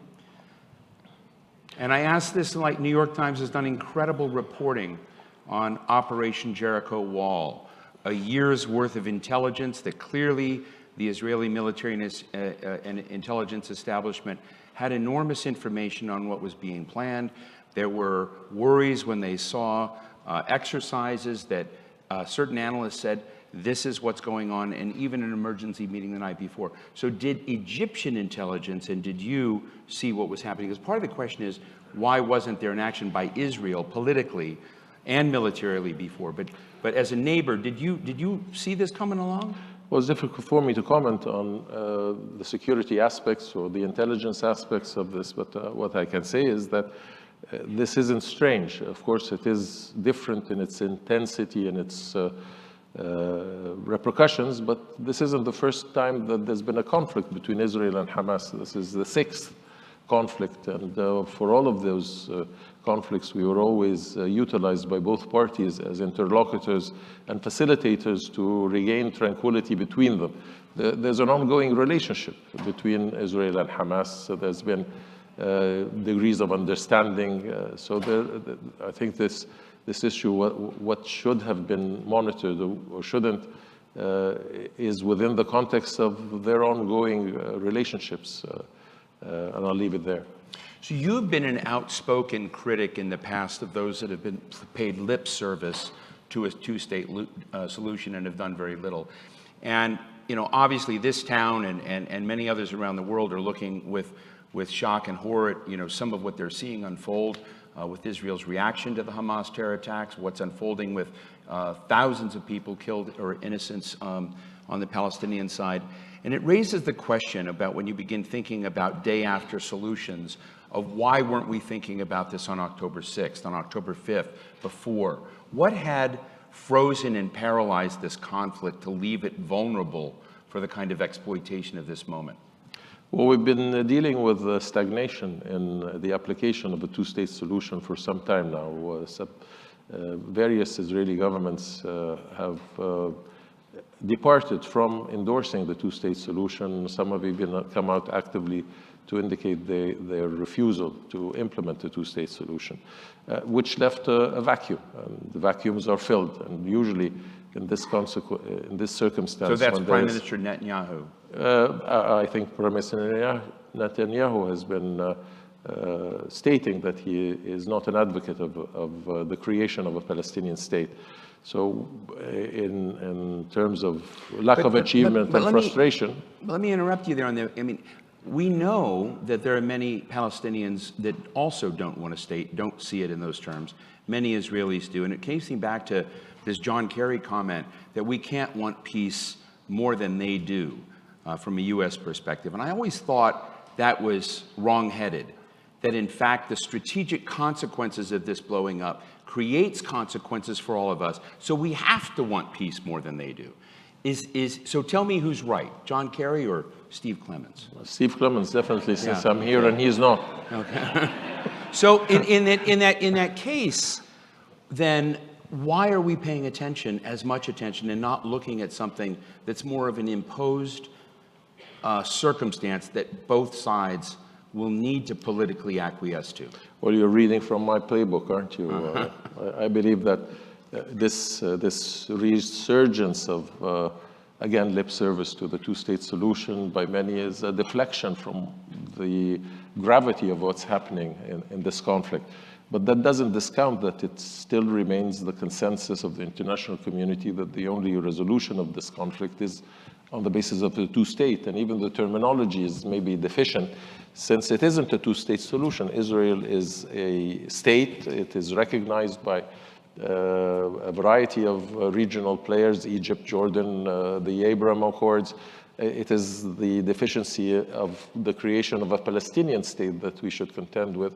And certainly, if we have the resolution and the political will, and there are in the international community, like the United States, which I recall President Sadat had always contended that the US has 99.9% of the solution.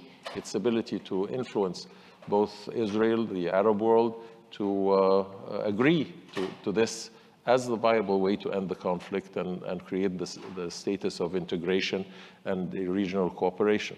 So if we consider that, then we should apply it. Now, some have criticized Egypt, and I don't know what the truth is. I generally don't know the answer to this question, for not allowing far greater shipments of humanitarian aid, fuel support, medical supplies, water through its borders when President Biden successfully convinced President al-Sisi to let 20 trucks in at the beginning. I interviewed someone who said, wow, that's like what a State Department low-level staffer could have gotten. The President of the United States could only get 20 trucks. So why was Egypt so resistant in letting in early aid? What's the state of play today, and what are your concerns? That's absolutely not the case. Egypt, from day one, indicated that the Rafah crossing would be open, despite that there were those who wanted the Rafah crossing closed. And when we did not go along with closing the Rafah crossing, it was bombed. It was bombed once. When we tried to repair it, it was bombed twice, injuring 4 Egyptian citizens. And subsequently, it was bombed for a 3rd time, creating a 60-foot crater. The day that it was allowed to operate, and this was in coordination with Israel, with the help of the United States through Ambassador David Satterfield. We have constantly sought to provide as much volume of assistance as possible. But there's a mechanism that we have to respect, because if we don't, then the convoys would come under military attack, and that is certainly what we want to avoid, because of the lives of those who are driving. And what's the state of play right now? It still is the same, that Israel has to agree to the number of trucks entering. It has to vet the assistance, and that it takes a very prolonged and maybe sometimes overdue process, and then we can have the flow of trucks. So in no way has Egypt at any point restricted. On the contrary, we are constantly striving to have more assistance, 100, 120, 200. Rafah crossing, we have indicated, will be open on a 24-hour basis. It wasn't initially designed to undertake this activity, but it's certainly capable of doing so, and we have staffed it on a 24-hour basis to do so. I don't know why this constant trying to deflect on Egypt. Egypt has every vested interest from a humanitarian perspective and from a security perspective to provide the Palestinians in Gaza as much support, and from a moral perspective. The conditions of the civilians is really dramatic, and we have every intention, if provided the opportunity, if not restricted by conditions by Israel, that we can provide as much assistance as possible. And from a humanitarian and moral perspective, would Egypt be willing to host those who want to escape this conflict in Gaza to temporarily resettle in the Sinai or elsewhere so that they could be there to escape this conflict, this horror that is unfolding right now? Wouldn't you think that escaping this conflict would be by advocating a cessation of hostilities rather than by displacing people outside of their homes, outside of their territories?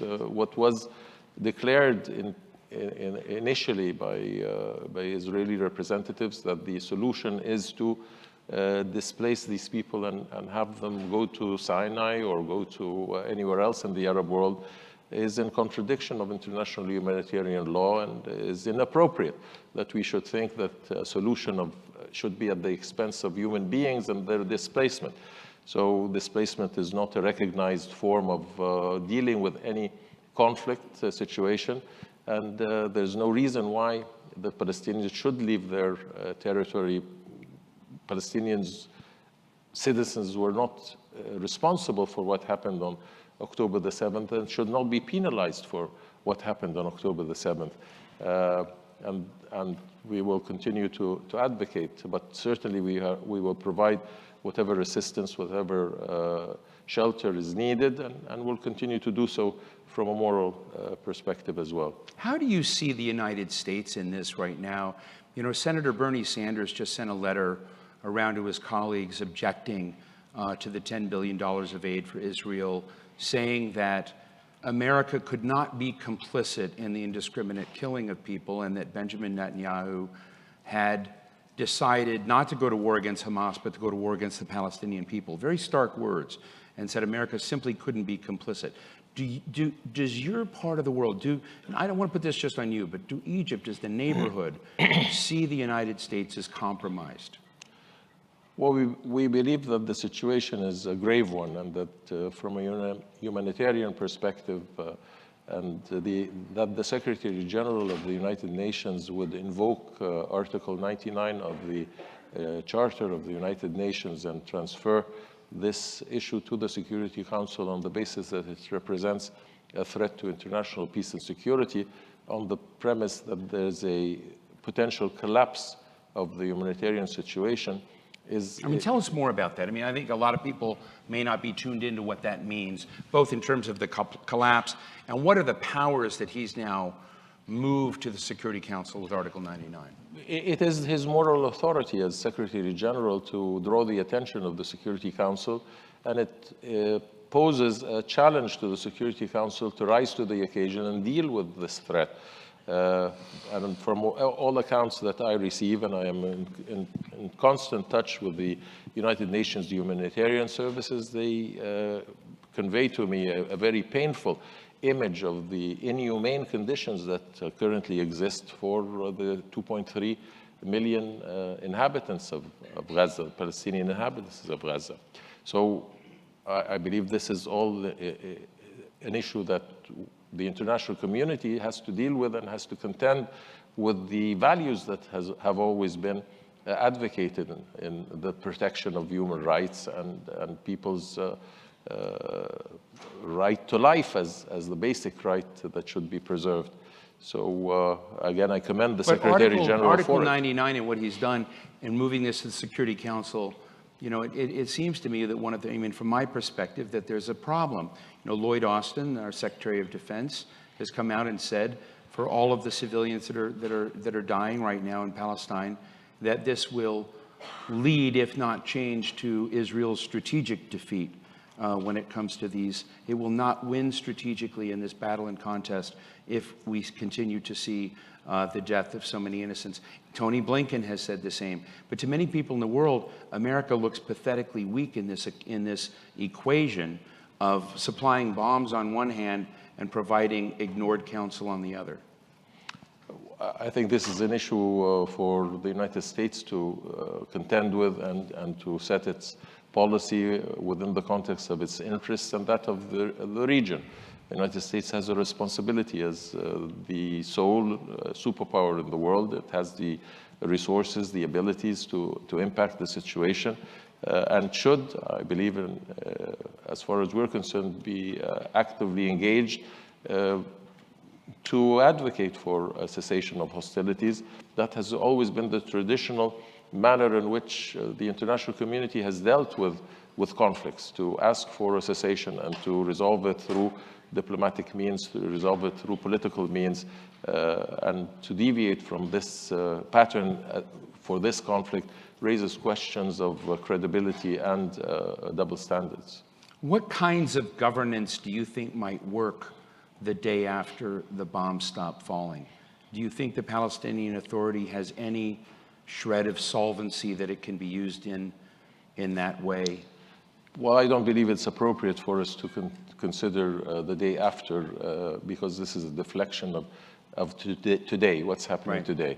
So until we have a definitive ceasefire where we can assess the situation and the various components of what we have to deal and contend with, I would not engage in a discussion about the day after, or else I will be complicit in the continuation of this stage of human suffering. Let's talk about the day during and ask, is there anything Israel could do that would trigger a suspension of your relationship with Israel, that would trigger a military response from Egypt? That's absolutely out of the question. So there is nothing they can do that would trigger an armed or military response from Egypt that you would allow? It's totally hypothetical, but of course, if for unknown reasons we were attacked, then that would be, and I have no inclination or nothing to lead me to believe that that is the case on either side.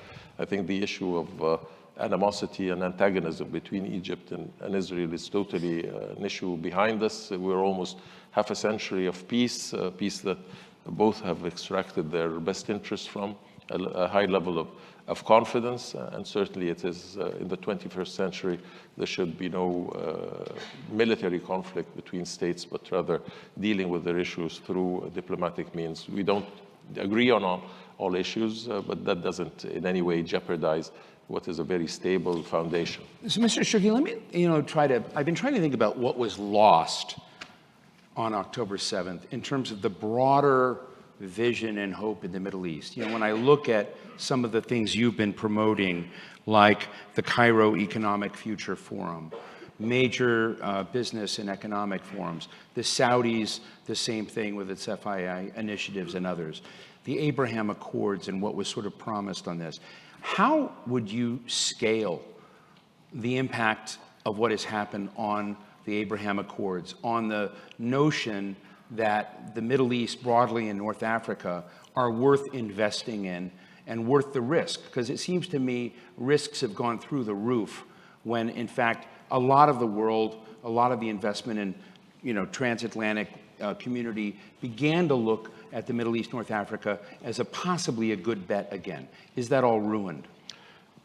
Temporarily, I believe it is negatively impacted by the conflict, by the constraints that have put on regional integration.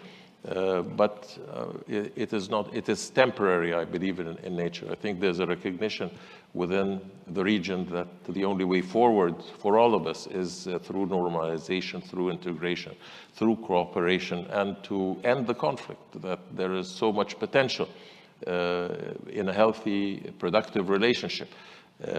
But you have to create the environment, and certainly the environment of conflict is not conducive to investment or to exploring new avenues of cooperation. What is the state of Egypt's relationship with the United States now?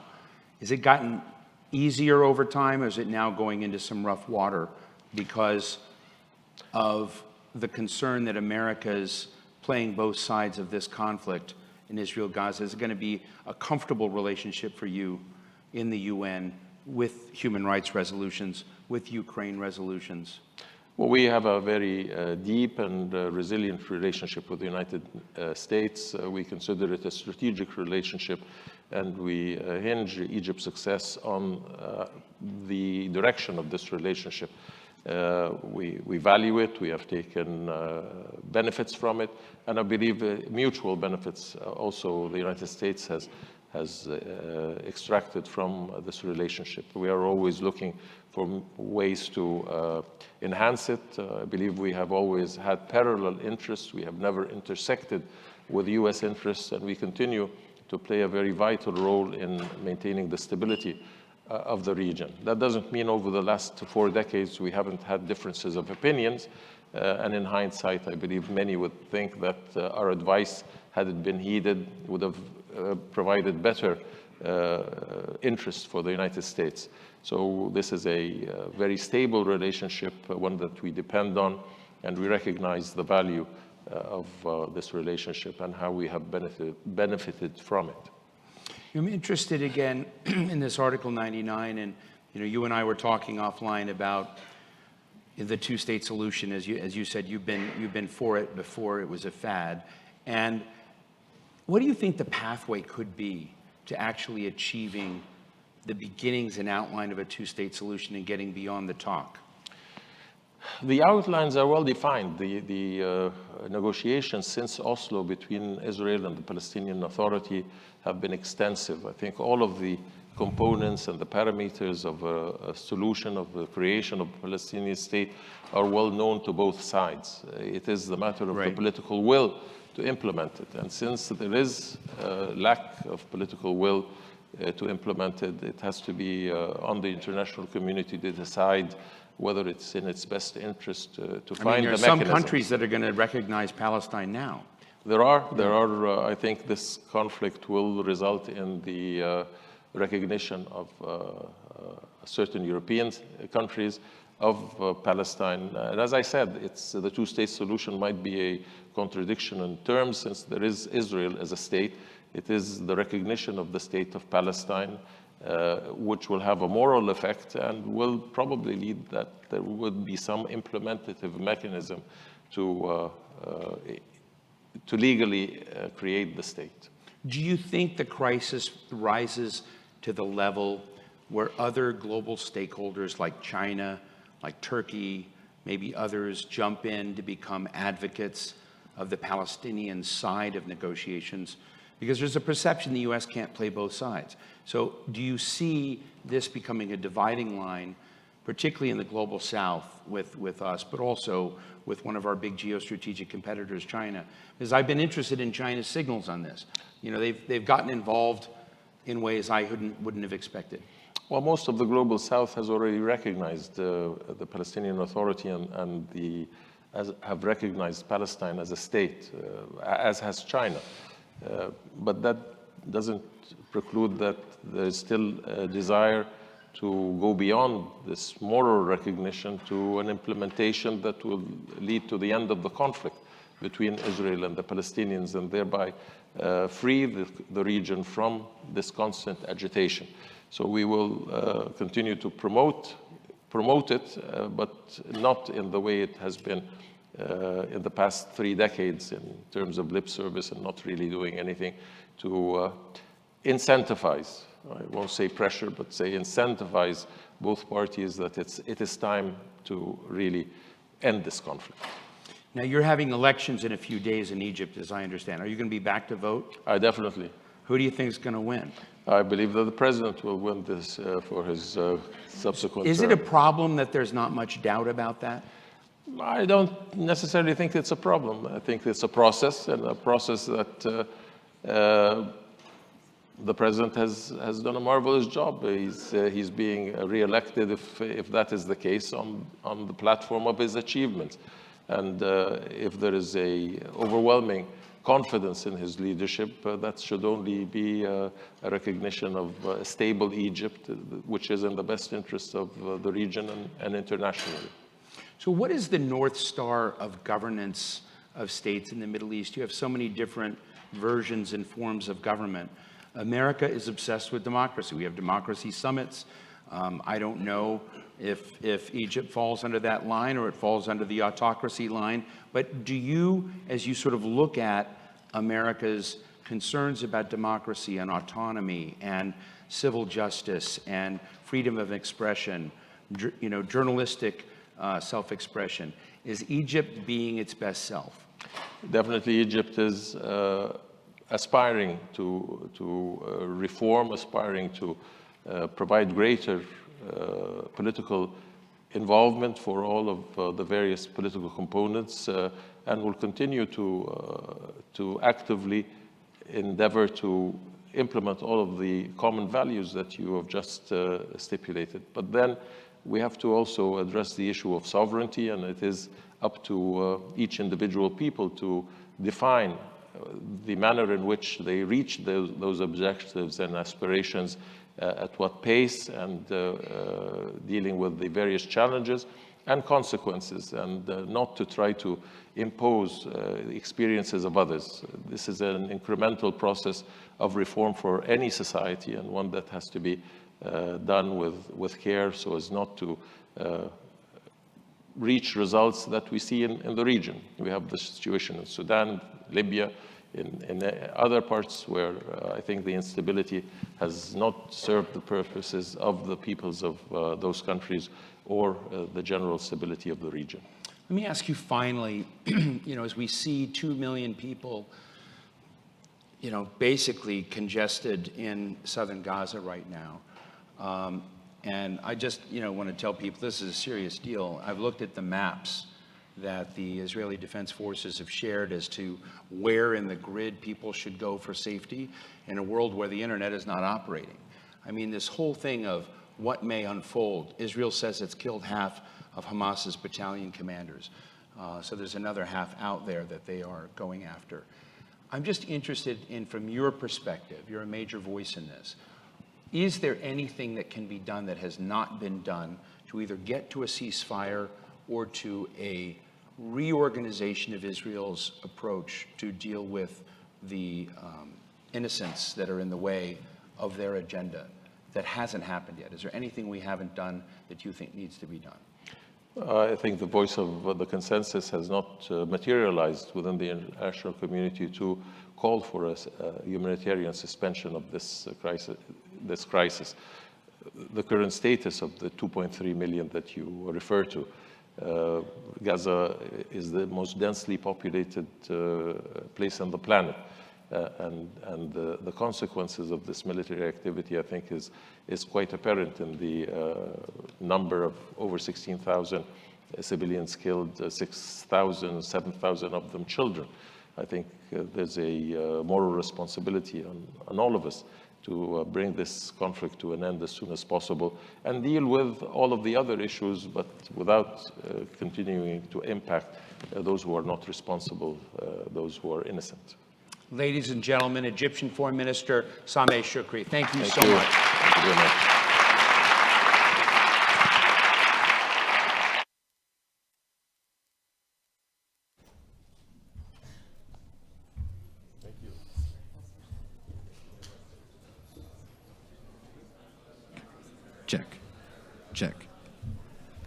Check. Thank you very much, Check. Steve Check. and the Minister, One, and to the Egyptian two, delegation. one, Next, two. welcoming to the stage, we're going to have Check. a conversation about Check. the Middle East now. We're just moving the chairs a little bit, but I'd like to welcome to the Check. stage Check. Shibli Tilhami, who is the Anwar Sadat Professor for Peace and Development at the University of Maryland, the Director of the University of Maryland's Critical Issues Poll, and a distinguished scholar, teacher, and a non-resident senior fellow at Brookings, and Aaron David Miller, a senior fellow with the American Statecraft Program at the Carnegie Endowment for International Peace, a former State Department Middle East analyst, advisor, and negotiator in both Republican and Democratic administrations. And their wonderful moderator today is our great friend of our program, Mary Louise Kelly, who, as you know, is the host of All Things Considered. Please join me in welcoming them to the stage. Thank you.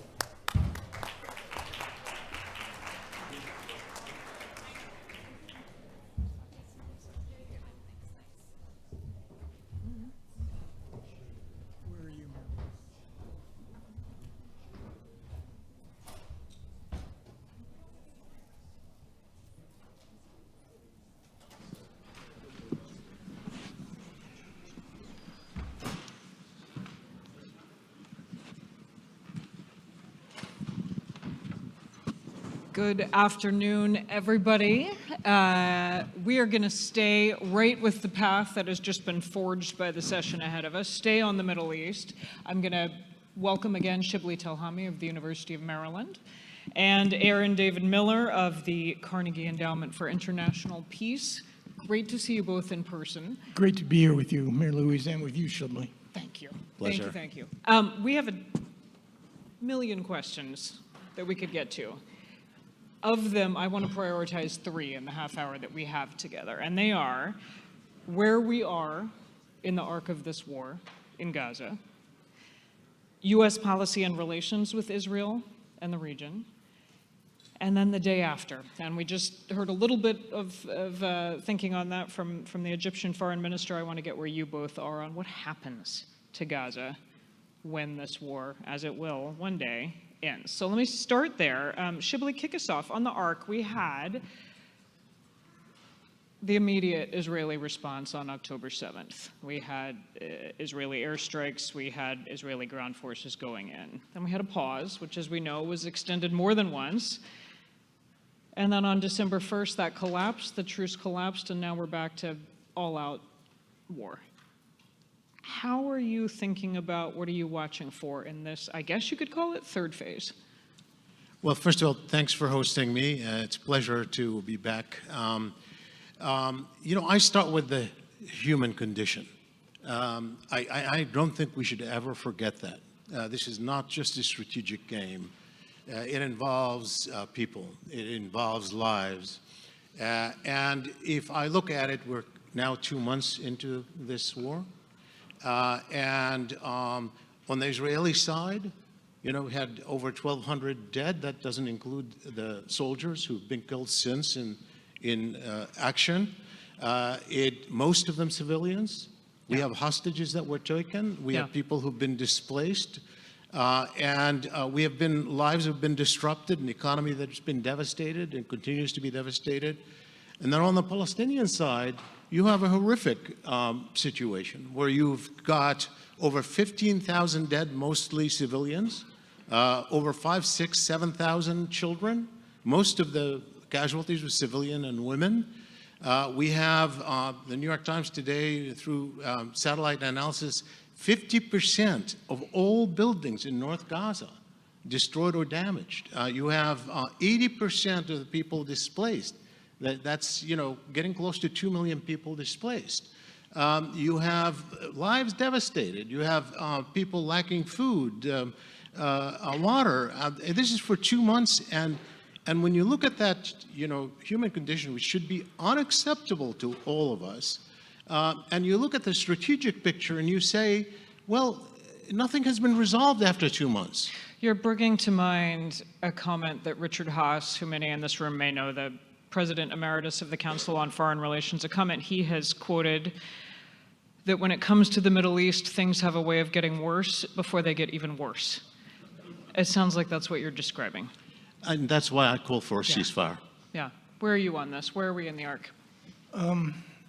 I guess having watched and been involved in the Israeli-Palestinian conflict for decades, I think it's fair to say that this is by far the most pernicious, volatile, devastating phase of their conflict, largely because, unlike previous traumas, certainly with respect to the Israelis in military confrontations, this is focused on civilians. The savagery and brutality, the indiscriminate nature of the killing, the sexual depravity and degradation, and then Israel's efforts to eradicate Hamas in a densely populated Arab Palestinian area, leading to the deaths of thousands of innocent civilians. And I think Shibley's right. I mean, Secretary Blinken said it better than I could. In war, there is no hierarchy with respect to the loss of innocent life. A Palestinian and Israeli life are of equal value. I guess I would, as I would be prone to default to the analytical issue of the two main protagonists in this confrontation. And I think right now, 2 months in, with a level of destruction and trauma unprecedented in the history of the conflict, right now I would argue that there is really no way out. The Israelis are committed to 3 objectives: eradicating Hamas's military capacity, both above and below ground, killing its senior leaders, and ending Hamas's sovereignty in Gaza, which I think is an important point with regard to the day after. Hamas, on the other hand, and we don't know what the motivations were for the attack. Hamas seems determined and perhaps even hopeful that over time the Israelis will not be able to destroy the 500 kilometers of underground tunneling or anywhere from 15 to 30,000 Hamas fighters. Pressure will grow from the hostage families inside of Israel. Pressure will grow from the international community and from the United States. And eventually, since there is no way out right now, there will be pressure for an indirectly negotiated cessation of hostility. You just said twice there is no way out, which is about as pessimistic a statement as I can imagine making. And I'm struck because I've interviewed you several times in recent months, including after the October 7th attacks, and you were still cautiously hopeful about a two-state solution, about peace in the Middle East. I still am, but Mary Louise, how do you square that with there's no way out? I mean, we are in the middle of a war, and when I say there's no way out, and maybe it's a segue into U.S. policy, the three unresolved problems. The circle cannot be squared right now in any of them. How do the Israelis pursue their military objectives without injuring and killing thousands of innocents? How do you surge humanitarian assistance into a densely populated area? And in Khan Yunis and Rafah, it's probably anywhere from between 20 to 30,000 humans per square mile. And then finally, what do you do about the day after? Hold on, we're getting to the day. No, we're not going to the day after yet. We're staying on today. Minister Shukri said that it's not important to discuss the day after, or he wouldn't. But I'm not sure that's correct. That's an unresolved question. It's going to have and to we be will addressed. get there. Do you want to jump on this quickly? Yeah, absolutely. I think, you know, the problem is the original objective, which is, quote, to destroy Hamas. It's a vague objective, number one, that is hard to understand what it means. And from the beginning, I wrote this immediately after. I said that objective means destroying Gaza. And are we prepared to pay the moral price and the price in international law of destroying Gaza and displacing 2.3 million for that objective? Do the ends justify any means? No red lines, nothing? That can't be the case, number one. And that's in addition to the fact that even if it were achievable at some level, what is going to happen to these millions of new refugees that you're producing? Aren't they going to become militant to replace Hamas tomorrow? Not to mention the escalation and the blowback that's going to come from the region. And I say, you know, okay, the Israelis, look, when Hamas attacked in a horrific fashion on October 7, it was understandable that their hearts are going to harden. They're going to lash out. There will be a sense of vengeance. That happens in war. We understand that. This is not something unusual. And it was right for the president to say to them, we stand with you. We're going to defend you. That was a moment of vulnerability. But afterwards, the president has to look not only beyond the urge for vengeance and this strategic issue, he has to look after our own interests as the United States of America.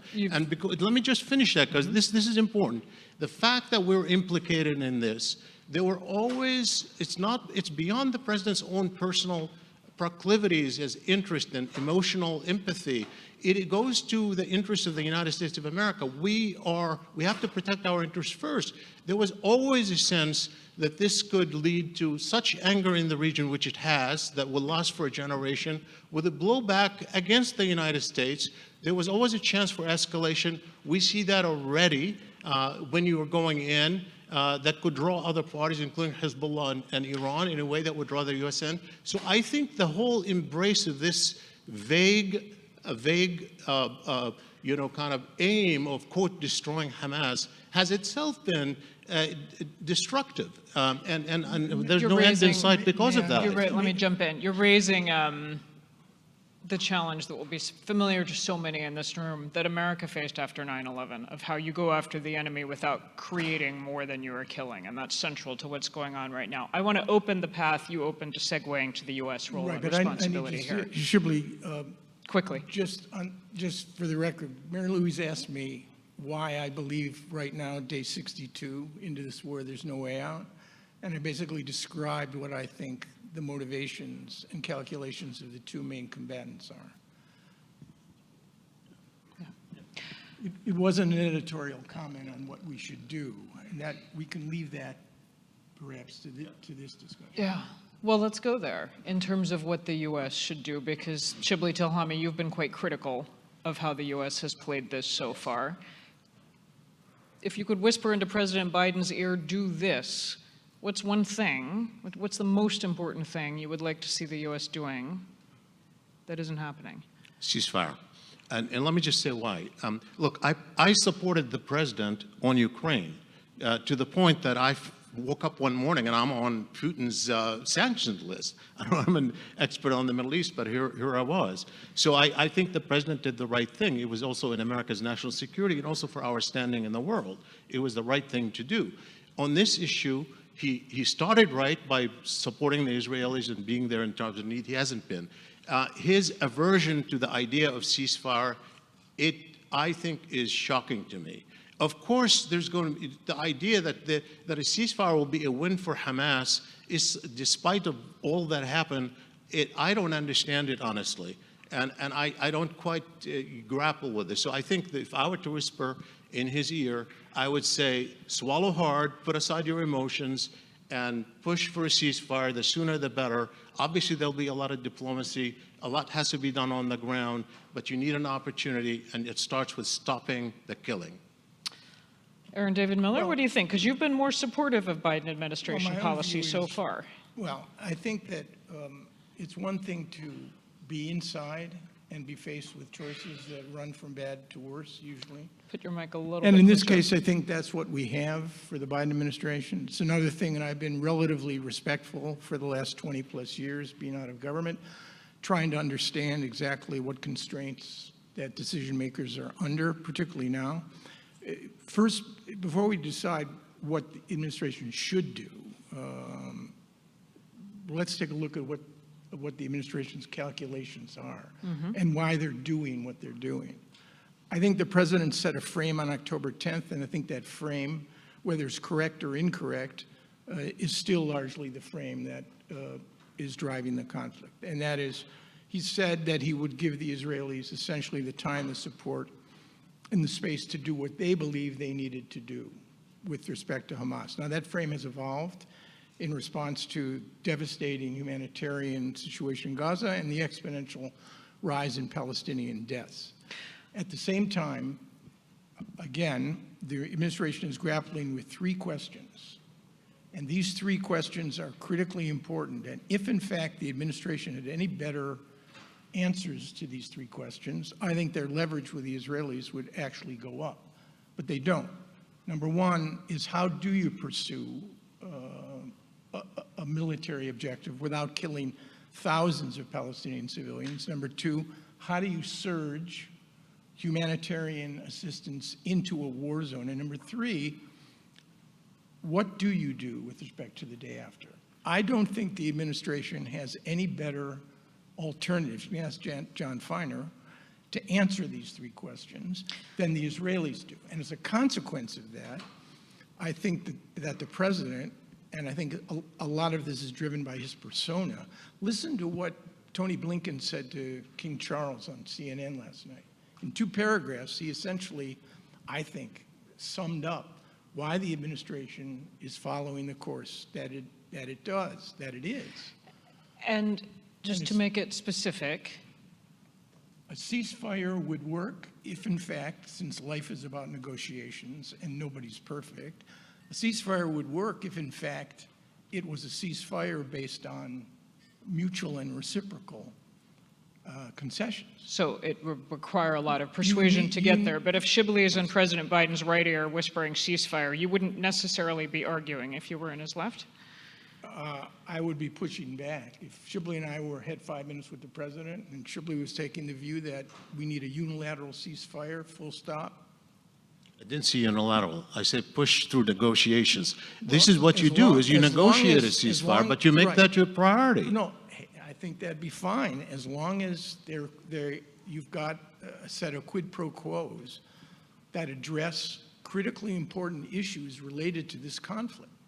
And frankly, back to Israel and Hamas again, I don't think these combatants, negotiations work under one of two conditions. There's enough pain on each side, and or there's prospects of gain. It is pain and gain that create the urgency that bring, it's true of Putin and Zelensky, it's true of Arabs and Israelis, it's been true for decades.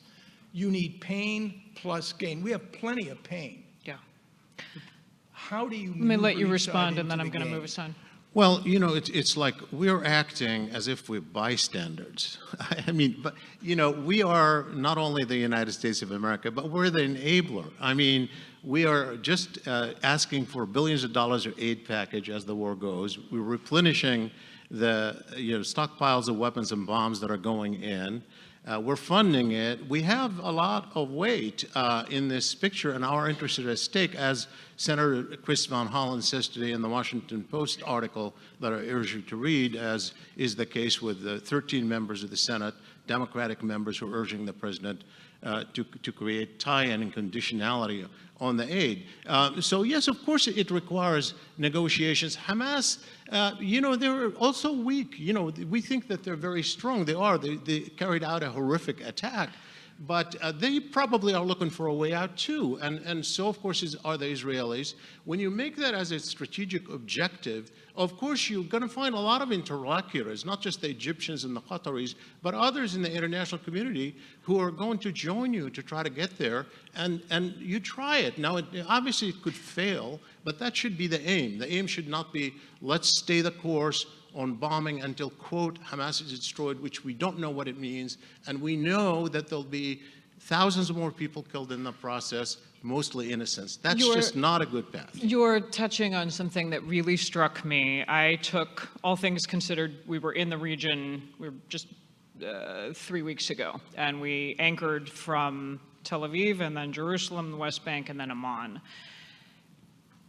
I was stunned by the level of anti-Americanism that we experienced in Jordan, people who wouldn't speak to us because we were American, people who, when I asked who's to blame for what is happening in Gaza, we heard from multiple people, I blame the United States first, Israel second.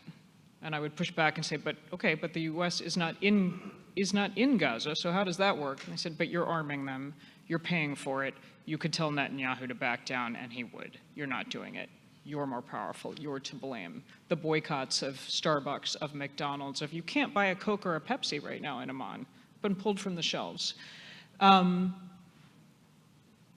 it surprise either of you, as long time watchers of the region, the degree to which the US is seen as culpable and as the only one who can fix this?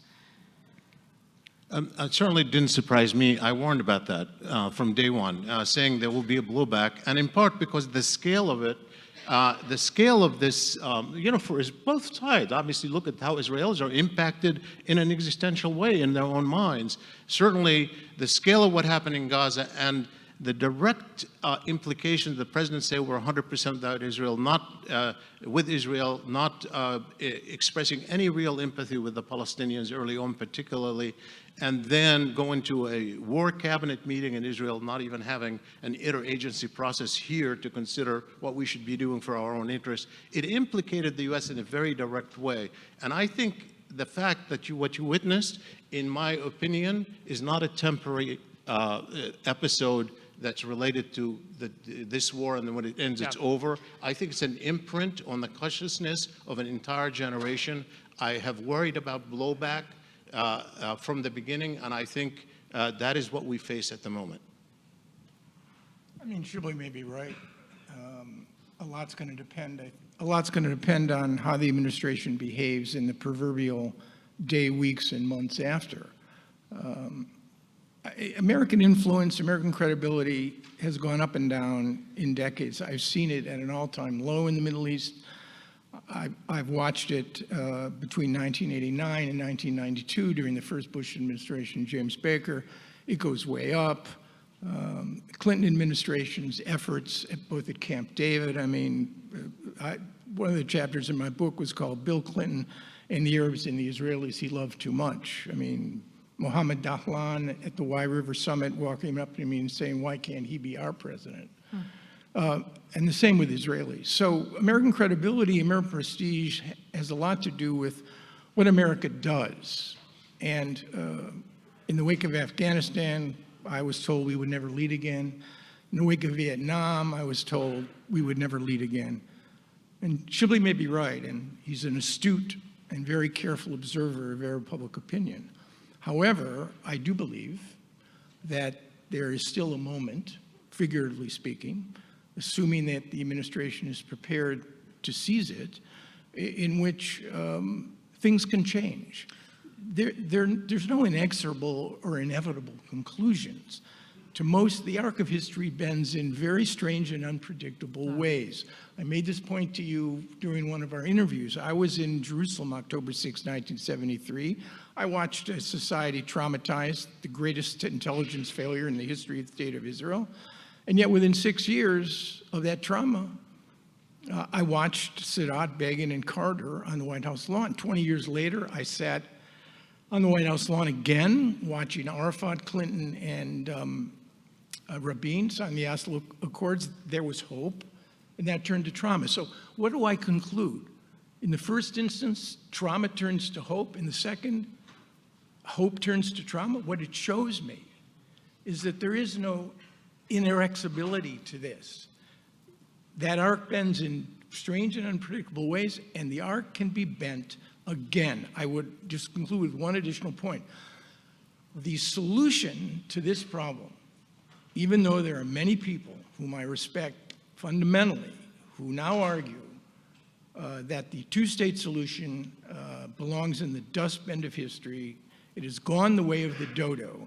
The reality is what October 7th has demonstrated with a terrifying clarity is that Israelis and Palestinians cannot exist and live happily ever after under the same roof in anything remotely resembling a binational state or a one-state solution. Separation through negotiations is the only rational, logical, and still, I would argue, feasible solution to this conflict.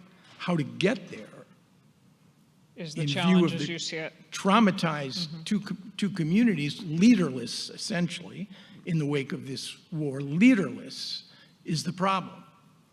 But, you know, I've obviously, Aaron and I have agree on a lot, including on this issue.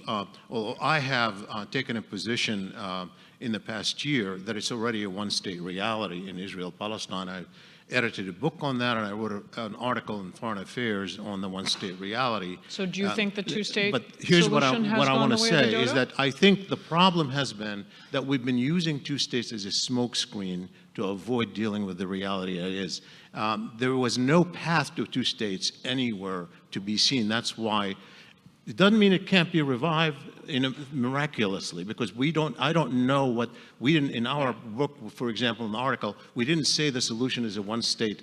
I just want to say that to the extent that there is an opportunity, and yes, I agree with Aaron, wars, particularly on this scale, create opportunities we didn't have before. So in theory, yes, there could be an opportunity. The question is, are we capable of capturing it?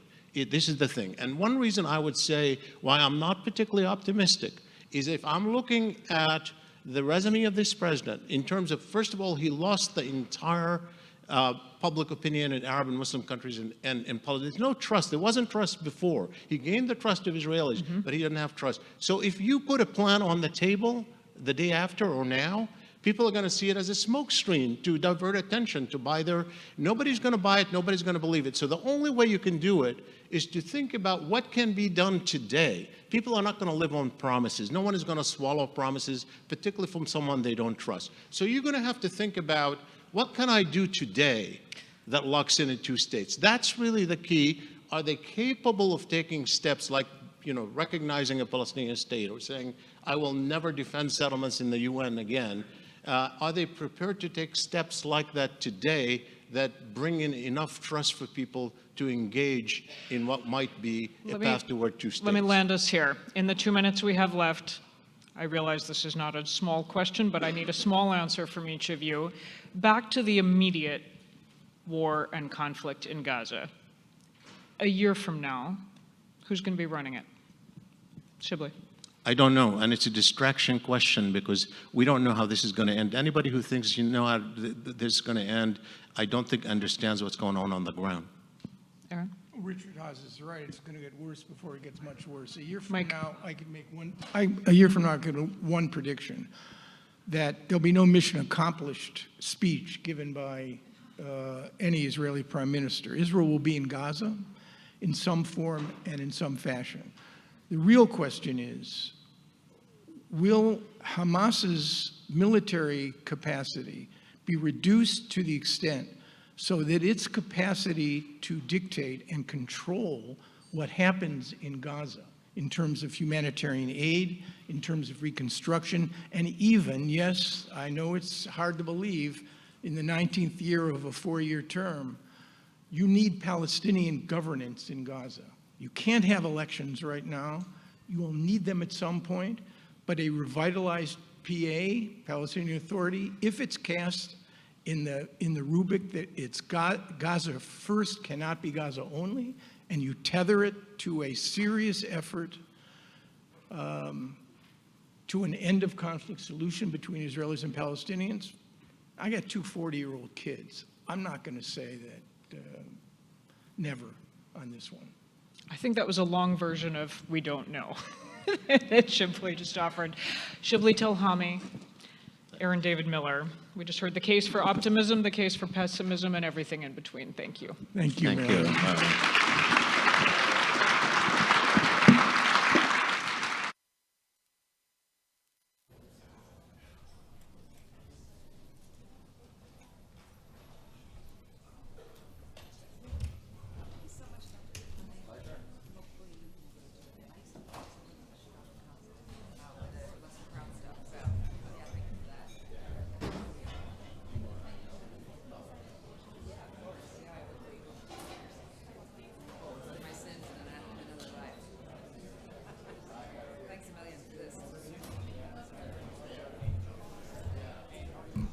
Thank you very much to Mary Louise and our panelists. Now we're moving to a great broad-ranging discussion with John Feiner, who, as you know, is the Principal Deputy National Security Advisor under National Security Advisor Jake Sullivan. And we just had a brief conversation in the green room because I know you're going to look at the panel after this and think, I don't recognize those names. Well, that's because they're part of our Aspen Strategy Group Rising Leaders program.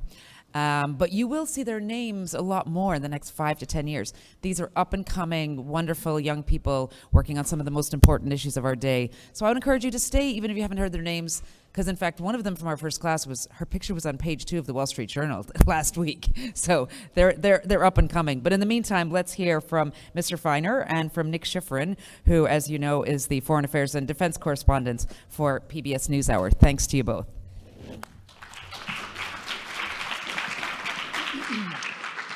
Thank you so much, and thank you all for being here, and thank you all of you who are watching online. And John, thank you. It's always a pleasure to talk to you. Let's just jump into Israel and Gaza. One of the main storylines right now is a time frame, or a possible time frame. Has the U.S. given Israel a deadline to wrap up major combat operations, and is that deadline in the next few weeks? Thanks. First of all, it's great to be here, and great to be here with you, Nick. Look, it won't surprise you, I don't think, to hear me say that we are not in the business of being that prescriptive with a core partner and ally who has suffered such an egregious, appalling terrorist attack and who is responding in our view with what is absolutely necessary and their responsibility to reduce the threat to their own civilian population. So no, we have not given a firm deadline to Israel, not really our role. This is their conflict. That said, we do have influence, even if we don't have ultimate control over what happens on the ground in Gaza, and we are trying to use our influence to steer that conflict in the most constructive, in our view, way possible. And that means that it's conducted consistently with the dictates of international law, proportionality, discrimination between civilian targets, which should not be hit, and legitimate military targets. But in terms of telling them you must stop at this moment, that's not the way we conduct our business. And so there's a lot to get into, even in what you just said, but just to stay on this idea of kind of major combat operations, what does the U.S. want to see in what Israel calls phase 3 of their military campaign after the most intense fighting? What does that look like in the U.S. mind, ideally? So, look, in terms of objectives, I think there are many that have been put out, many sort of very muscular verbs that are used occasionally by Israeli officials. But the two I think that we're most focused on is one, they have said that Hamas can no longer govern, can no longer be in charge of Gaza. We think that is a very legitimate objective given what has happened on October 7th and since. And the second is that Hamas can no longer be allowed to pose the type of threat that it posed to Israel on October 7th, and that frankly, if the war were to stop today, it would continue to pose, which is why we are not in a place yet of asking Israel to stop or to force ceasefire. Those two objectives we think are legitimate. We think they are working in that direction, but they have not achieved them yet. Netanyahu's expanded that even further. I mean, he said demilitarize Gaza, de-radicalize Gaza. Is that even a military objective that the U.S. believes is possible? So he is one of a number of leaders in the region who have made comments along those lines. Again, I think the details. But he's the Prime Minister of Israel. Presumably, he's the one who's Sure, dictating and, this war, right? In terms of objectives, he is the one who sets the direction for the government of Israel. I think again the details will matter here. Hamas would certainly not need to would certainly need to not have the sort of military capability it was able to demonstrate on October 7th, when more than 1,200 Israeli civilians were brutally massacred. That is not something that any government would allow to continue on its border. So to the extent demilitarization would mean that is no longer possible, it's a very legitimate objective. Let's go to the operational aspects of this. And obviously, we're looking at the south right now. Israel is inside Khan Yunis, or parts of Khan Yunis, where it says Hamas leaders are hiding. And of course, the air campaign continues. So you've said that Israel right now is telegraphing its punches when it comes to the fight in the south. And Israel has created kind of an interactive digital map that is designed to kind of say this part of the South is safe, or safer is the actual word that they use, and this part is not. But that relies, of course, on Gazans understanding the map, having access to the map in terms of telecommunications. So do you really believe right now that Israel's air campaign in the South has not repeated some of the errors that the president himself has identified as Israel's air campaign in the North? So I'd say a few things about the South. One, and we've been quite clear about this, we believe there are many legitimate military targets that remain in the South, including, as Israel has said, perhaps much, if not most, of the Hamas leadership, and that they have every right to go after those targets. So the U.S. believes that Hamas leadership is hiding in the South right now? We've been told that is Israel's assessment. We have nothing that contradicts that. I would add, though, that we have also been clear that Israel should learn the lessons of the North. We have been quite clear, both publicly and directly, privately, with the Israeli government, that there have been aspects of how the conflict was conducted in the North that we think did not show sufficient care for civilian life, and that those aspects should be ameliorated in the South, especially. And this is important because there are many more people in southern Gaza than there were at the start of the conflict, because Israel directed them to go there.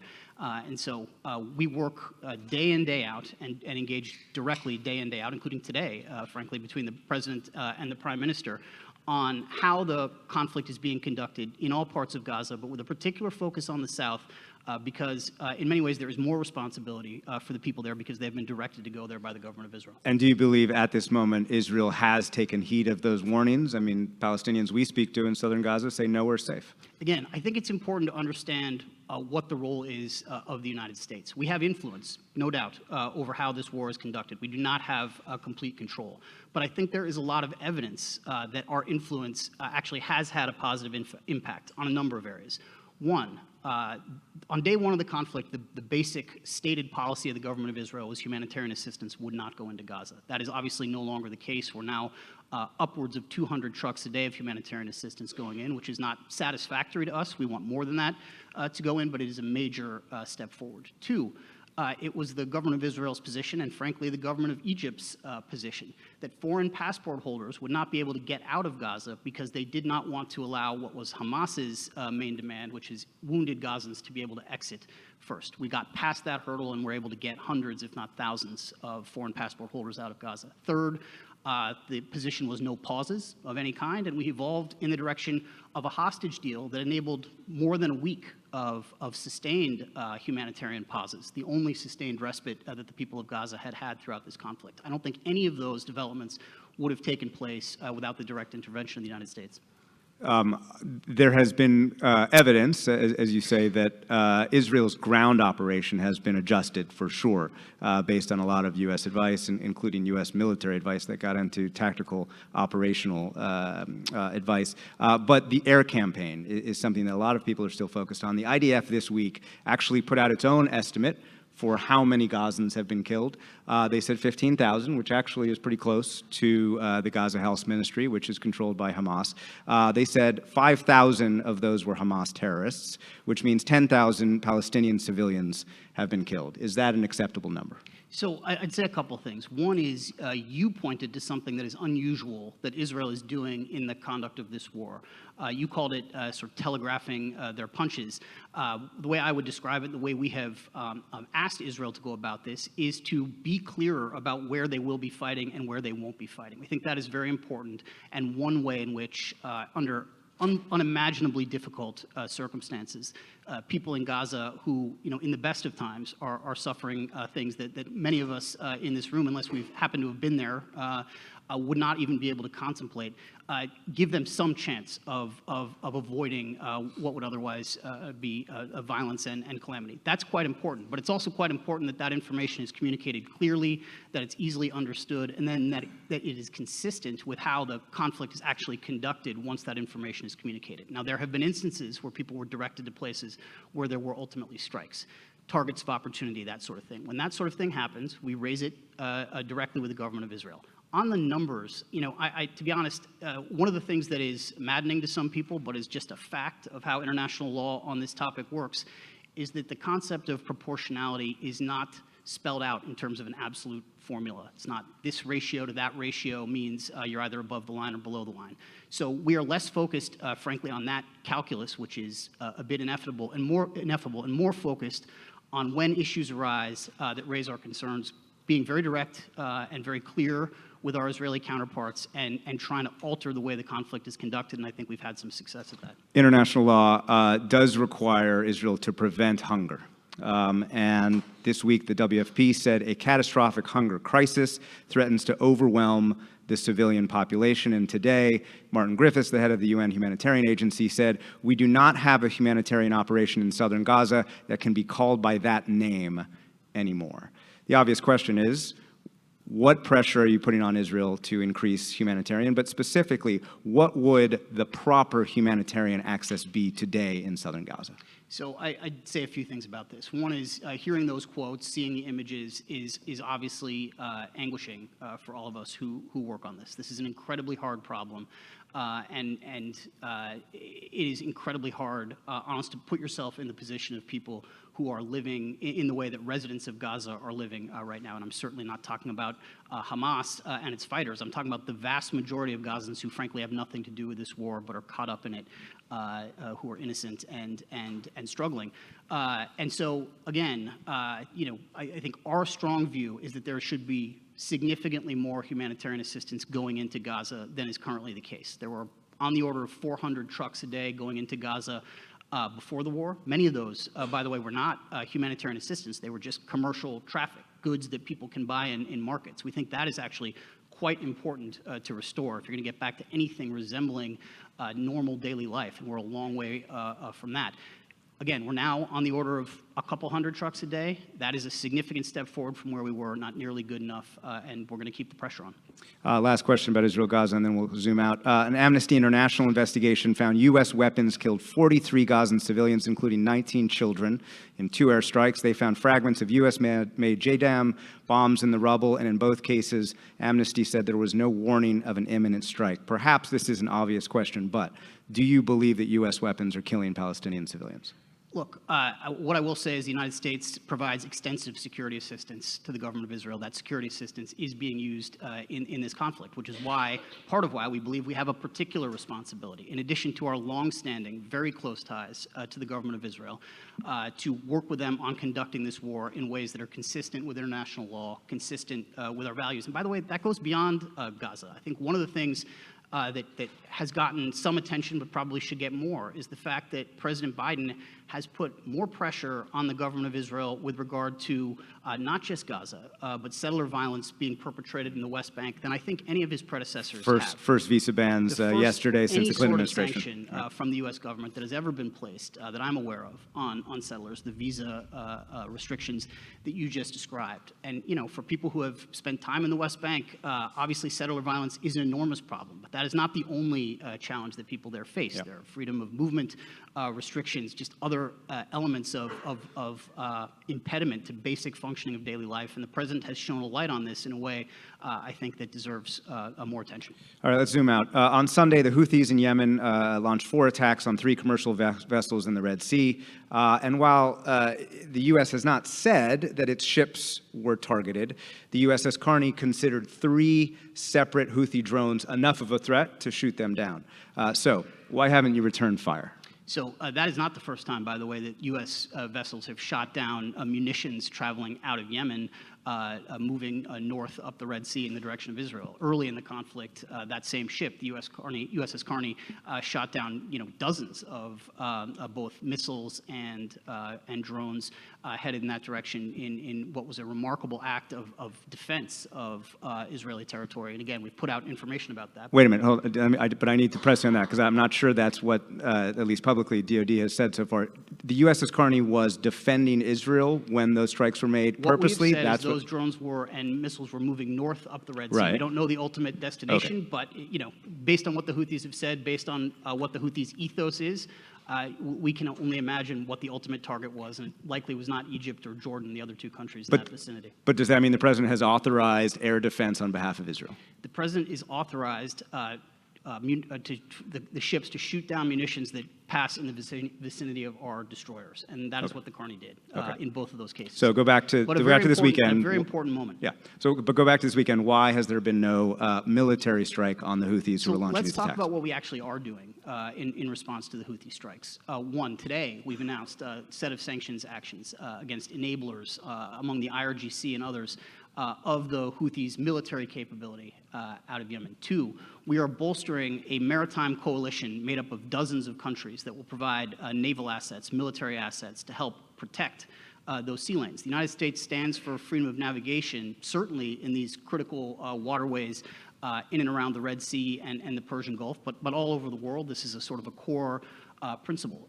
If we determined, and this is another important thing to make clear, that there was targeting of U.S. assets, whether those were U.S. civilian assets or U.S. military assets, that would be a much more severe escalation, but we have not made that calculation yet. Meaning the Carney shooting down 3 drones does not mean that the United States government has decided the Carney was the target? We have not made an assessment that we were directly targeted by the Houthis. Okay, so if what you are doing is creating this maritime task force, is the vision, and it sounds like it's still being negotiated, but is the vision that U.S. ships will escort and defend commercial ships in the Red Sea? Is that where we're going?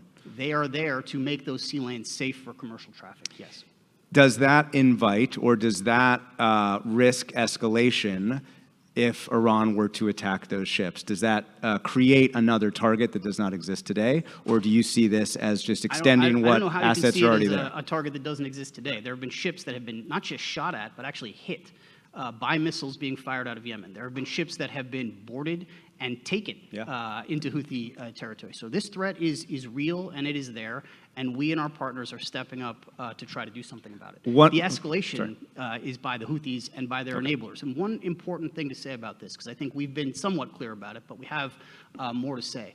The Houthis would not be able to do this without the support of Iran, would not be able to do it, would not have the weaponry, would not have the intelligence, would not have the motivation to do this were it not for the role of the IRGC. And so we are quite clear that the Houthis are ultimately responsible, but there is significant role for Iran in these attacks. Do you believe the IRGC is directing these attacks? We believe that they are involved in the conduct of these attacks, the planning of them, the execution of them, the authorization of them. and that ultimately they support them. And then one last one on the targets. The protecting ships does not preclude military action, of course. And I talked to a bunch of senior former CENTCOM officials who made this point. They said, if you strike the Houthis, actually individual strikes could degrade their ability to launch these attacks on ships, and that there is no risk of escalation because it does seem that Iran is not interested in escalating to Israel. So again, I ask, why not do both, protect ships and respond militarily? We've certainly not ruled out the possibility of taking military action. We reserve that right. For now, I've laid out the approach that we are looking at. Sanctions, a maritime coalition to provide reassurance and security for commercial sea lanes, and if there is a decision to escalate against us, we will look at other options. 2 questions on Israel the day after. Mahmoud Abbas, I think I did the math right, is on the 18th year of a 4-year presidential term. The U.S. uses the phrase, a revitalized Palestinian Authority. Is that a post-Abbas presidential authority? So not necessarily. I mean, I think the important thing about the Palestinian Authority right now is, and this is a phrase the president often uses in other contexts, don't compare me to the Almighty, compare me to the alternative. There is no other game in town right now in terms of organized, institutionalized Palestinian political entity. And I should say a few other things. They are taking a lot of fire, sometimes on the Hill, sometimes in the government of Israel. But right now, they are cooperating very closely with the IDF, despite the fact that this is not exactly a popular decision for them to do this Quite the in the opposite. West Bank, to maintain security under extremely difficult circumstances, where violence against Palestinians in the West Bank is increasing. More than 230 Palestinians in the West Bank, we believe, have been killed since the start of this new round of conflict. That's a in U.S. Gaza. assessment, not just an Israeli assessment, a Palestinian and what I assessment. will also say, and this is important, is that they have continued to provide that cooperation, even in spite of the fact they're getting criticized up and down. So is the PA perfect? Is the PA not in need of additional legitimacy for the reasons that you just described, the lack of an election now in many years? We absolutely agree with that, which is why we use terms like revamped and revitalized. But they are also going to be an essential part of any Palestinian future. But Israel has said essentially no PA, at least as it's constituted today. Publicly, the Arab governments say they have no interest in helping this. Netanyahu has said, has all but said, reoccupation will follow. And Israel's made clear publicly that they will establish buffer zones. So how is it that you are trying to convince Israel not to reoccupy? I mean, again, as with some of the other issues that we've discussed, I would caution you or anyone else against taking an initial pronouncement that is made about how things will or won't be as the definitive final statement, or else we would not be getting any humanitarian assistance into Gaza, any foreign passport holders out, or any pauses related to the negotiation of a hostage deal. You're saying even Netanyahu's line about the PA, you believe, may not necessarily be the case in 2 weeks or 2 months or whatever. The way I understand that line was stated, and the way I understand their position, is the PA as exactly as currently constituted. And does that also apply to Arab governments' public statements about? Look, I'm not going to speak for what any Arab government does or doesn't believe about the Palestinian Authority. I just would ask anyone, what is the alternative in the current moment? And right now, we think the PA is going to have to play an important role, not just in the West Bank, but ultimately in Gaza as well. So I've got 10 more minutes. We're going to do Ukraine and one on Venezuela at the end, and then I'm going to come to one of our rising leaders here to ask a question. All right, so funding for Ukraine. Senators are literally on planes right now, flying home. There's no deal, and they're leaving without much negotiation. Behind closed doors, the other day, Republican senators actually yelled at the new chairman of the Joint Chiefs of Staff over immigration. So why not be more open to Republican demands over the border in order to save funding for Ukraine that Kyiv itself says is the difference between victory and defeat? So I'd say a couple of things, because I'm not sure I totally agree with the framing of the question. One is, and the president has been, I think, quite eloquent about this, it is a shocking moment in Washington when people are casting a vote against what is absolutely necessary in our view, strategically and on the battlefield, for Ukraine to not fall victim to the predations of Vladimir Putin. The Ukrainians themselves, the top advisor to President Zelensky, came out yesterday and said a vote in this direction is a vote that makes highly likely that we end up losing this war. paraphrasing, but basically that's That's Andrei Yermak, the chief of staff. Yeah. Exactly. So that is one element of this vote that should not be lost in the broader political fight about the border. But on the border, I would point to what the president himself said after his remarks about Ukraine yesterday, which is that he is open to negotiating. What he is not open to is being handed an ultimatum by an extreme faction of the other party. He is open to discussing changes in border policy. He has put forward proposals for enhanced resources to help manage the border in our supplemental request. So he has expressed that those conversations, those negotiations should take place. That's our position.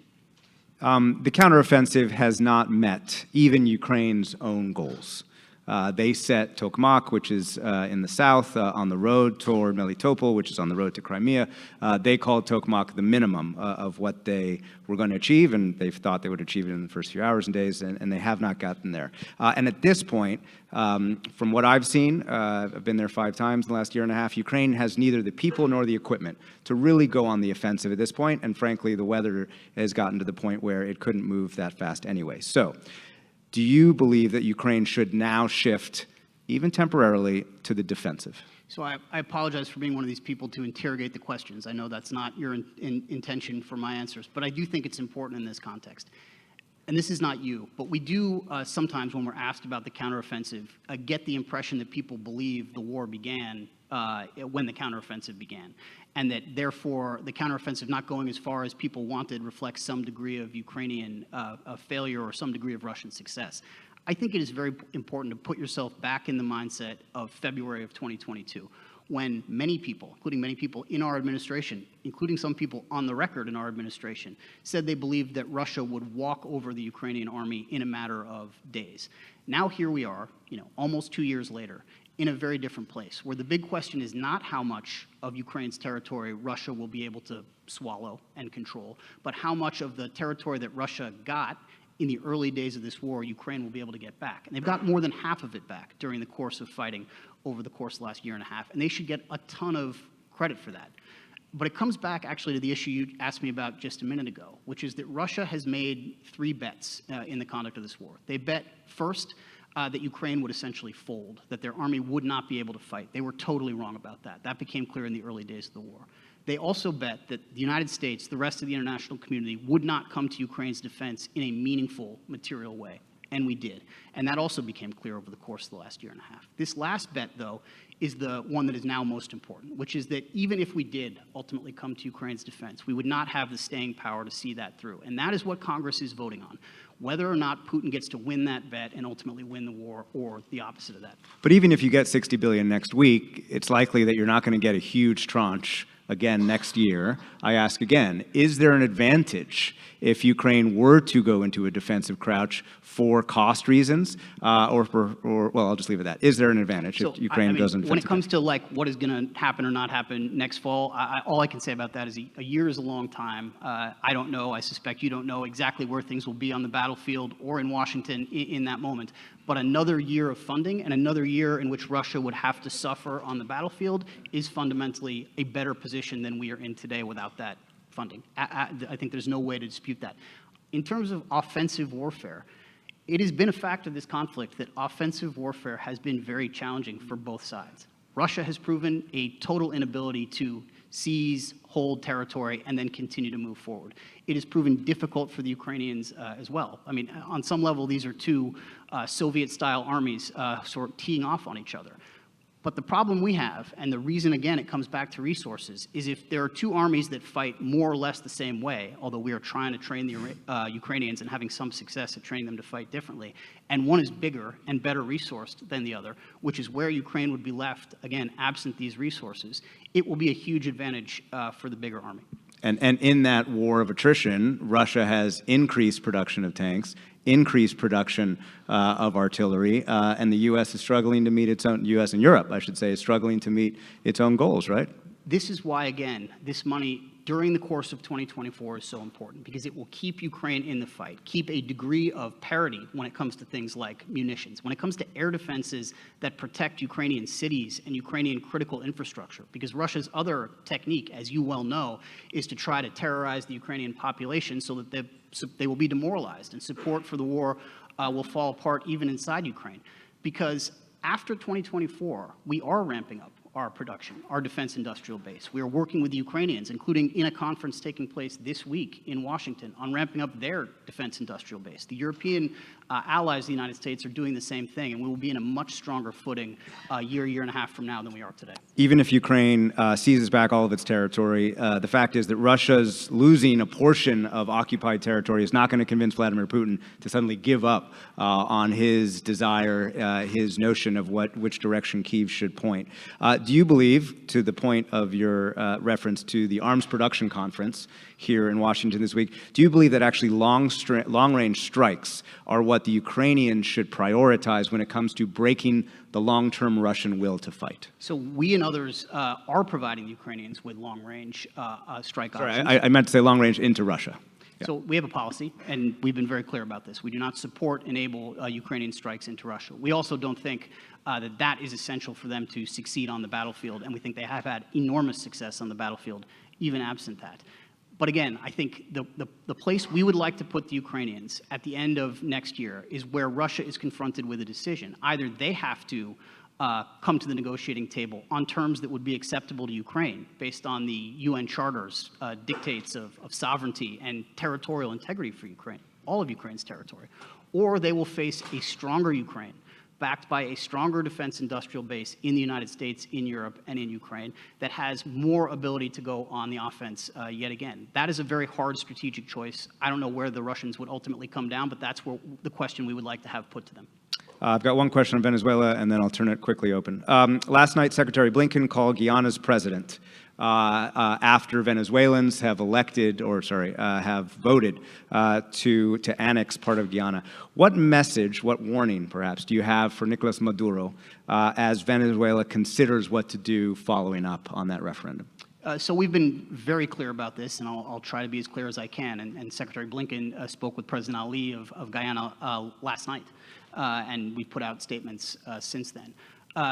We do not consider this territory to be anything other than legitimately under Guyanese sovereignty. And that has been the case since an arbitral decision that goes back to 1899, which we've obviously dug into in the recent context. But even more recently than that, there's a decision by the International Court of Justice just last week that says that any unilateral, any military, any action that amounts to use of force to try to change these borders would be illegitimate, should not be undertaken. That is very much our position. The Security Council, UN Security Council, is going to be taking up this issue as soon as tomorrow. So we have real concerns about the referendum, the rhetoric that we have heard, and our message is very clear. That would be illegitimate and should not happen. And the warning to Maduro of what would happen if he... I mean, again, I'm not going to personalize this. I'm not going to hand you the easy headline, but we are very clear, about it would be an illegitimate act, should not happen, and these continued threats that the Venezuelan government keeps making should stop. Great. All right, we've got a fabulous table of rising leaders. We don't have much time, so we'll do one question from this table. I'm hoping, well, we've got one right in the front row. Microphone there. Thank you so much. Thank you very much, Nick and Mr. Feiner. Thank you very much. My name is Jonathan Jeffrey. I'm a rising leader. I'm curious about Saudi Arabia. Obviously, the horrific October 7th attack came amid a period or potential normalization between Israel and Saudi. What conditions do you think we need to see a return to that process? And what role do you think the U.S. can and should be playing to help that? So thanks for the question. We've been quite clear that we think normalization of relations between Saudi Arabia and Israel would be in the interest of both countries, generally positive for the region, on the theory that greater integration, normalization of relations is fundamentally a good thing. So we support this process, have supported this process. Ultimately, it will be up to the two parties whether they want to get back into the throes of a more intensive negotiation. There's a lot going on in the region right now, and the Israeli government obviously has more than its share of issues on its plate. But we ultimately think that is both possible and remains in the interest of the two countries and the region. We are there to help, to provide support. But one other thing I think is quite important about this, it's not gotten a lot of attention, but it is a difference between how we have handled, this administration has handled these questions of normalization and how our predecessors did. Our predecessors did the Abraham Accords. We have been supportive of the Abraham Accords and looked for ways to extend and strengthen them. But they did not contain anything that amounted to a step forward for Palestinians. We think that is an important part of Israeli-Saudi normalization. We believe the Saudis would support that too, and I think especially in the current context, in light of the conflict that's broken out, that will have to be a piece of the puzzle going forward. John Feiner, Deputy National Security Advisor. Thank you very much, sir.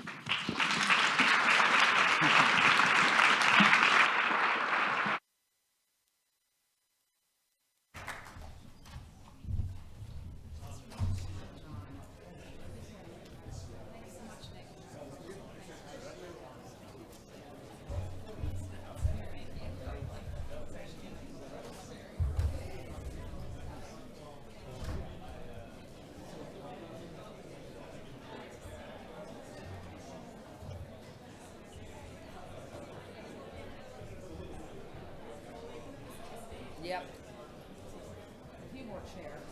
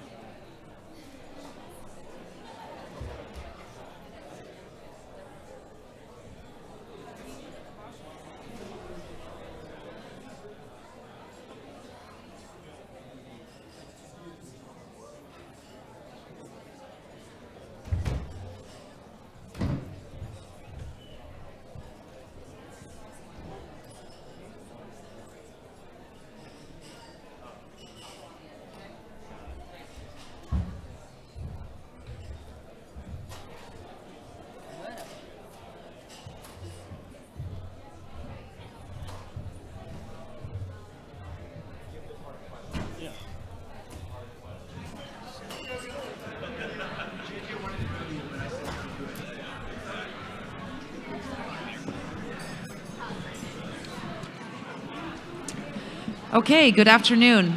A huge thanks to Mr. John Feiner and Mr. Nick Schifrin for that last elucidating panel. Now I'm very proud to be up here with one of our signature programs, as I briefly mentioned earlier. This is the third class of our Aspen Strategy Group Rising Leaders program that we commenced 3 years ago. And I'm so happy that they're here. So let's give them a round of applause.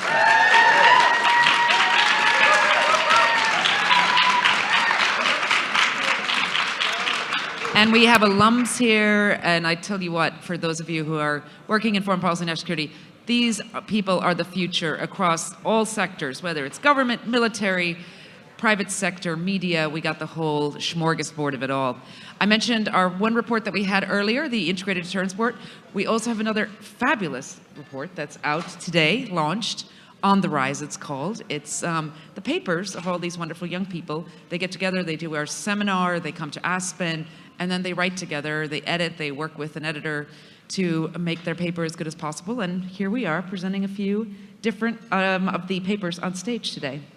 Much better for them to introduce themselves than me. So we'll just go down and I'll start with Megan to give us who she is and what she does. And then go down and we'll talk about their papers. Thank you. I'm Megan Ristine-Bellingham. I work at Bridgewater Associates and I do business information security. Good afternoon, everyone. My name is Matthew Peppers. I currently work for Google as a quantitative data analyst. Although, quick disclaimer, I am not here representing Google or Alphabet, and any of the opinions that I express here are solely my own personal opinion. Very good. Thank you. Hi, everyone. My name is Kelly Piazza. I'm an associate professor of political science at the United States Air Force Academy. And also, like Matt, the views I represent today are my own. Hi, everybody. My name is Keeman Rowe. I'm a Foreign Service Officer with the U.S. Department of State. I'm currently a Republic of Korea, so South Korea desk officer, and I focus on the bilateral relationship and trilateral relationship with Japan. Previous tours have included Beijing, Islamabad, Karachi, and State Ops, and the views are mine and don't necessarily reflect those of the U.S. government. Thank you. Hello, hello. Good afternoon, everyone. My name is Carissa Joy Smith. Similar to my colleagues, the views expressed today are my own. I'm currently Vice President at Fox Corporation. Previously, I served in the Biden-Harris administration at the White House as Senior Advisor of Public Engagement, particularly focused on women and girls equity and health equity. My background also includes a ton of campaigns across this country and what I call real America, up close and personal, but nonetheless, really happy to be here chatting with you all. Thank you, thank you.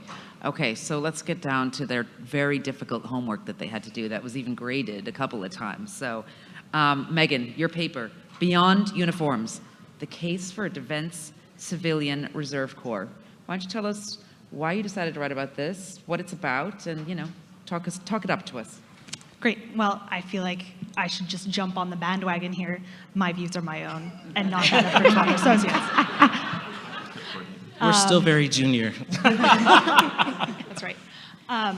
Well, my wonderful co-authors, Sarah Plana and Elliot Silverberg, they work for the Department of Defense, and these views are also their own. But we really looked at a bunch of data from employment, or like the employment data of civilians within the Department of Defense. And we saw a couple interesting facts, although maybe not super surprising. The first being that of the civilian employees at the DoD, almost half are 50 or older, which means that in 2035, I believe, 12 years from now, all will be eligible for on-time or early retirement. We also looked at shifting generational trends within employment, looking at millennials and Gen Z. And millennials and Gen Z are motivated by very different things than Gen X and the baby boomers. They're not looking for that steady financial paycheck necessarily. They really value flexibility. And Gen Z, actually, when looking at previous generations, they are the least patriotic that we've seen thus far. So you take both of these facts, and we realized, you know, something's got to give. The DoD really needs to modify the way that they are looking at talent and retaining that talent. So here comes our proposal that there should be a Defense Civilian Reserve Corps so that the DoD can pull on an auxiliary group of employees, you know, to come in and work on time-bound and discrete projects as the DoD sees fit. Great, that sounds, we'll go into it a little deeper after we hear about the non-opinion that Matthew expressed in his paper. Just a personal opinion. Yeah, so our paper topic, which is policies on some comprehensive energy policies supporting the APAC region, was really a confluence of two different interests. In a prior career, I worked as a geologist in the oil and gas industry, and through my career transition from that industry to more the security sphere, I've retained a almost fascination with the intersection of energy fundamentals and energy security. In partnering with my co-author, Esther Im, whose background is on Asia policy, it felt like a really neat opportunity to scope out some of the energy dynamics across the Asia region, and then really think about how US policymakers might think of our role in supporting energy fundamentals through that lens and in that arena. So there are two kind of takeaways from the thesis of our paper, really that we think there is an opportunity and indeed a strategic interest in the United States considering ways in which it can leverage some of its strengths, including the facilitation of dedicated dialogue, the identification and incentivization of investment opportunities, and the facilitation of knowledge sharing agreements that really target and emphasize near-term energy security measures, particularly around the role that LNG or liquefied natural gas can play, in addition to some of the longer-term, what we think are longer-term commitments around decarbonization and renewable energy development. We think that by identifying and sort of pursuing some of these common alignments, particularly with the trilateral, the United States, Japan, and South Korea, it can help strengthen some of those existing situations that we have in terms of diplomatic arrangements in the region, but also act as sort of the foundation for expanded or new relationships as well. Great, thanks. Kelly, over to you, please. Okay, I'm really thankful to be here and to have the opportunity to talk about Latin America. In these forums, we spend a lot of time thinking about strategic competition and the aggression of hostile actors, and a little bit less time thinking about Latin America. So in the paper that I put together, I developed an argument that we need to intentionally re-engage Latin America. And you might be thinking, based on everything that we've been talking about, why should we be thinking about Latin America? And there are many different reasons why we should be thinking about the region, specifically related to our national interests. First, Latin American countries are increasingly contending with challenges associated with violence and illicit organizations, drug trafficking, things of that nature, which have the potential to transcend borders and boundaries and directly impact the national security of the American public. Second, China is increasingly growing its influence in the Latin American region, specifically in authoritarian countries in the region, and extending its military capabilities in the region. Third, Latin America is home to valuable natural resources and critical minerals that are important to fueling both a transition to clean energy and that are also really important to not only the economic development and growth in the Latin American region, but also our own. And then fourth, due to the democratic backsliding that's taking place in the Latin American region, and recognizing that that has the potential to undermine the American way of life and our values. Also, Latin America wants to partner with the United States and is really excited to do that. And if we have a lot of instability in our own region, how can we be the global power that we need to be to combat the strategic competition and aggression that I already talked about? So I have a kind of three-part proposal as to how we need to intentionally re-engage Latin America.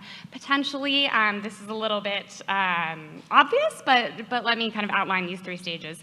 First, we need to consistently engage with the region. The United States has a fairly checkered history in Latin America, and different administrations have approached the region differently, but we need to try to work across partisan lines, find some common ground, and make sure that we are pursuing those kind of consistent, agreed upon approaches to the region.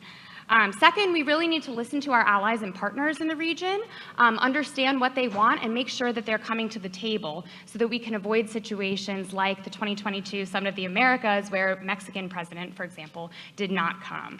And then third, as difficult as it might be, we need to refrain from encouraging or requiring, pressuring Latin American countries to pick a side in this moment of strategic competition. Rather, we need to recognize that they really are, or we really are their partner of choice, and we really need to focus on developing our capabilities in line with what they want and be consistent with that. So specifically what we need to do is we need to focus on, for example, developing affordable, shareable technologies that our Latin American countries want to compete with Huawei, for example, in the telecommunications space. We need to focus on expanding international, military, and educational opportunities for our partners in the region. We need to focus on our national interests that often align with theirs. And in doing all of this, we'll really be in a position where we can pursue our own interests of security, prosperity, and democracy in the region and at home. Thanks.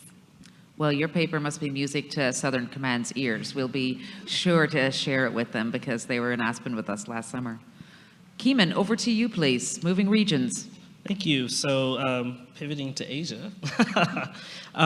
So our paper with Emma and Brittany is about why the trilateral relationship with Japan and the ROC is important, as well as the other multilaterals in the region, including the Quad. So it's kind of, a lot of people ask why now, and I think President Yoon, the president of the ROC, put it very succinctly when he said that, look, we have to overcome our cultural challenges, Japan and the ROC, our 20th century challenges to address our 21st century challenges, and one of the biggest challenges that they face is a provocative DPRK in the region, as well as China. And so with the United States, they want to align with their values. So it's a value-based trilateral agreement because the situation, the security situation warrants allied coordination. So you have in Europe, of course, the war Russia's war of aggression with Ukraine, but you also have closer to home PRC's assertiveness in Taiwan, unlawful claims in the East and South China Sea, but even closer to home, as I mentioned, the DPRK provocations, so including missile launches at home and their recent satellite launch. So to address these issues, it's been time for a coordinated response with like-minded partners to align our collective efforts and to advance our security and maintain the international order system in the region. For the ROC specifically, they're about to be on the United Security Council in January. Japan recently just wrapped up as the president of the G7, but the path forward, I think, is the big question after the Camp David summit in Washington back in August.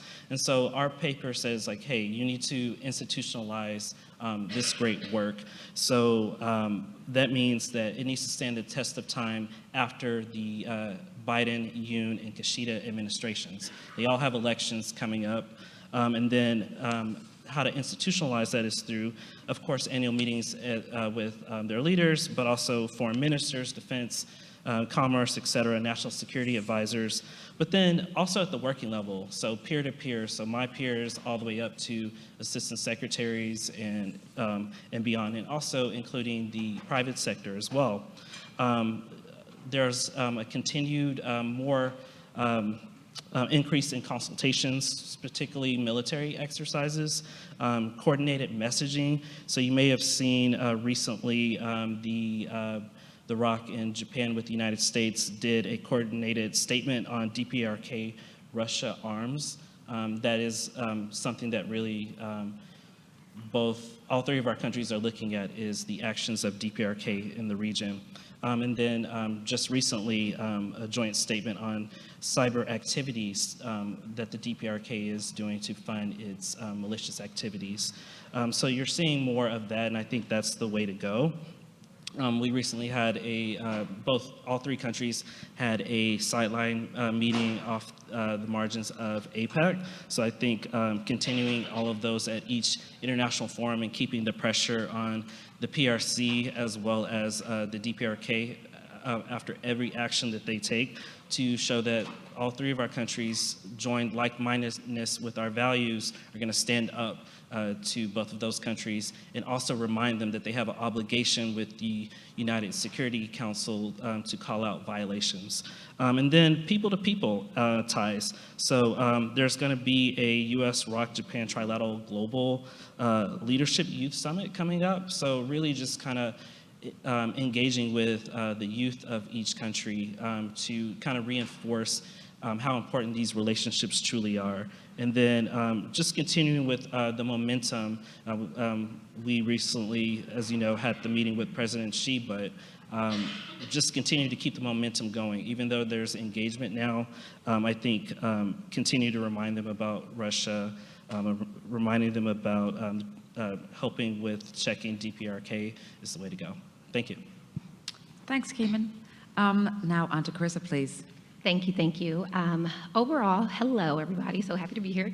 I know I stated that, but saying that again because I am really excited. Our paper actually focused on centering the intersectional contributions and talent of diverse women to strengthen foreign policy and our national security strategy. I want to acknowledge my co-author and partner before getting into the scope of this work, and that's Christina Powell. She's one of our brightest foreign service officers in my cohort, currently serving in the Middle East. And this paper really would not have been possible without her experience and her expertise as well. So I just wanted to give a nod to her on this. Okay, so together we focused on centering the intersectional contributions and the talent of diverse women to strengthen our foreign policy and national security strategy. We recognize that we're currently at a time where multiple democracies are on the brink of collapse, where the conversation of global diplomacy is on the forefront, and where we stand as a nation is constantly in the headlines. Based on what we examined, the inclusion of diverse women across foreign policy and national security institutions based on what we examined, we wanted to also look at how to best respond to imminent threats that affect all of us, but where women and girls, especially of color, often feel the brunt of globally. We examined progress made and reviewed the gaps still present. Upon our examination and the limited data, research, and policy, we found that there is still much needed progress to be made when it comes to women of color. We found some limited data points from the Government Accountability Office, an independent, nonpartisan government agency, and it shows that women of color are lacking from top leadership in the civilian and uniform ranks of the DoD, State Department, Homeland Security, and FBI, and other representing agencies that focus on defense, diplomacy, and intelligence community. We see that there is a disproportionate percentage of women of color serving as flag or general officers in the U.S. Armed Forces. Less than 8% of the senior ranks of the State Department are held by women of color, and they also hold fewer U.S. ambassadorships in both political and career appointments. That is why we are encouraging our institutions to utilize intersectionality as a security enhancing tool. Additionally, we ask that it be coupled with a comprehensive data collection to aid in the removal of systemic barriers to the participation of women of color. Intersectionality is defined, or the acknowledgement, that everyone has their own unique experiences of discrimination and oppression, and we must consider everything and anything in between that can marginalize people. Gender, race, socioeconomic status, age, ability, you name it, all of it must be considered. In policy, women of color bring perspectives from their intersectional experiences, which allows them to analyze unconventional policy challenges in a critical, innovative way from homogeneous patterns. In practice, women of color have demonstrated the ability to build strong ties with international partners and community leaders from multinational and multiracial communities. Now, with the utilization of intersectionality and the onset of the data collection, we see that as a pathway forward to collecting information on how women of color can be and should be integrated into our institutions. We also recognize these targeted approaches enhance intentional mentorship, sponsorship, exposure, retention, and access to networks that ultimately shape potential opportunities for women of color in the academic, private, and public intersections of the field. In all, we believe in America's leadership on the global stage and its ability to advance our objectives abroad. And with that belief in mind, we want to ensure the effectiveness and efficiency of our foreign policy and national security institutions. We want intersectionality values at the center of elevating, protecting, and trusting women of color. And overall, we know that globally that diversity happens, but inclusion really is a choice. So I say to those who are here in this room today, have you ever witnessed someone who looks like me be invited to the table, but not allowed to eat the same meal? Thank you. Wow, powerful. So unfortunately, we are out of time, but here's what I suggest. We're having a beautiful reception afterwards in the Seaport Room once we have our last panel over. Anybody with a lime green lanyard is fantastic and fascinating, so I'd encourage you to talk to each other or talk to them for questions. And I have about 100 more questions, but unfortunately, fortunately, our Ukraine panel is next. But please, let's give these guys a big round of applause. Thank you so much for all your hard work. And the whole report is online. Thank you. Yeah, you can leave those there. Thanks.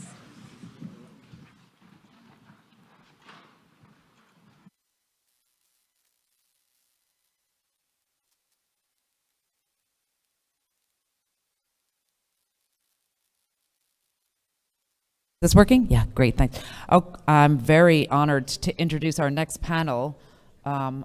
Is it Constanza here? Okay. Yeah, great, perfect. Okay, I'd like to invite to the stage, please, Susan Glasser as our moderator today, Brendan Boyle, Representative Brendan Boyle, and Paula Dobriansky, please, welcome to the stage. We have one more panelist, Constanza Stelson-Miller. She's just caught in traffic. She'll be here momentarily. Thank you. Hi, nice to see you.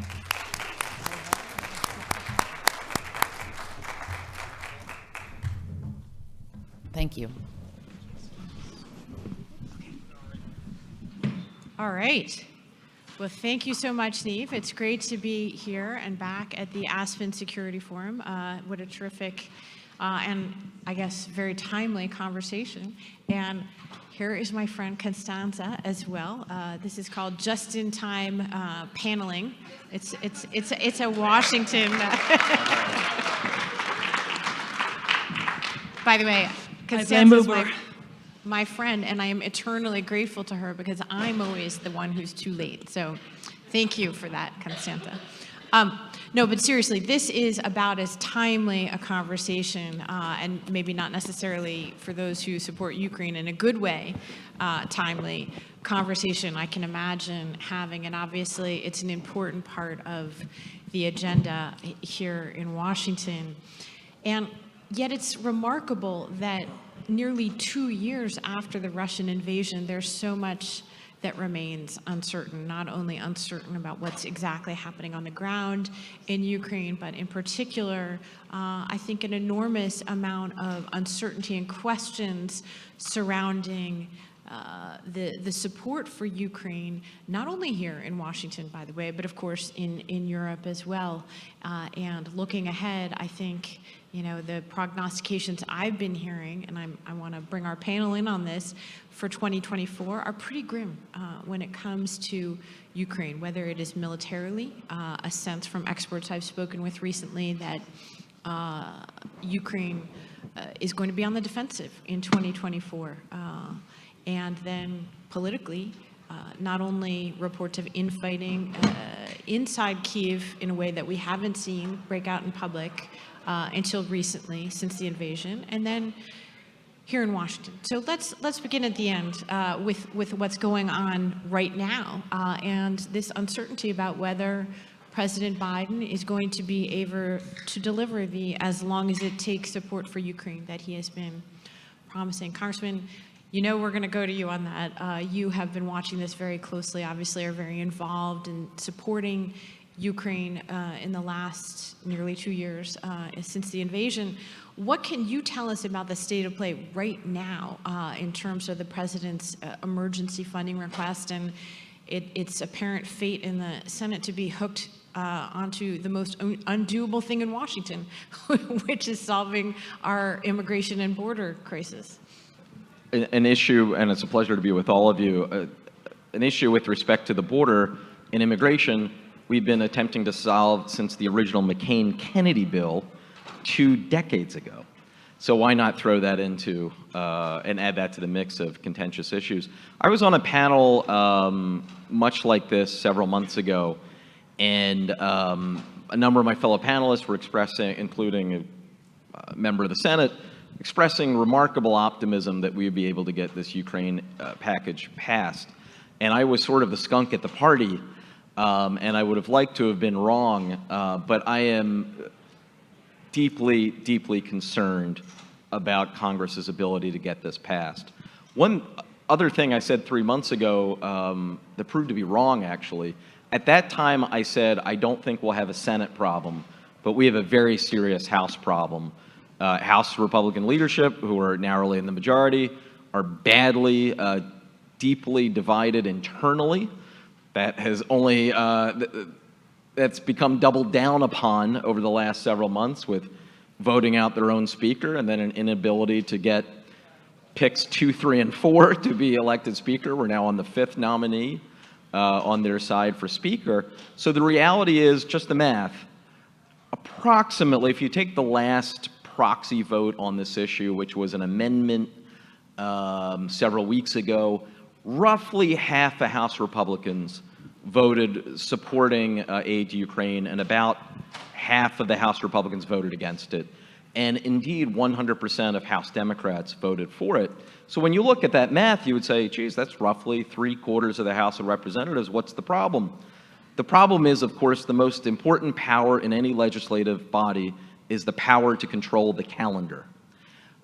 If you are any Republican speaker right now, you would quite rightly be very concerned that if you put a bill on the floor that delivers any sort of aid to Ukraine, that might be used against you as part of an internal coup against you, as we have already seen in the last couple months. So that's the House problem.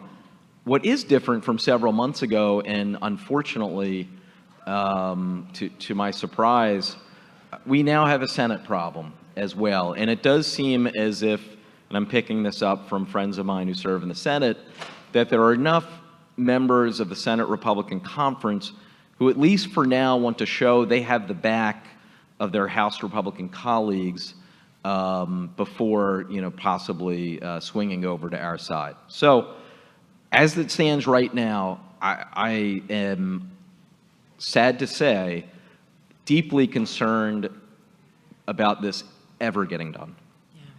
So, Paula, you are a longtime observer, of course, of not only Ukraine and supporter of Ukraine, but also of the politics of Republican foreign policy here in Washington.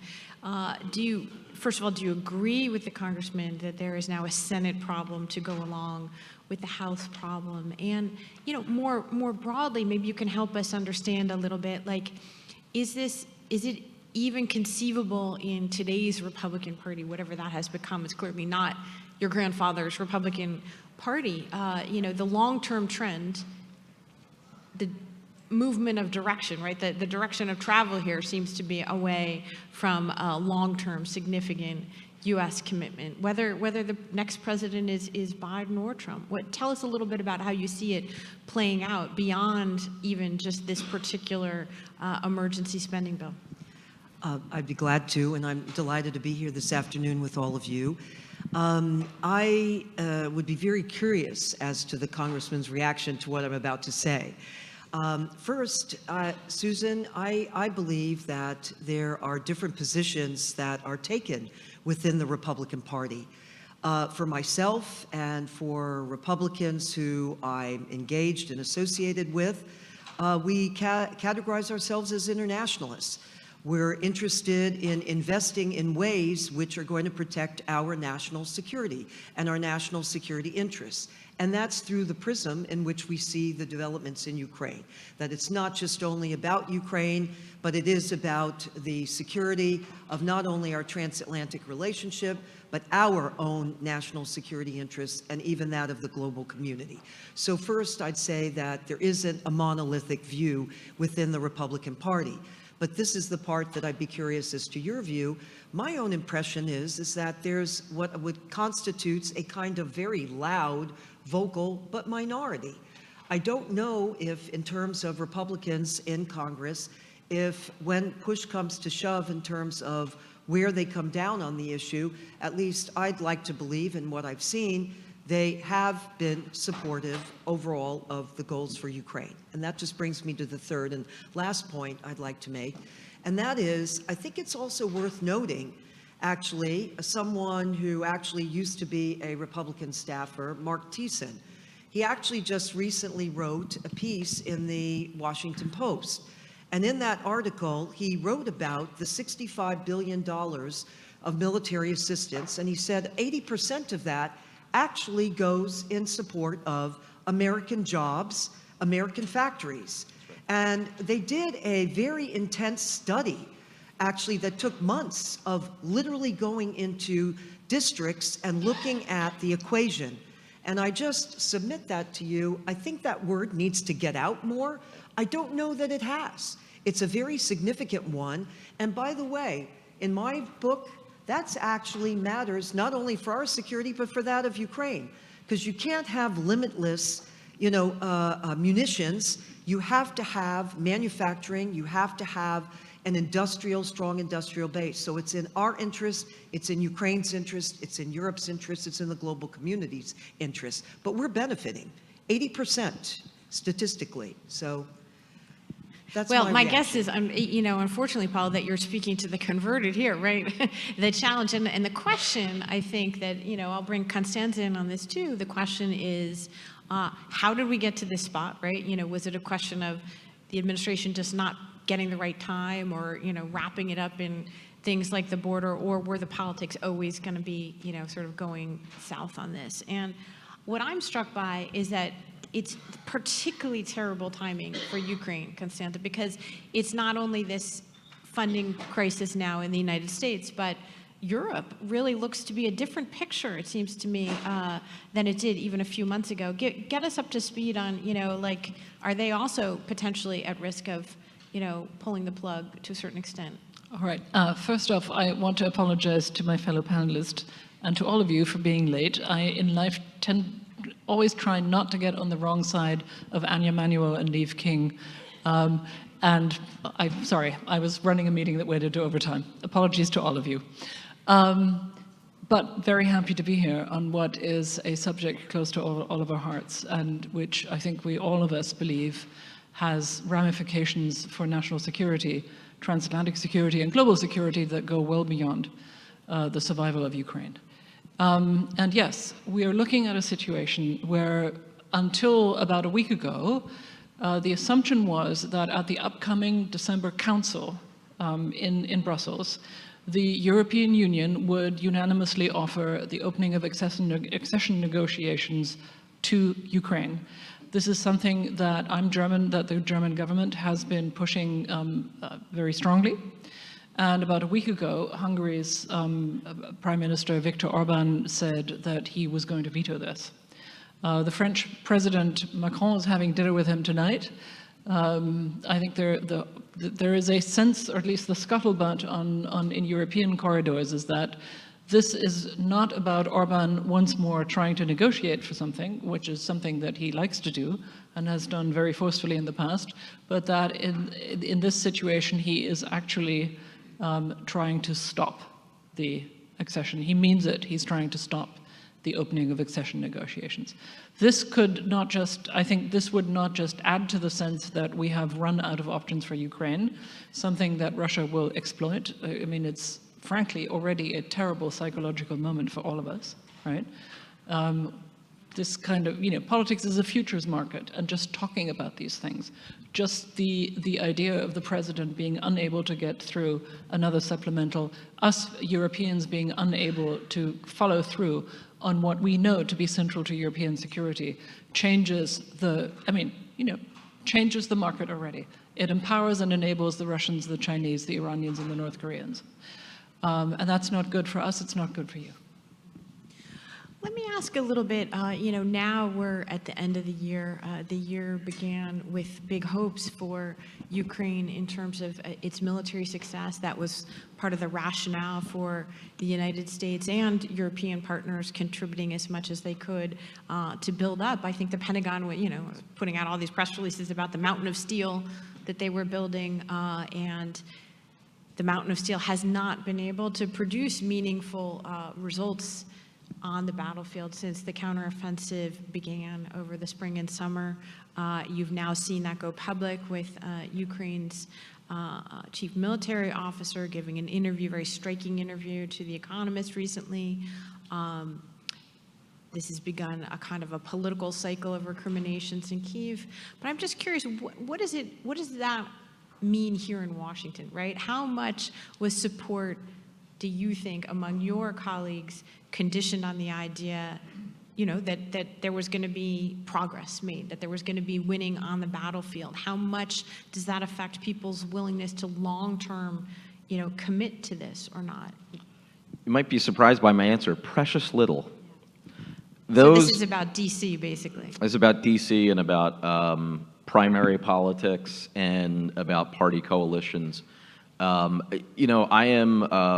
I think for those of us who are absolutely committed to this, we're going to be committed regardless of what's happening on the battlefield, regardless of whether or not the insurgency has the counterinsurgency has met all of the goals that were originally laid out. Clearly, it has not.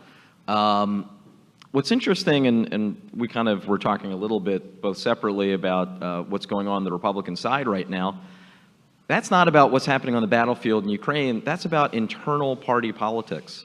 And I happen to be a Democratic member, but sincerely, I can take that hat off and offer my best analysis from someone who's observing this up front and who has friendships on the Republican side of the aisle and who talked to me about what's going on. You have roughly 3 different groups within the House Republicans, let's say, and I think Republicans writ large. The first group is the kind of folks who we're always familiar with. The people who, Mitch McConnell is a great example of this, the traditional Republican foreign policy from Eisenhower through Reagan and both Bushes. Muscular national defense, proud of NATO, proud of the U.S. leading the transatlantic alliance in standing up to first Soviet and then Russian aggression. So that would be the first group. And they still are barely a majority, but just holding on. Then you have on the other extreme, for lack of a better term, the isolationists. the Marjorie Taylor Greens, folks like that, who, yes, are very loud, get a lot of outsized attention. But frankly, while they are the minority, they are also in the ascendancy. They are a much bigger number today than they were a year and a half ago. Then there's that third group, and I actually think the new House Speaker is part of this third group. They are, in their head and their heart, part of the old traditional Republican foreign policy, but they're also looking over their shoulder at their next primary. They're having to deal with, I won't say who, but one House Republican in particular told me about a pretty painful town hall he had in which he was getting grilled by voter after voter in a very Republican part of his pretty Republican district. He was getting grilled because of his support for Ukraine funding. That middle group who have been voting and want to vote for Ukraine funding, but are very concerned that this will be used against them and could knock them out in a primary. By the way, they're pretty rational for having that concern. It's that third group, actually, that I think holds the balance of power as to whether or not we're going to get this done or not.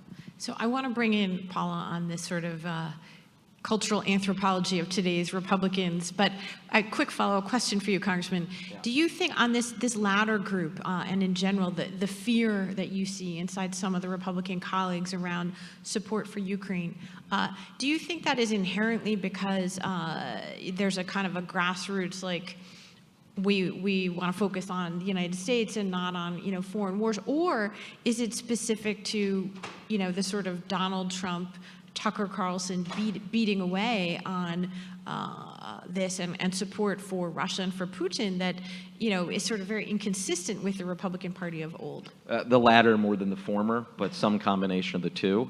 And there's a great anecdote that actually captures this.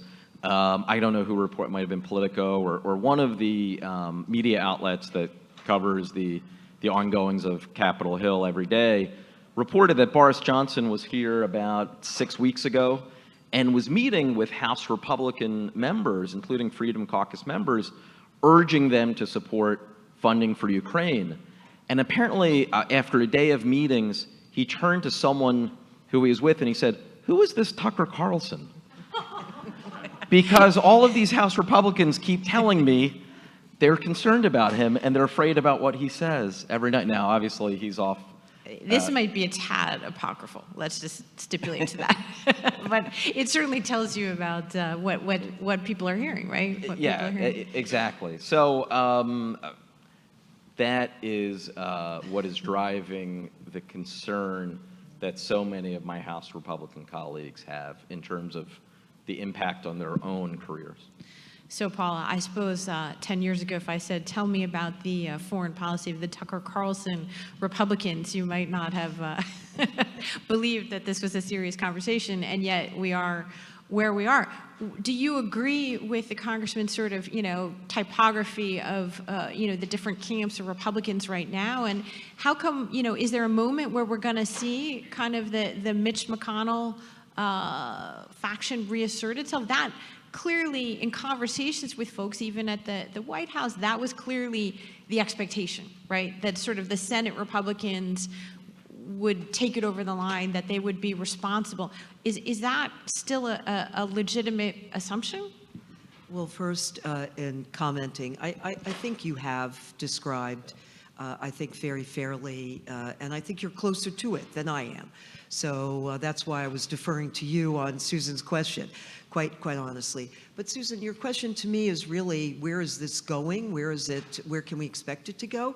I guess I will be a little biased in my own answer because I happen to be part of a coalition that believes very strongly, actually, and it has brought together a wide variety of players in the international field. I'm part of a coalition known as the Vandenberg Coalition, and named after Senator Vandenberg.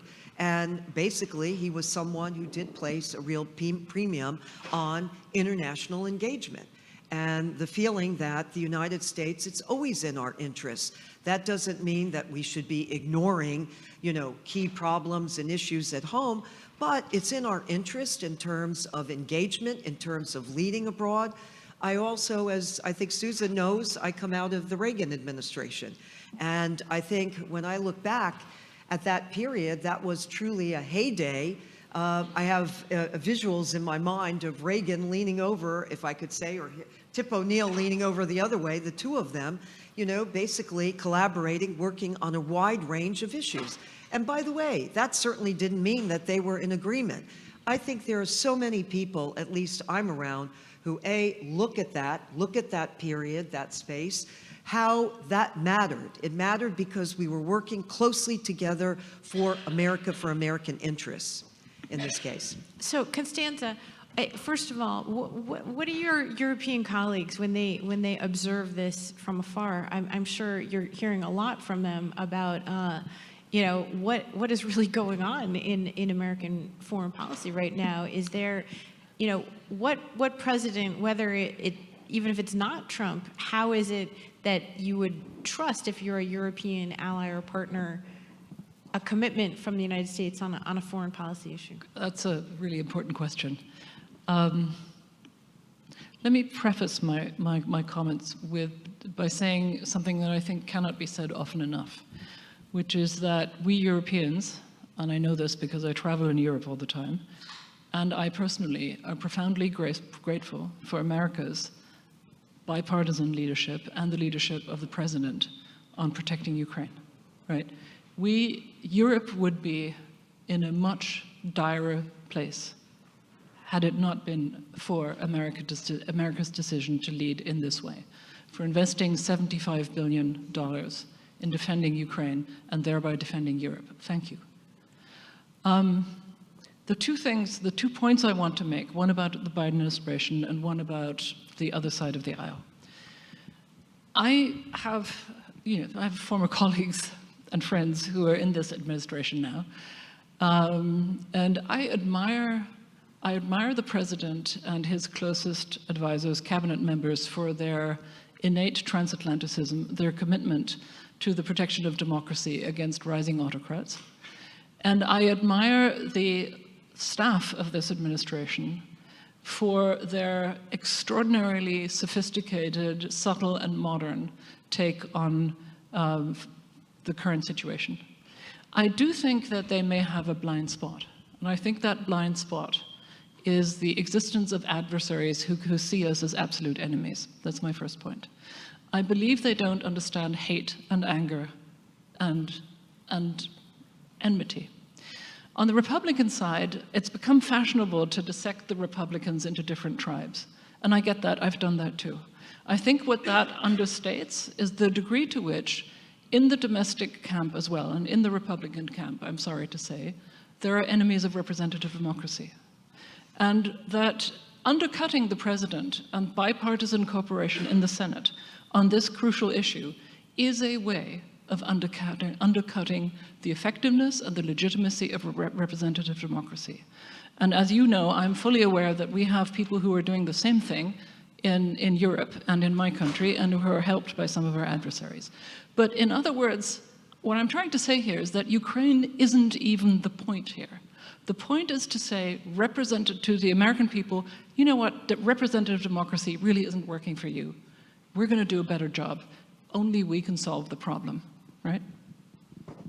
Well, I know we're just about out of time. Congressman, I'm going to give you the last word. I noticed with some alarm, and forgive me to the audience, I know that this panel was never going to be the most cheery and upbeat of the discussions, but maybe that's a good transition into the drinks that Anya has promised later this evening. But Congressman, I'm going to give you the quick final word because we're out of time here. Your colleague in the Senate, Chris Murphy, he's been doing the hands-on negotiating here, did not leave us with a lot of hope around this. And you know, both he and President Biden yesterday, I was really struck by a new note of alarmism that I haven't heard from them before, saying essentially the consequence of failing to vote, to Constanza's point, failing to go with what we think a majority of Congress wants, which is to support Ukraine, is going to pretty directly lead to Putin engaging in conflict in the relatively, short-term future, not just with Ukraine, but with a NATO country. Do you agree with that? What's the old John McCain line? It's always darkest before it's totally dark. So I was thinking of that when you were speaking. First, let me inject one note of optimism. And I've been elected to office now, I'm concluding my 15th year. There have been negotiations, torturous negotiations, in which it looked entirely bleak, and then suddenly, out of nowhere, there was a breakthrough. So we should all, don't totally give up hope, but I also was not going to mislead people about just how dire this situation is. Now, if the United States of America really does walk away from Ukraine funding, it is de facto walking away from the transatlantic alliance. I think the consequences would be unimaginable. Yes, I do believe Vladimir Putin, if he were ultimately then successful in Ukraine, would absolutely pocket the win and move on. This is someone who has engaged in some way or another, interfering with the democracies of many NATO countries. Of course, he first moved on Georgia in 2008. We saw what he's done on Ukraine. Why in the world would he stop if he is successful in this effort? All right, well, I didn't promise anybody a happy ending, but we are where we are, and I really appreciate, in fact, such a thoughtful and I think important briefing for all of us on the situation. So thank you, Congressman. Thank you, Paula. Thank you.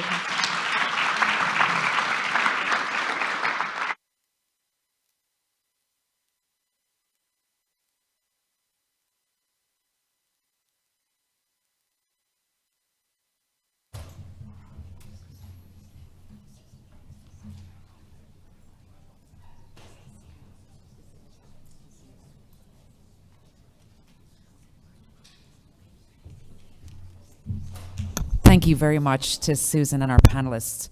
And now we've got a fascinating topic for our last panel of the day. I'm delighted to welcome to the stage Ann Neuberger, who is the Deputy Assistant to the President and Deputy National Security Advisor for Cyber and Emerging Technologies in the White House and a frequent visitor to the Aspen Security Forum. Welcome back again, Ann. Then my boss, you know, Anya Manuel, whose day job is working with Condi Rice, Bob Gates, and Steve Hadley at Rice Hadley Gates Manuel, but she's also our Executive Director. And the moderator will be Ryan Heath, who is the Global Technology Correspondent at Axios, for a conversation on tech, AI, and competitiveness in American industry. Thank you. Please join me in welcoming them.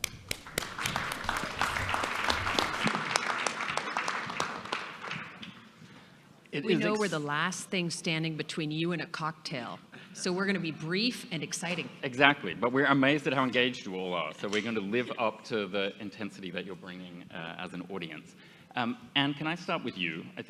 I hope we are all aware now of the AI executive order that the White House put out recently, but that's just one part of the administration's approach to regulating digital technologies. I was hoping you could sort of knit together or show us the connecting threads if we think across the board about AI, chips, crypto, spectrum, cybersecurity. There's a lot of it, but it's not always evident to people who don't follow this on a day-to-day basis. So can you sort of connect some of that together for us? Absolutely.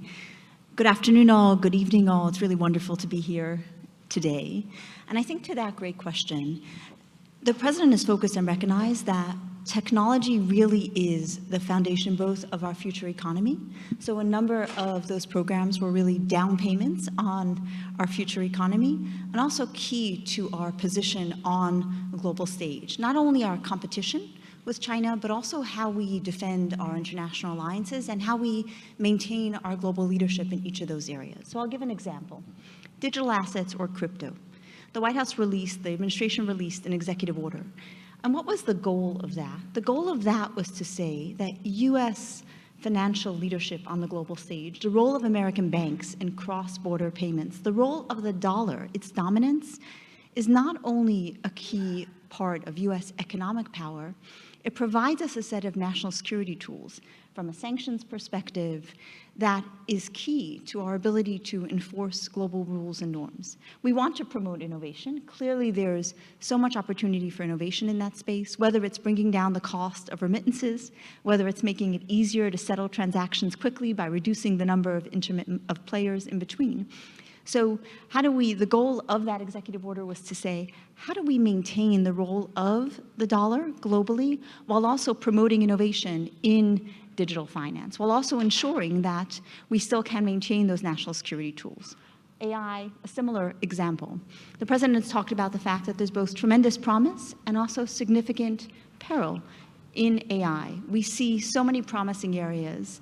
You know, one area that's really close to the heart of many in the White House is the role of AI in helping detect cancer more quickly, in helping advance drug discovery more quickly, and helping simulate some of the results in drug trials. The question is, how do we promote that innovation while also managing the risks?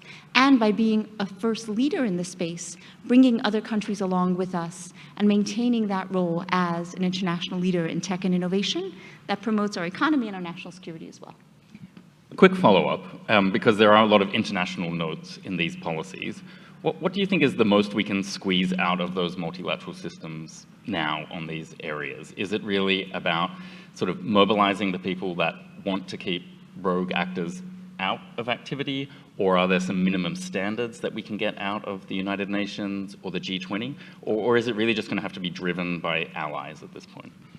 It's a great question, and I think it's very much all of the above. It matters differently in each of those technology areas. So let's pick artificial intelligence. That's an area where clearly we need to have global standards in terms of how you test models before they're deployed. What is adequate red teaming? What are the biggest risks from large language models, for example, in terms of accelerating potentially adversarial development of bioweapons, of offensive cyber capabilities.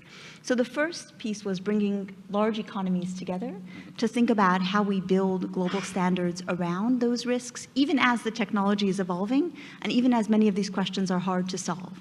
You know, when I travel internationally, the first question we almost always get is the role of deep fakes in elections, and how we think about that, because free speech is something we're deeply proud of as democracies.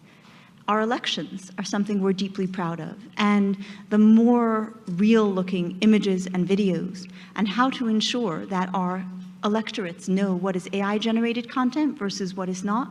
The reason watermarking was a key part of the first voluntary commitments. The reasons we're having the conversations with companies around accelerating the technological maturity of watermarks and saying, let's not make perfect the enemy of the good. Let's ensure content gets watermarked, along with helping to educate our electorates to know the difference between AI generated and not.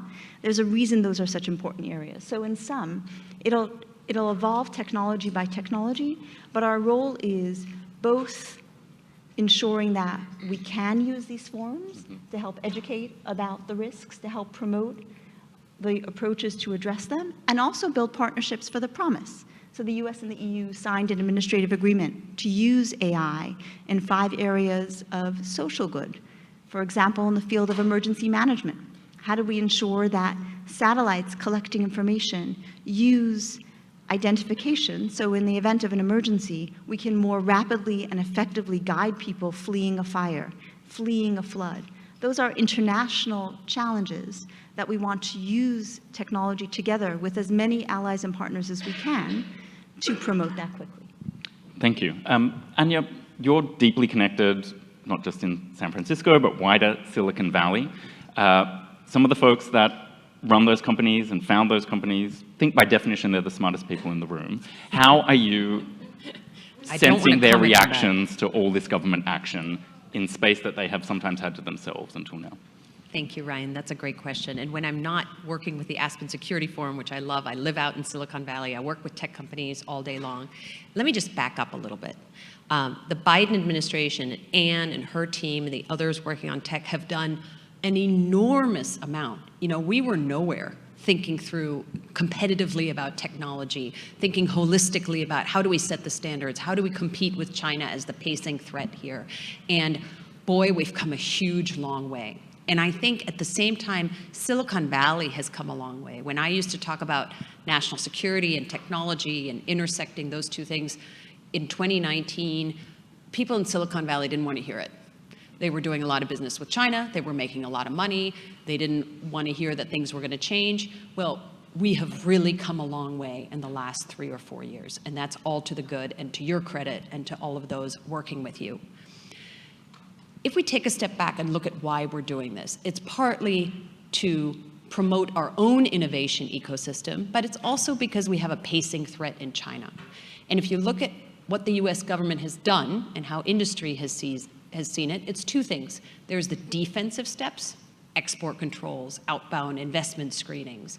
And those were important, but in my view, and I think in the industry's view, we're kind of reaching the limit of what those defensive things can do. I think Silicon Valley sees this not as a decoupling from China, but as a great race. And in a race, you can hobble your opponent, or you can try to run faster yourself. So I think the view from the Valley is, we've done a little bit of hobbling, but now it's time to do all of the steps we need to do to actually promote our own innovation and push forward. So to go on the offense, basically. To go on the offense. Okay. Anne, AI is clearly going to transform intelligence.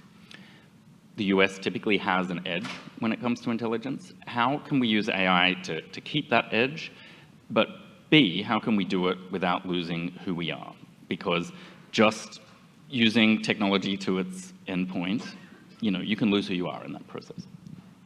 It's a great question. Two of the toughest problems we have in the intelligence community is making sense of vast amounts of data that's collected. And the second piece, making vast amounts of intelligence reports that are generated available, summarized, and accessible to those who can use it quickly and effectively during decision making. So for example, on the second, think of a chat GPT for tens of thousands of intelligence reports coming from each, whether it's human collection, whether it's signals intelligence, that's available on the desktops of analysts or policymakers who can ask a question immediately. Tell us, for example, what is the likelihood of a North Korean launch of an ICBM? There's a number of factors that an individual, or more likely a team of individuals in the intelligence community will put together to try to answer that. That process is, big components of that today are manual. Big components of that take time to pull together. And the most satisfying work for people working in the community is answering the question. So if we can accelerate the time and automate that work, both to pull that work together, as well as to make it available to a policymaker.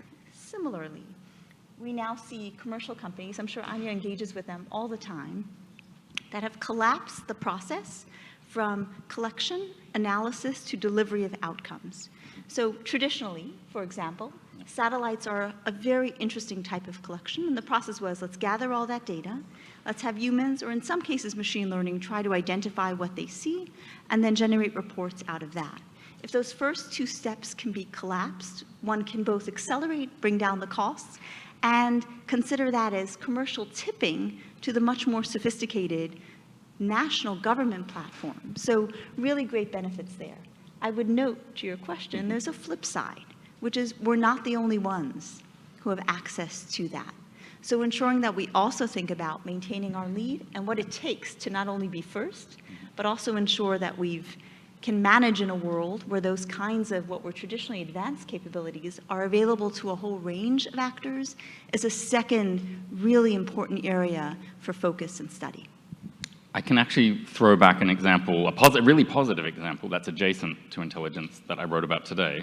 And I would have had no idea if I wasn't doing this for a living. There are companies now contracted by Customs and Border Protection that work to break up the fentanyl supply chain, but much earlier in the supply chain, before the fentanyl is even finished.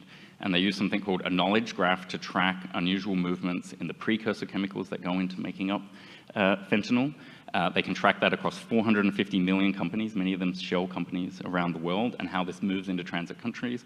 And then they can shut down the production or stop the production from happening in the first place, avoiding having to ferret through 83 million vehicles that cross into the border each year. So that's a really good example of how you can use AI. Yeah. I essentially wanted to jump in, Anya. Well, this is exactly the kind of thing that we need to do to stay in the lead. So this makes my point previously that we should be mostly on the offense. If you look at AI, the export controls on chips, on semiconductor manufacturing equipment, the second set of export controls that just came out this October, they had an important effect to slow down China's building of large language models. But make no mistake, the Chinese are excellent entrepreneurs, they're excellent technologists, and that advantage is only going to last so long. And in certain things like visual recognition, autonomy. Chinese AI is excellent, first rate. So we've got to do more to accelerate ourselves. I'll give you one example. The Chips and Science Act, hard fought, really important bill. Raimondo and Commerce deserve a huge amount of credit for this. The part that no one noticed was that it was actually the Chips and Science Act. There was supposed to be a huge appropriation for federal government R&D, and that is hopelessly underfunded. It was authorized. It's this year $7.5 billion underfunded, and every year you're going to see that being less and less and less funded because, by the way, guys, there's no one lobbying for it. So we're skewed far too much to chips and not enough to science. Well, we're just underfunding the science part that was authorized. And we can dig ourselves out of that hole, but it's something that Congress needs to pay attention to, and I worry that sometimes they're not. We've had, like, I'll give a personal view here. I think we've had a somewhat skewed set of AI debates this year, where we've over-rotated on existential risk around AI, but we have kind of under-rotated on more immediate risks. And that ranges from the bias and discrimination risks. But I think maybe we're forgetting that competitiveness or loss of competitiveness is also a risk. You know, we're not weighting that correctly. Any reactions to that thought? I'll let you go first. I think you're very right with regard to one risk is not using AI to advance areas of our economy, areas of our government where it could make operations more efficient and allow for new and creative uses we may not have thought of before. So to your point, education is a really interesting sector. You have a class full of children, even the best teacher has a hard time tailoring for each child so that they learn the most. Most cities have operation centers, call centers, where people call in and ask for various things.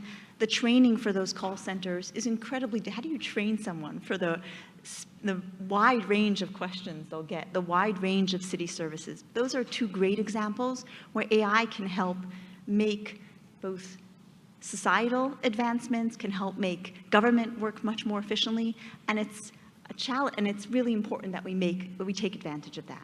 In the area of from a broader economic perspective, think about, and this is a tie to your earlier question about spectrum. Yep. Fascinating space to think about UAVs monitoring infrastructure, electricity infrastructure around the country to identify down lines, to identify shrubbery that's growing to where there'll be disruption to electricity services.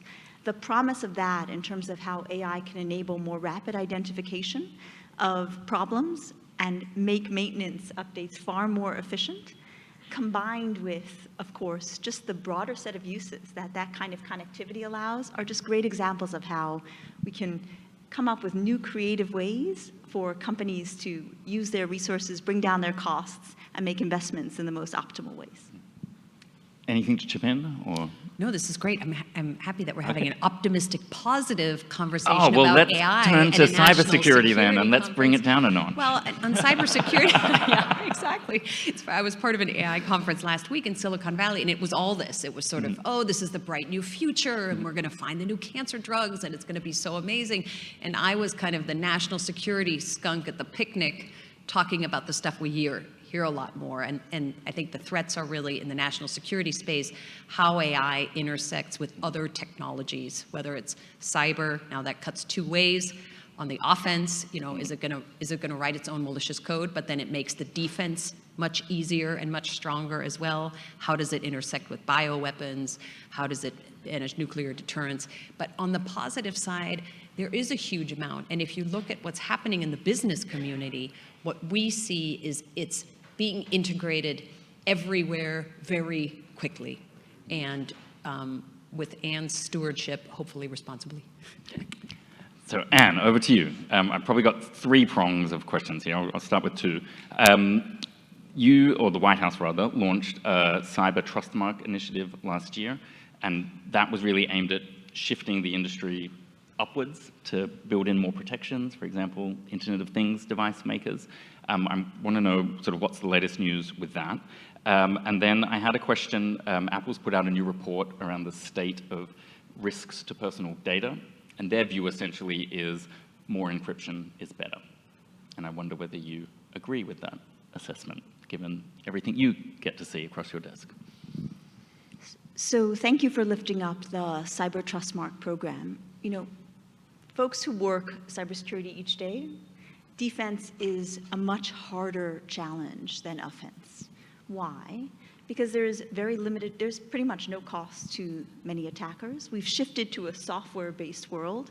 Even from a defense perspective, we talk about software-based military capabilities in that way.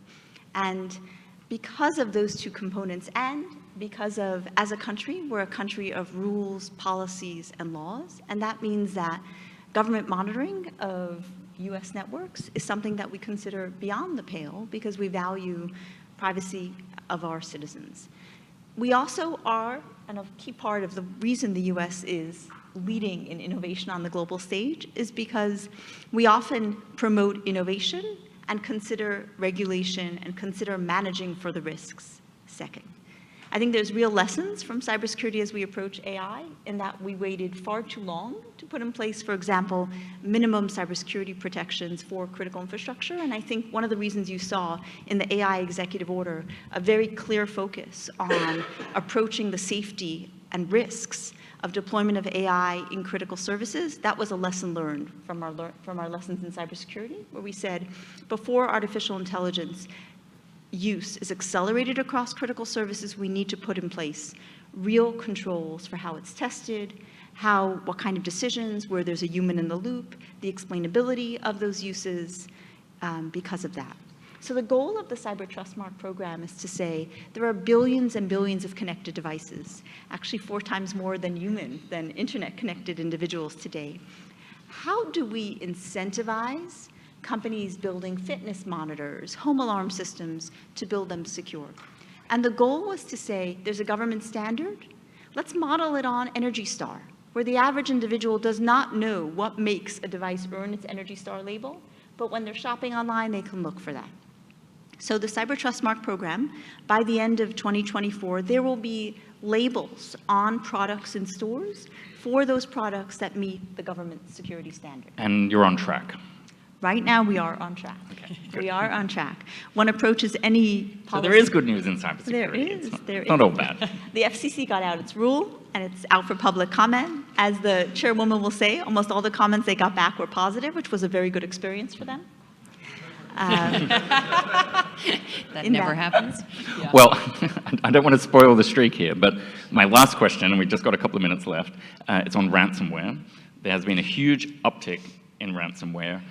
It's really leading democracies that have been the main targets of ransomware attacks. It's starting to hit the infrastructure of Middle America. I think there are 60 credit unions under attack right now.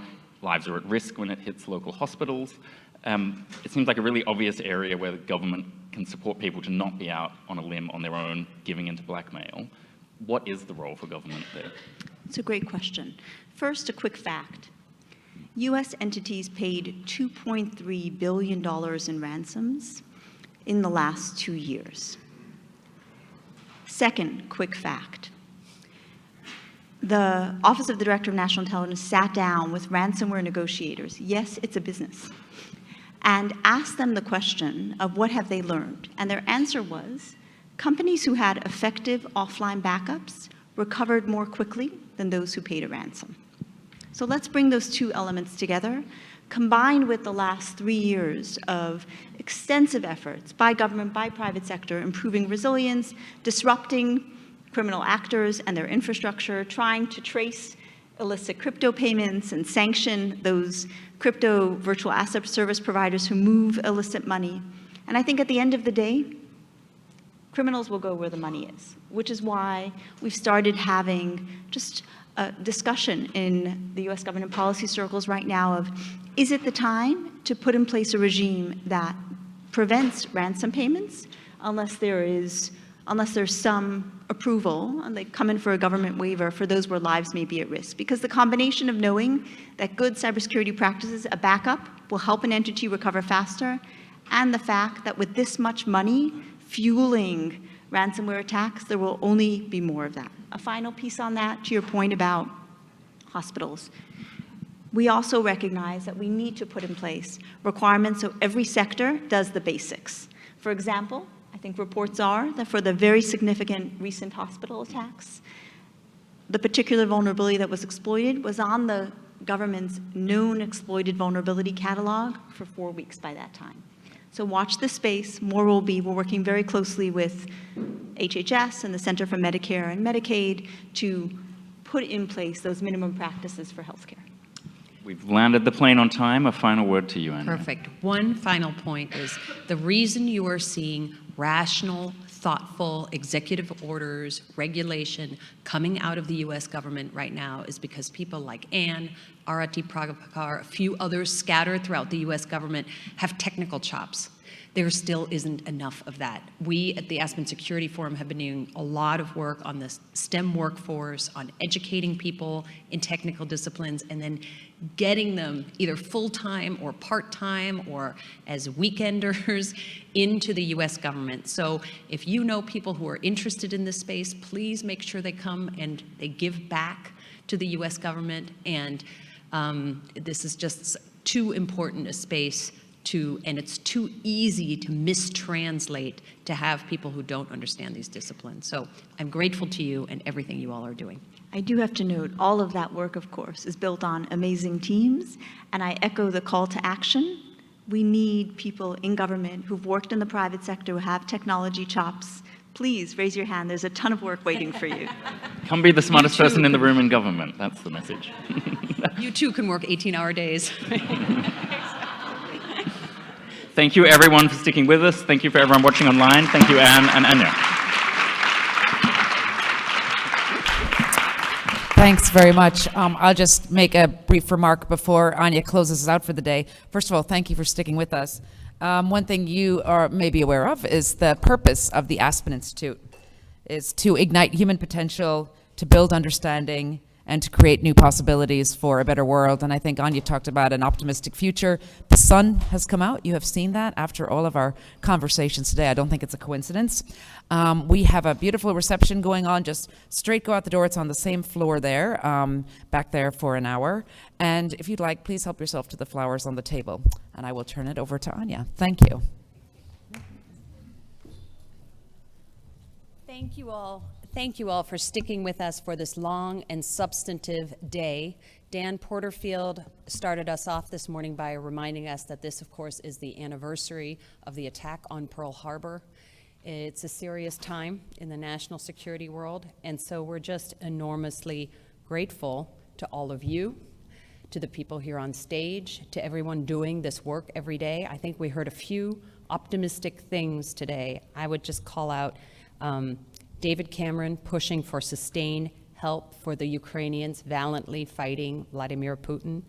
He said that the biggest beneficiary of the Pax Americana is America itself, so I hope we keep that in mind.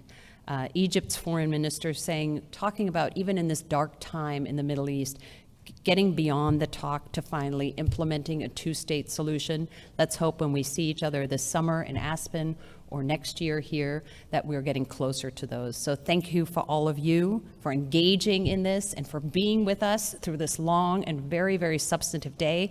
And you all deserve a snack and a glass of wine. Thank you. Bye.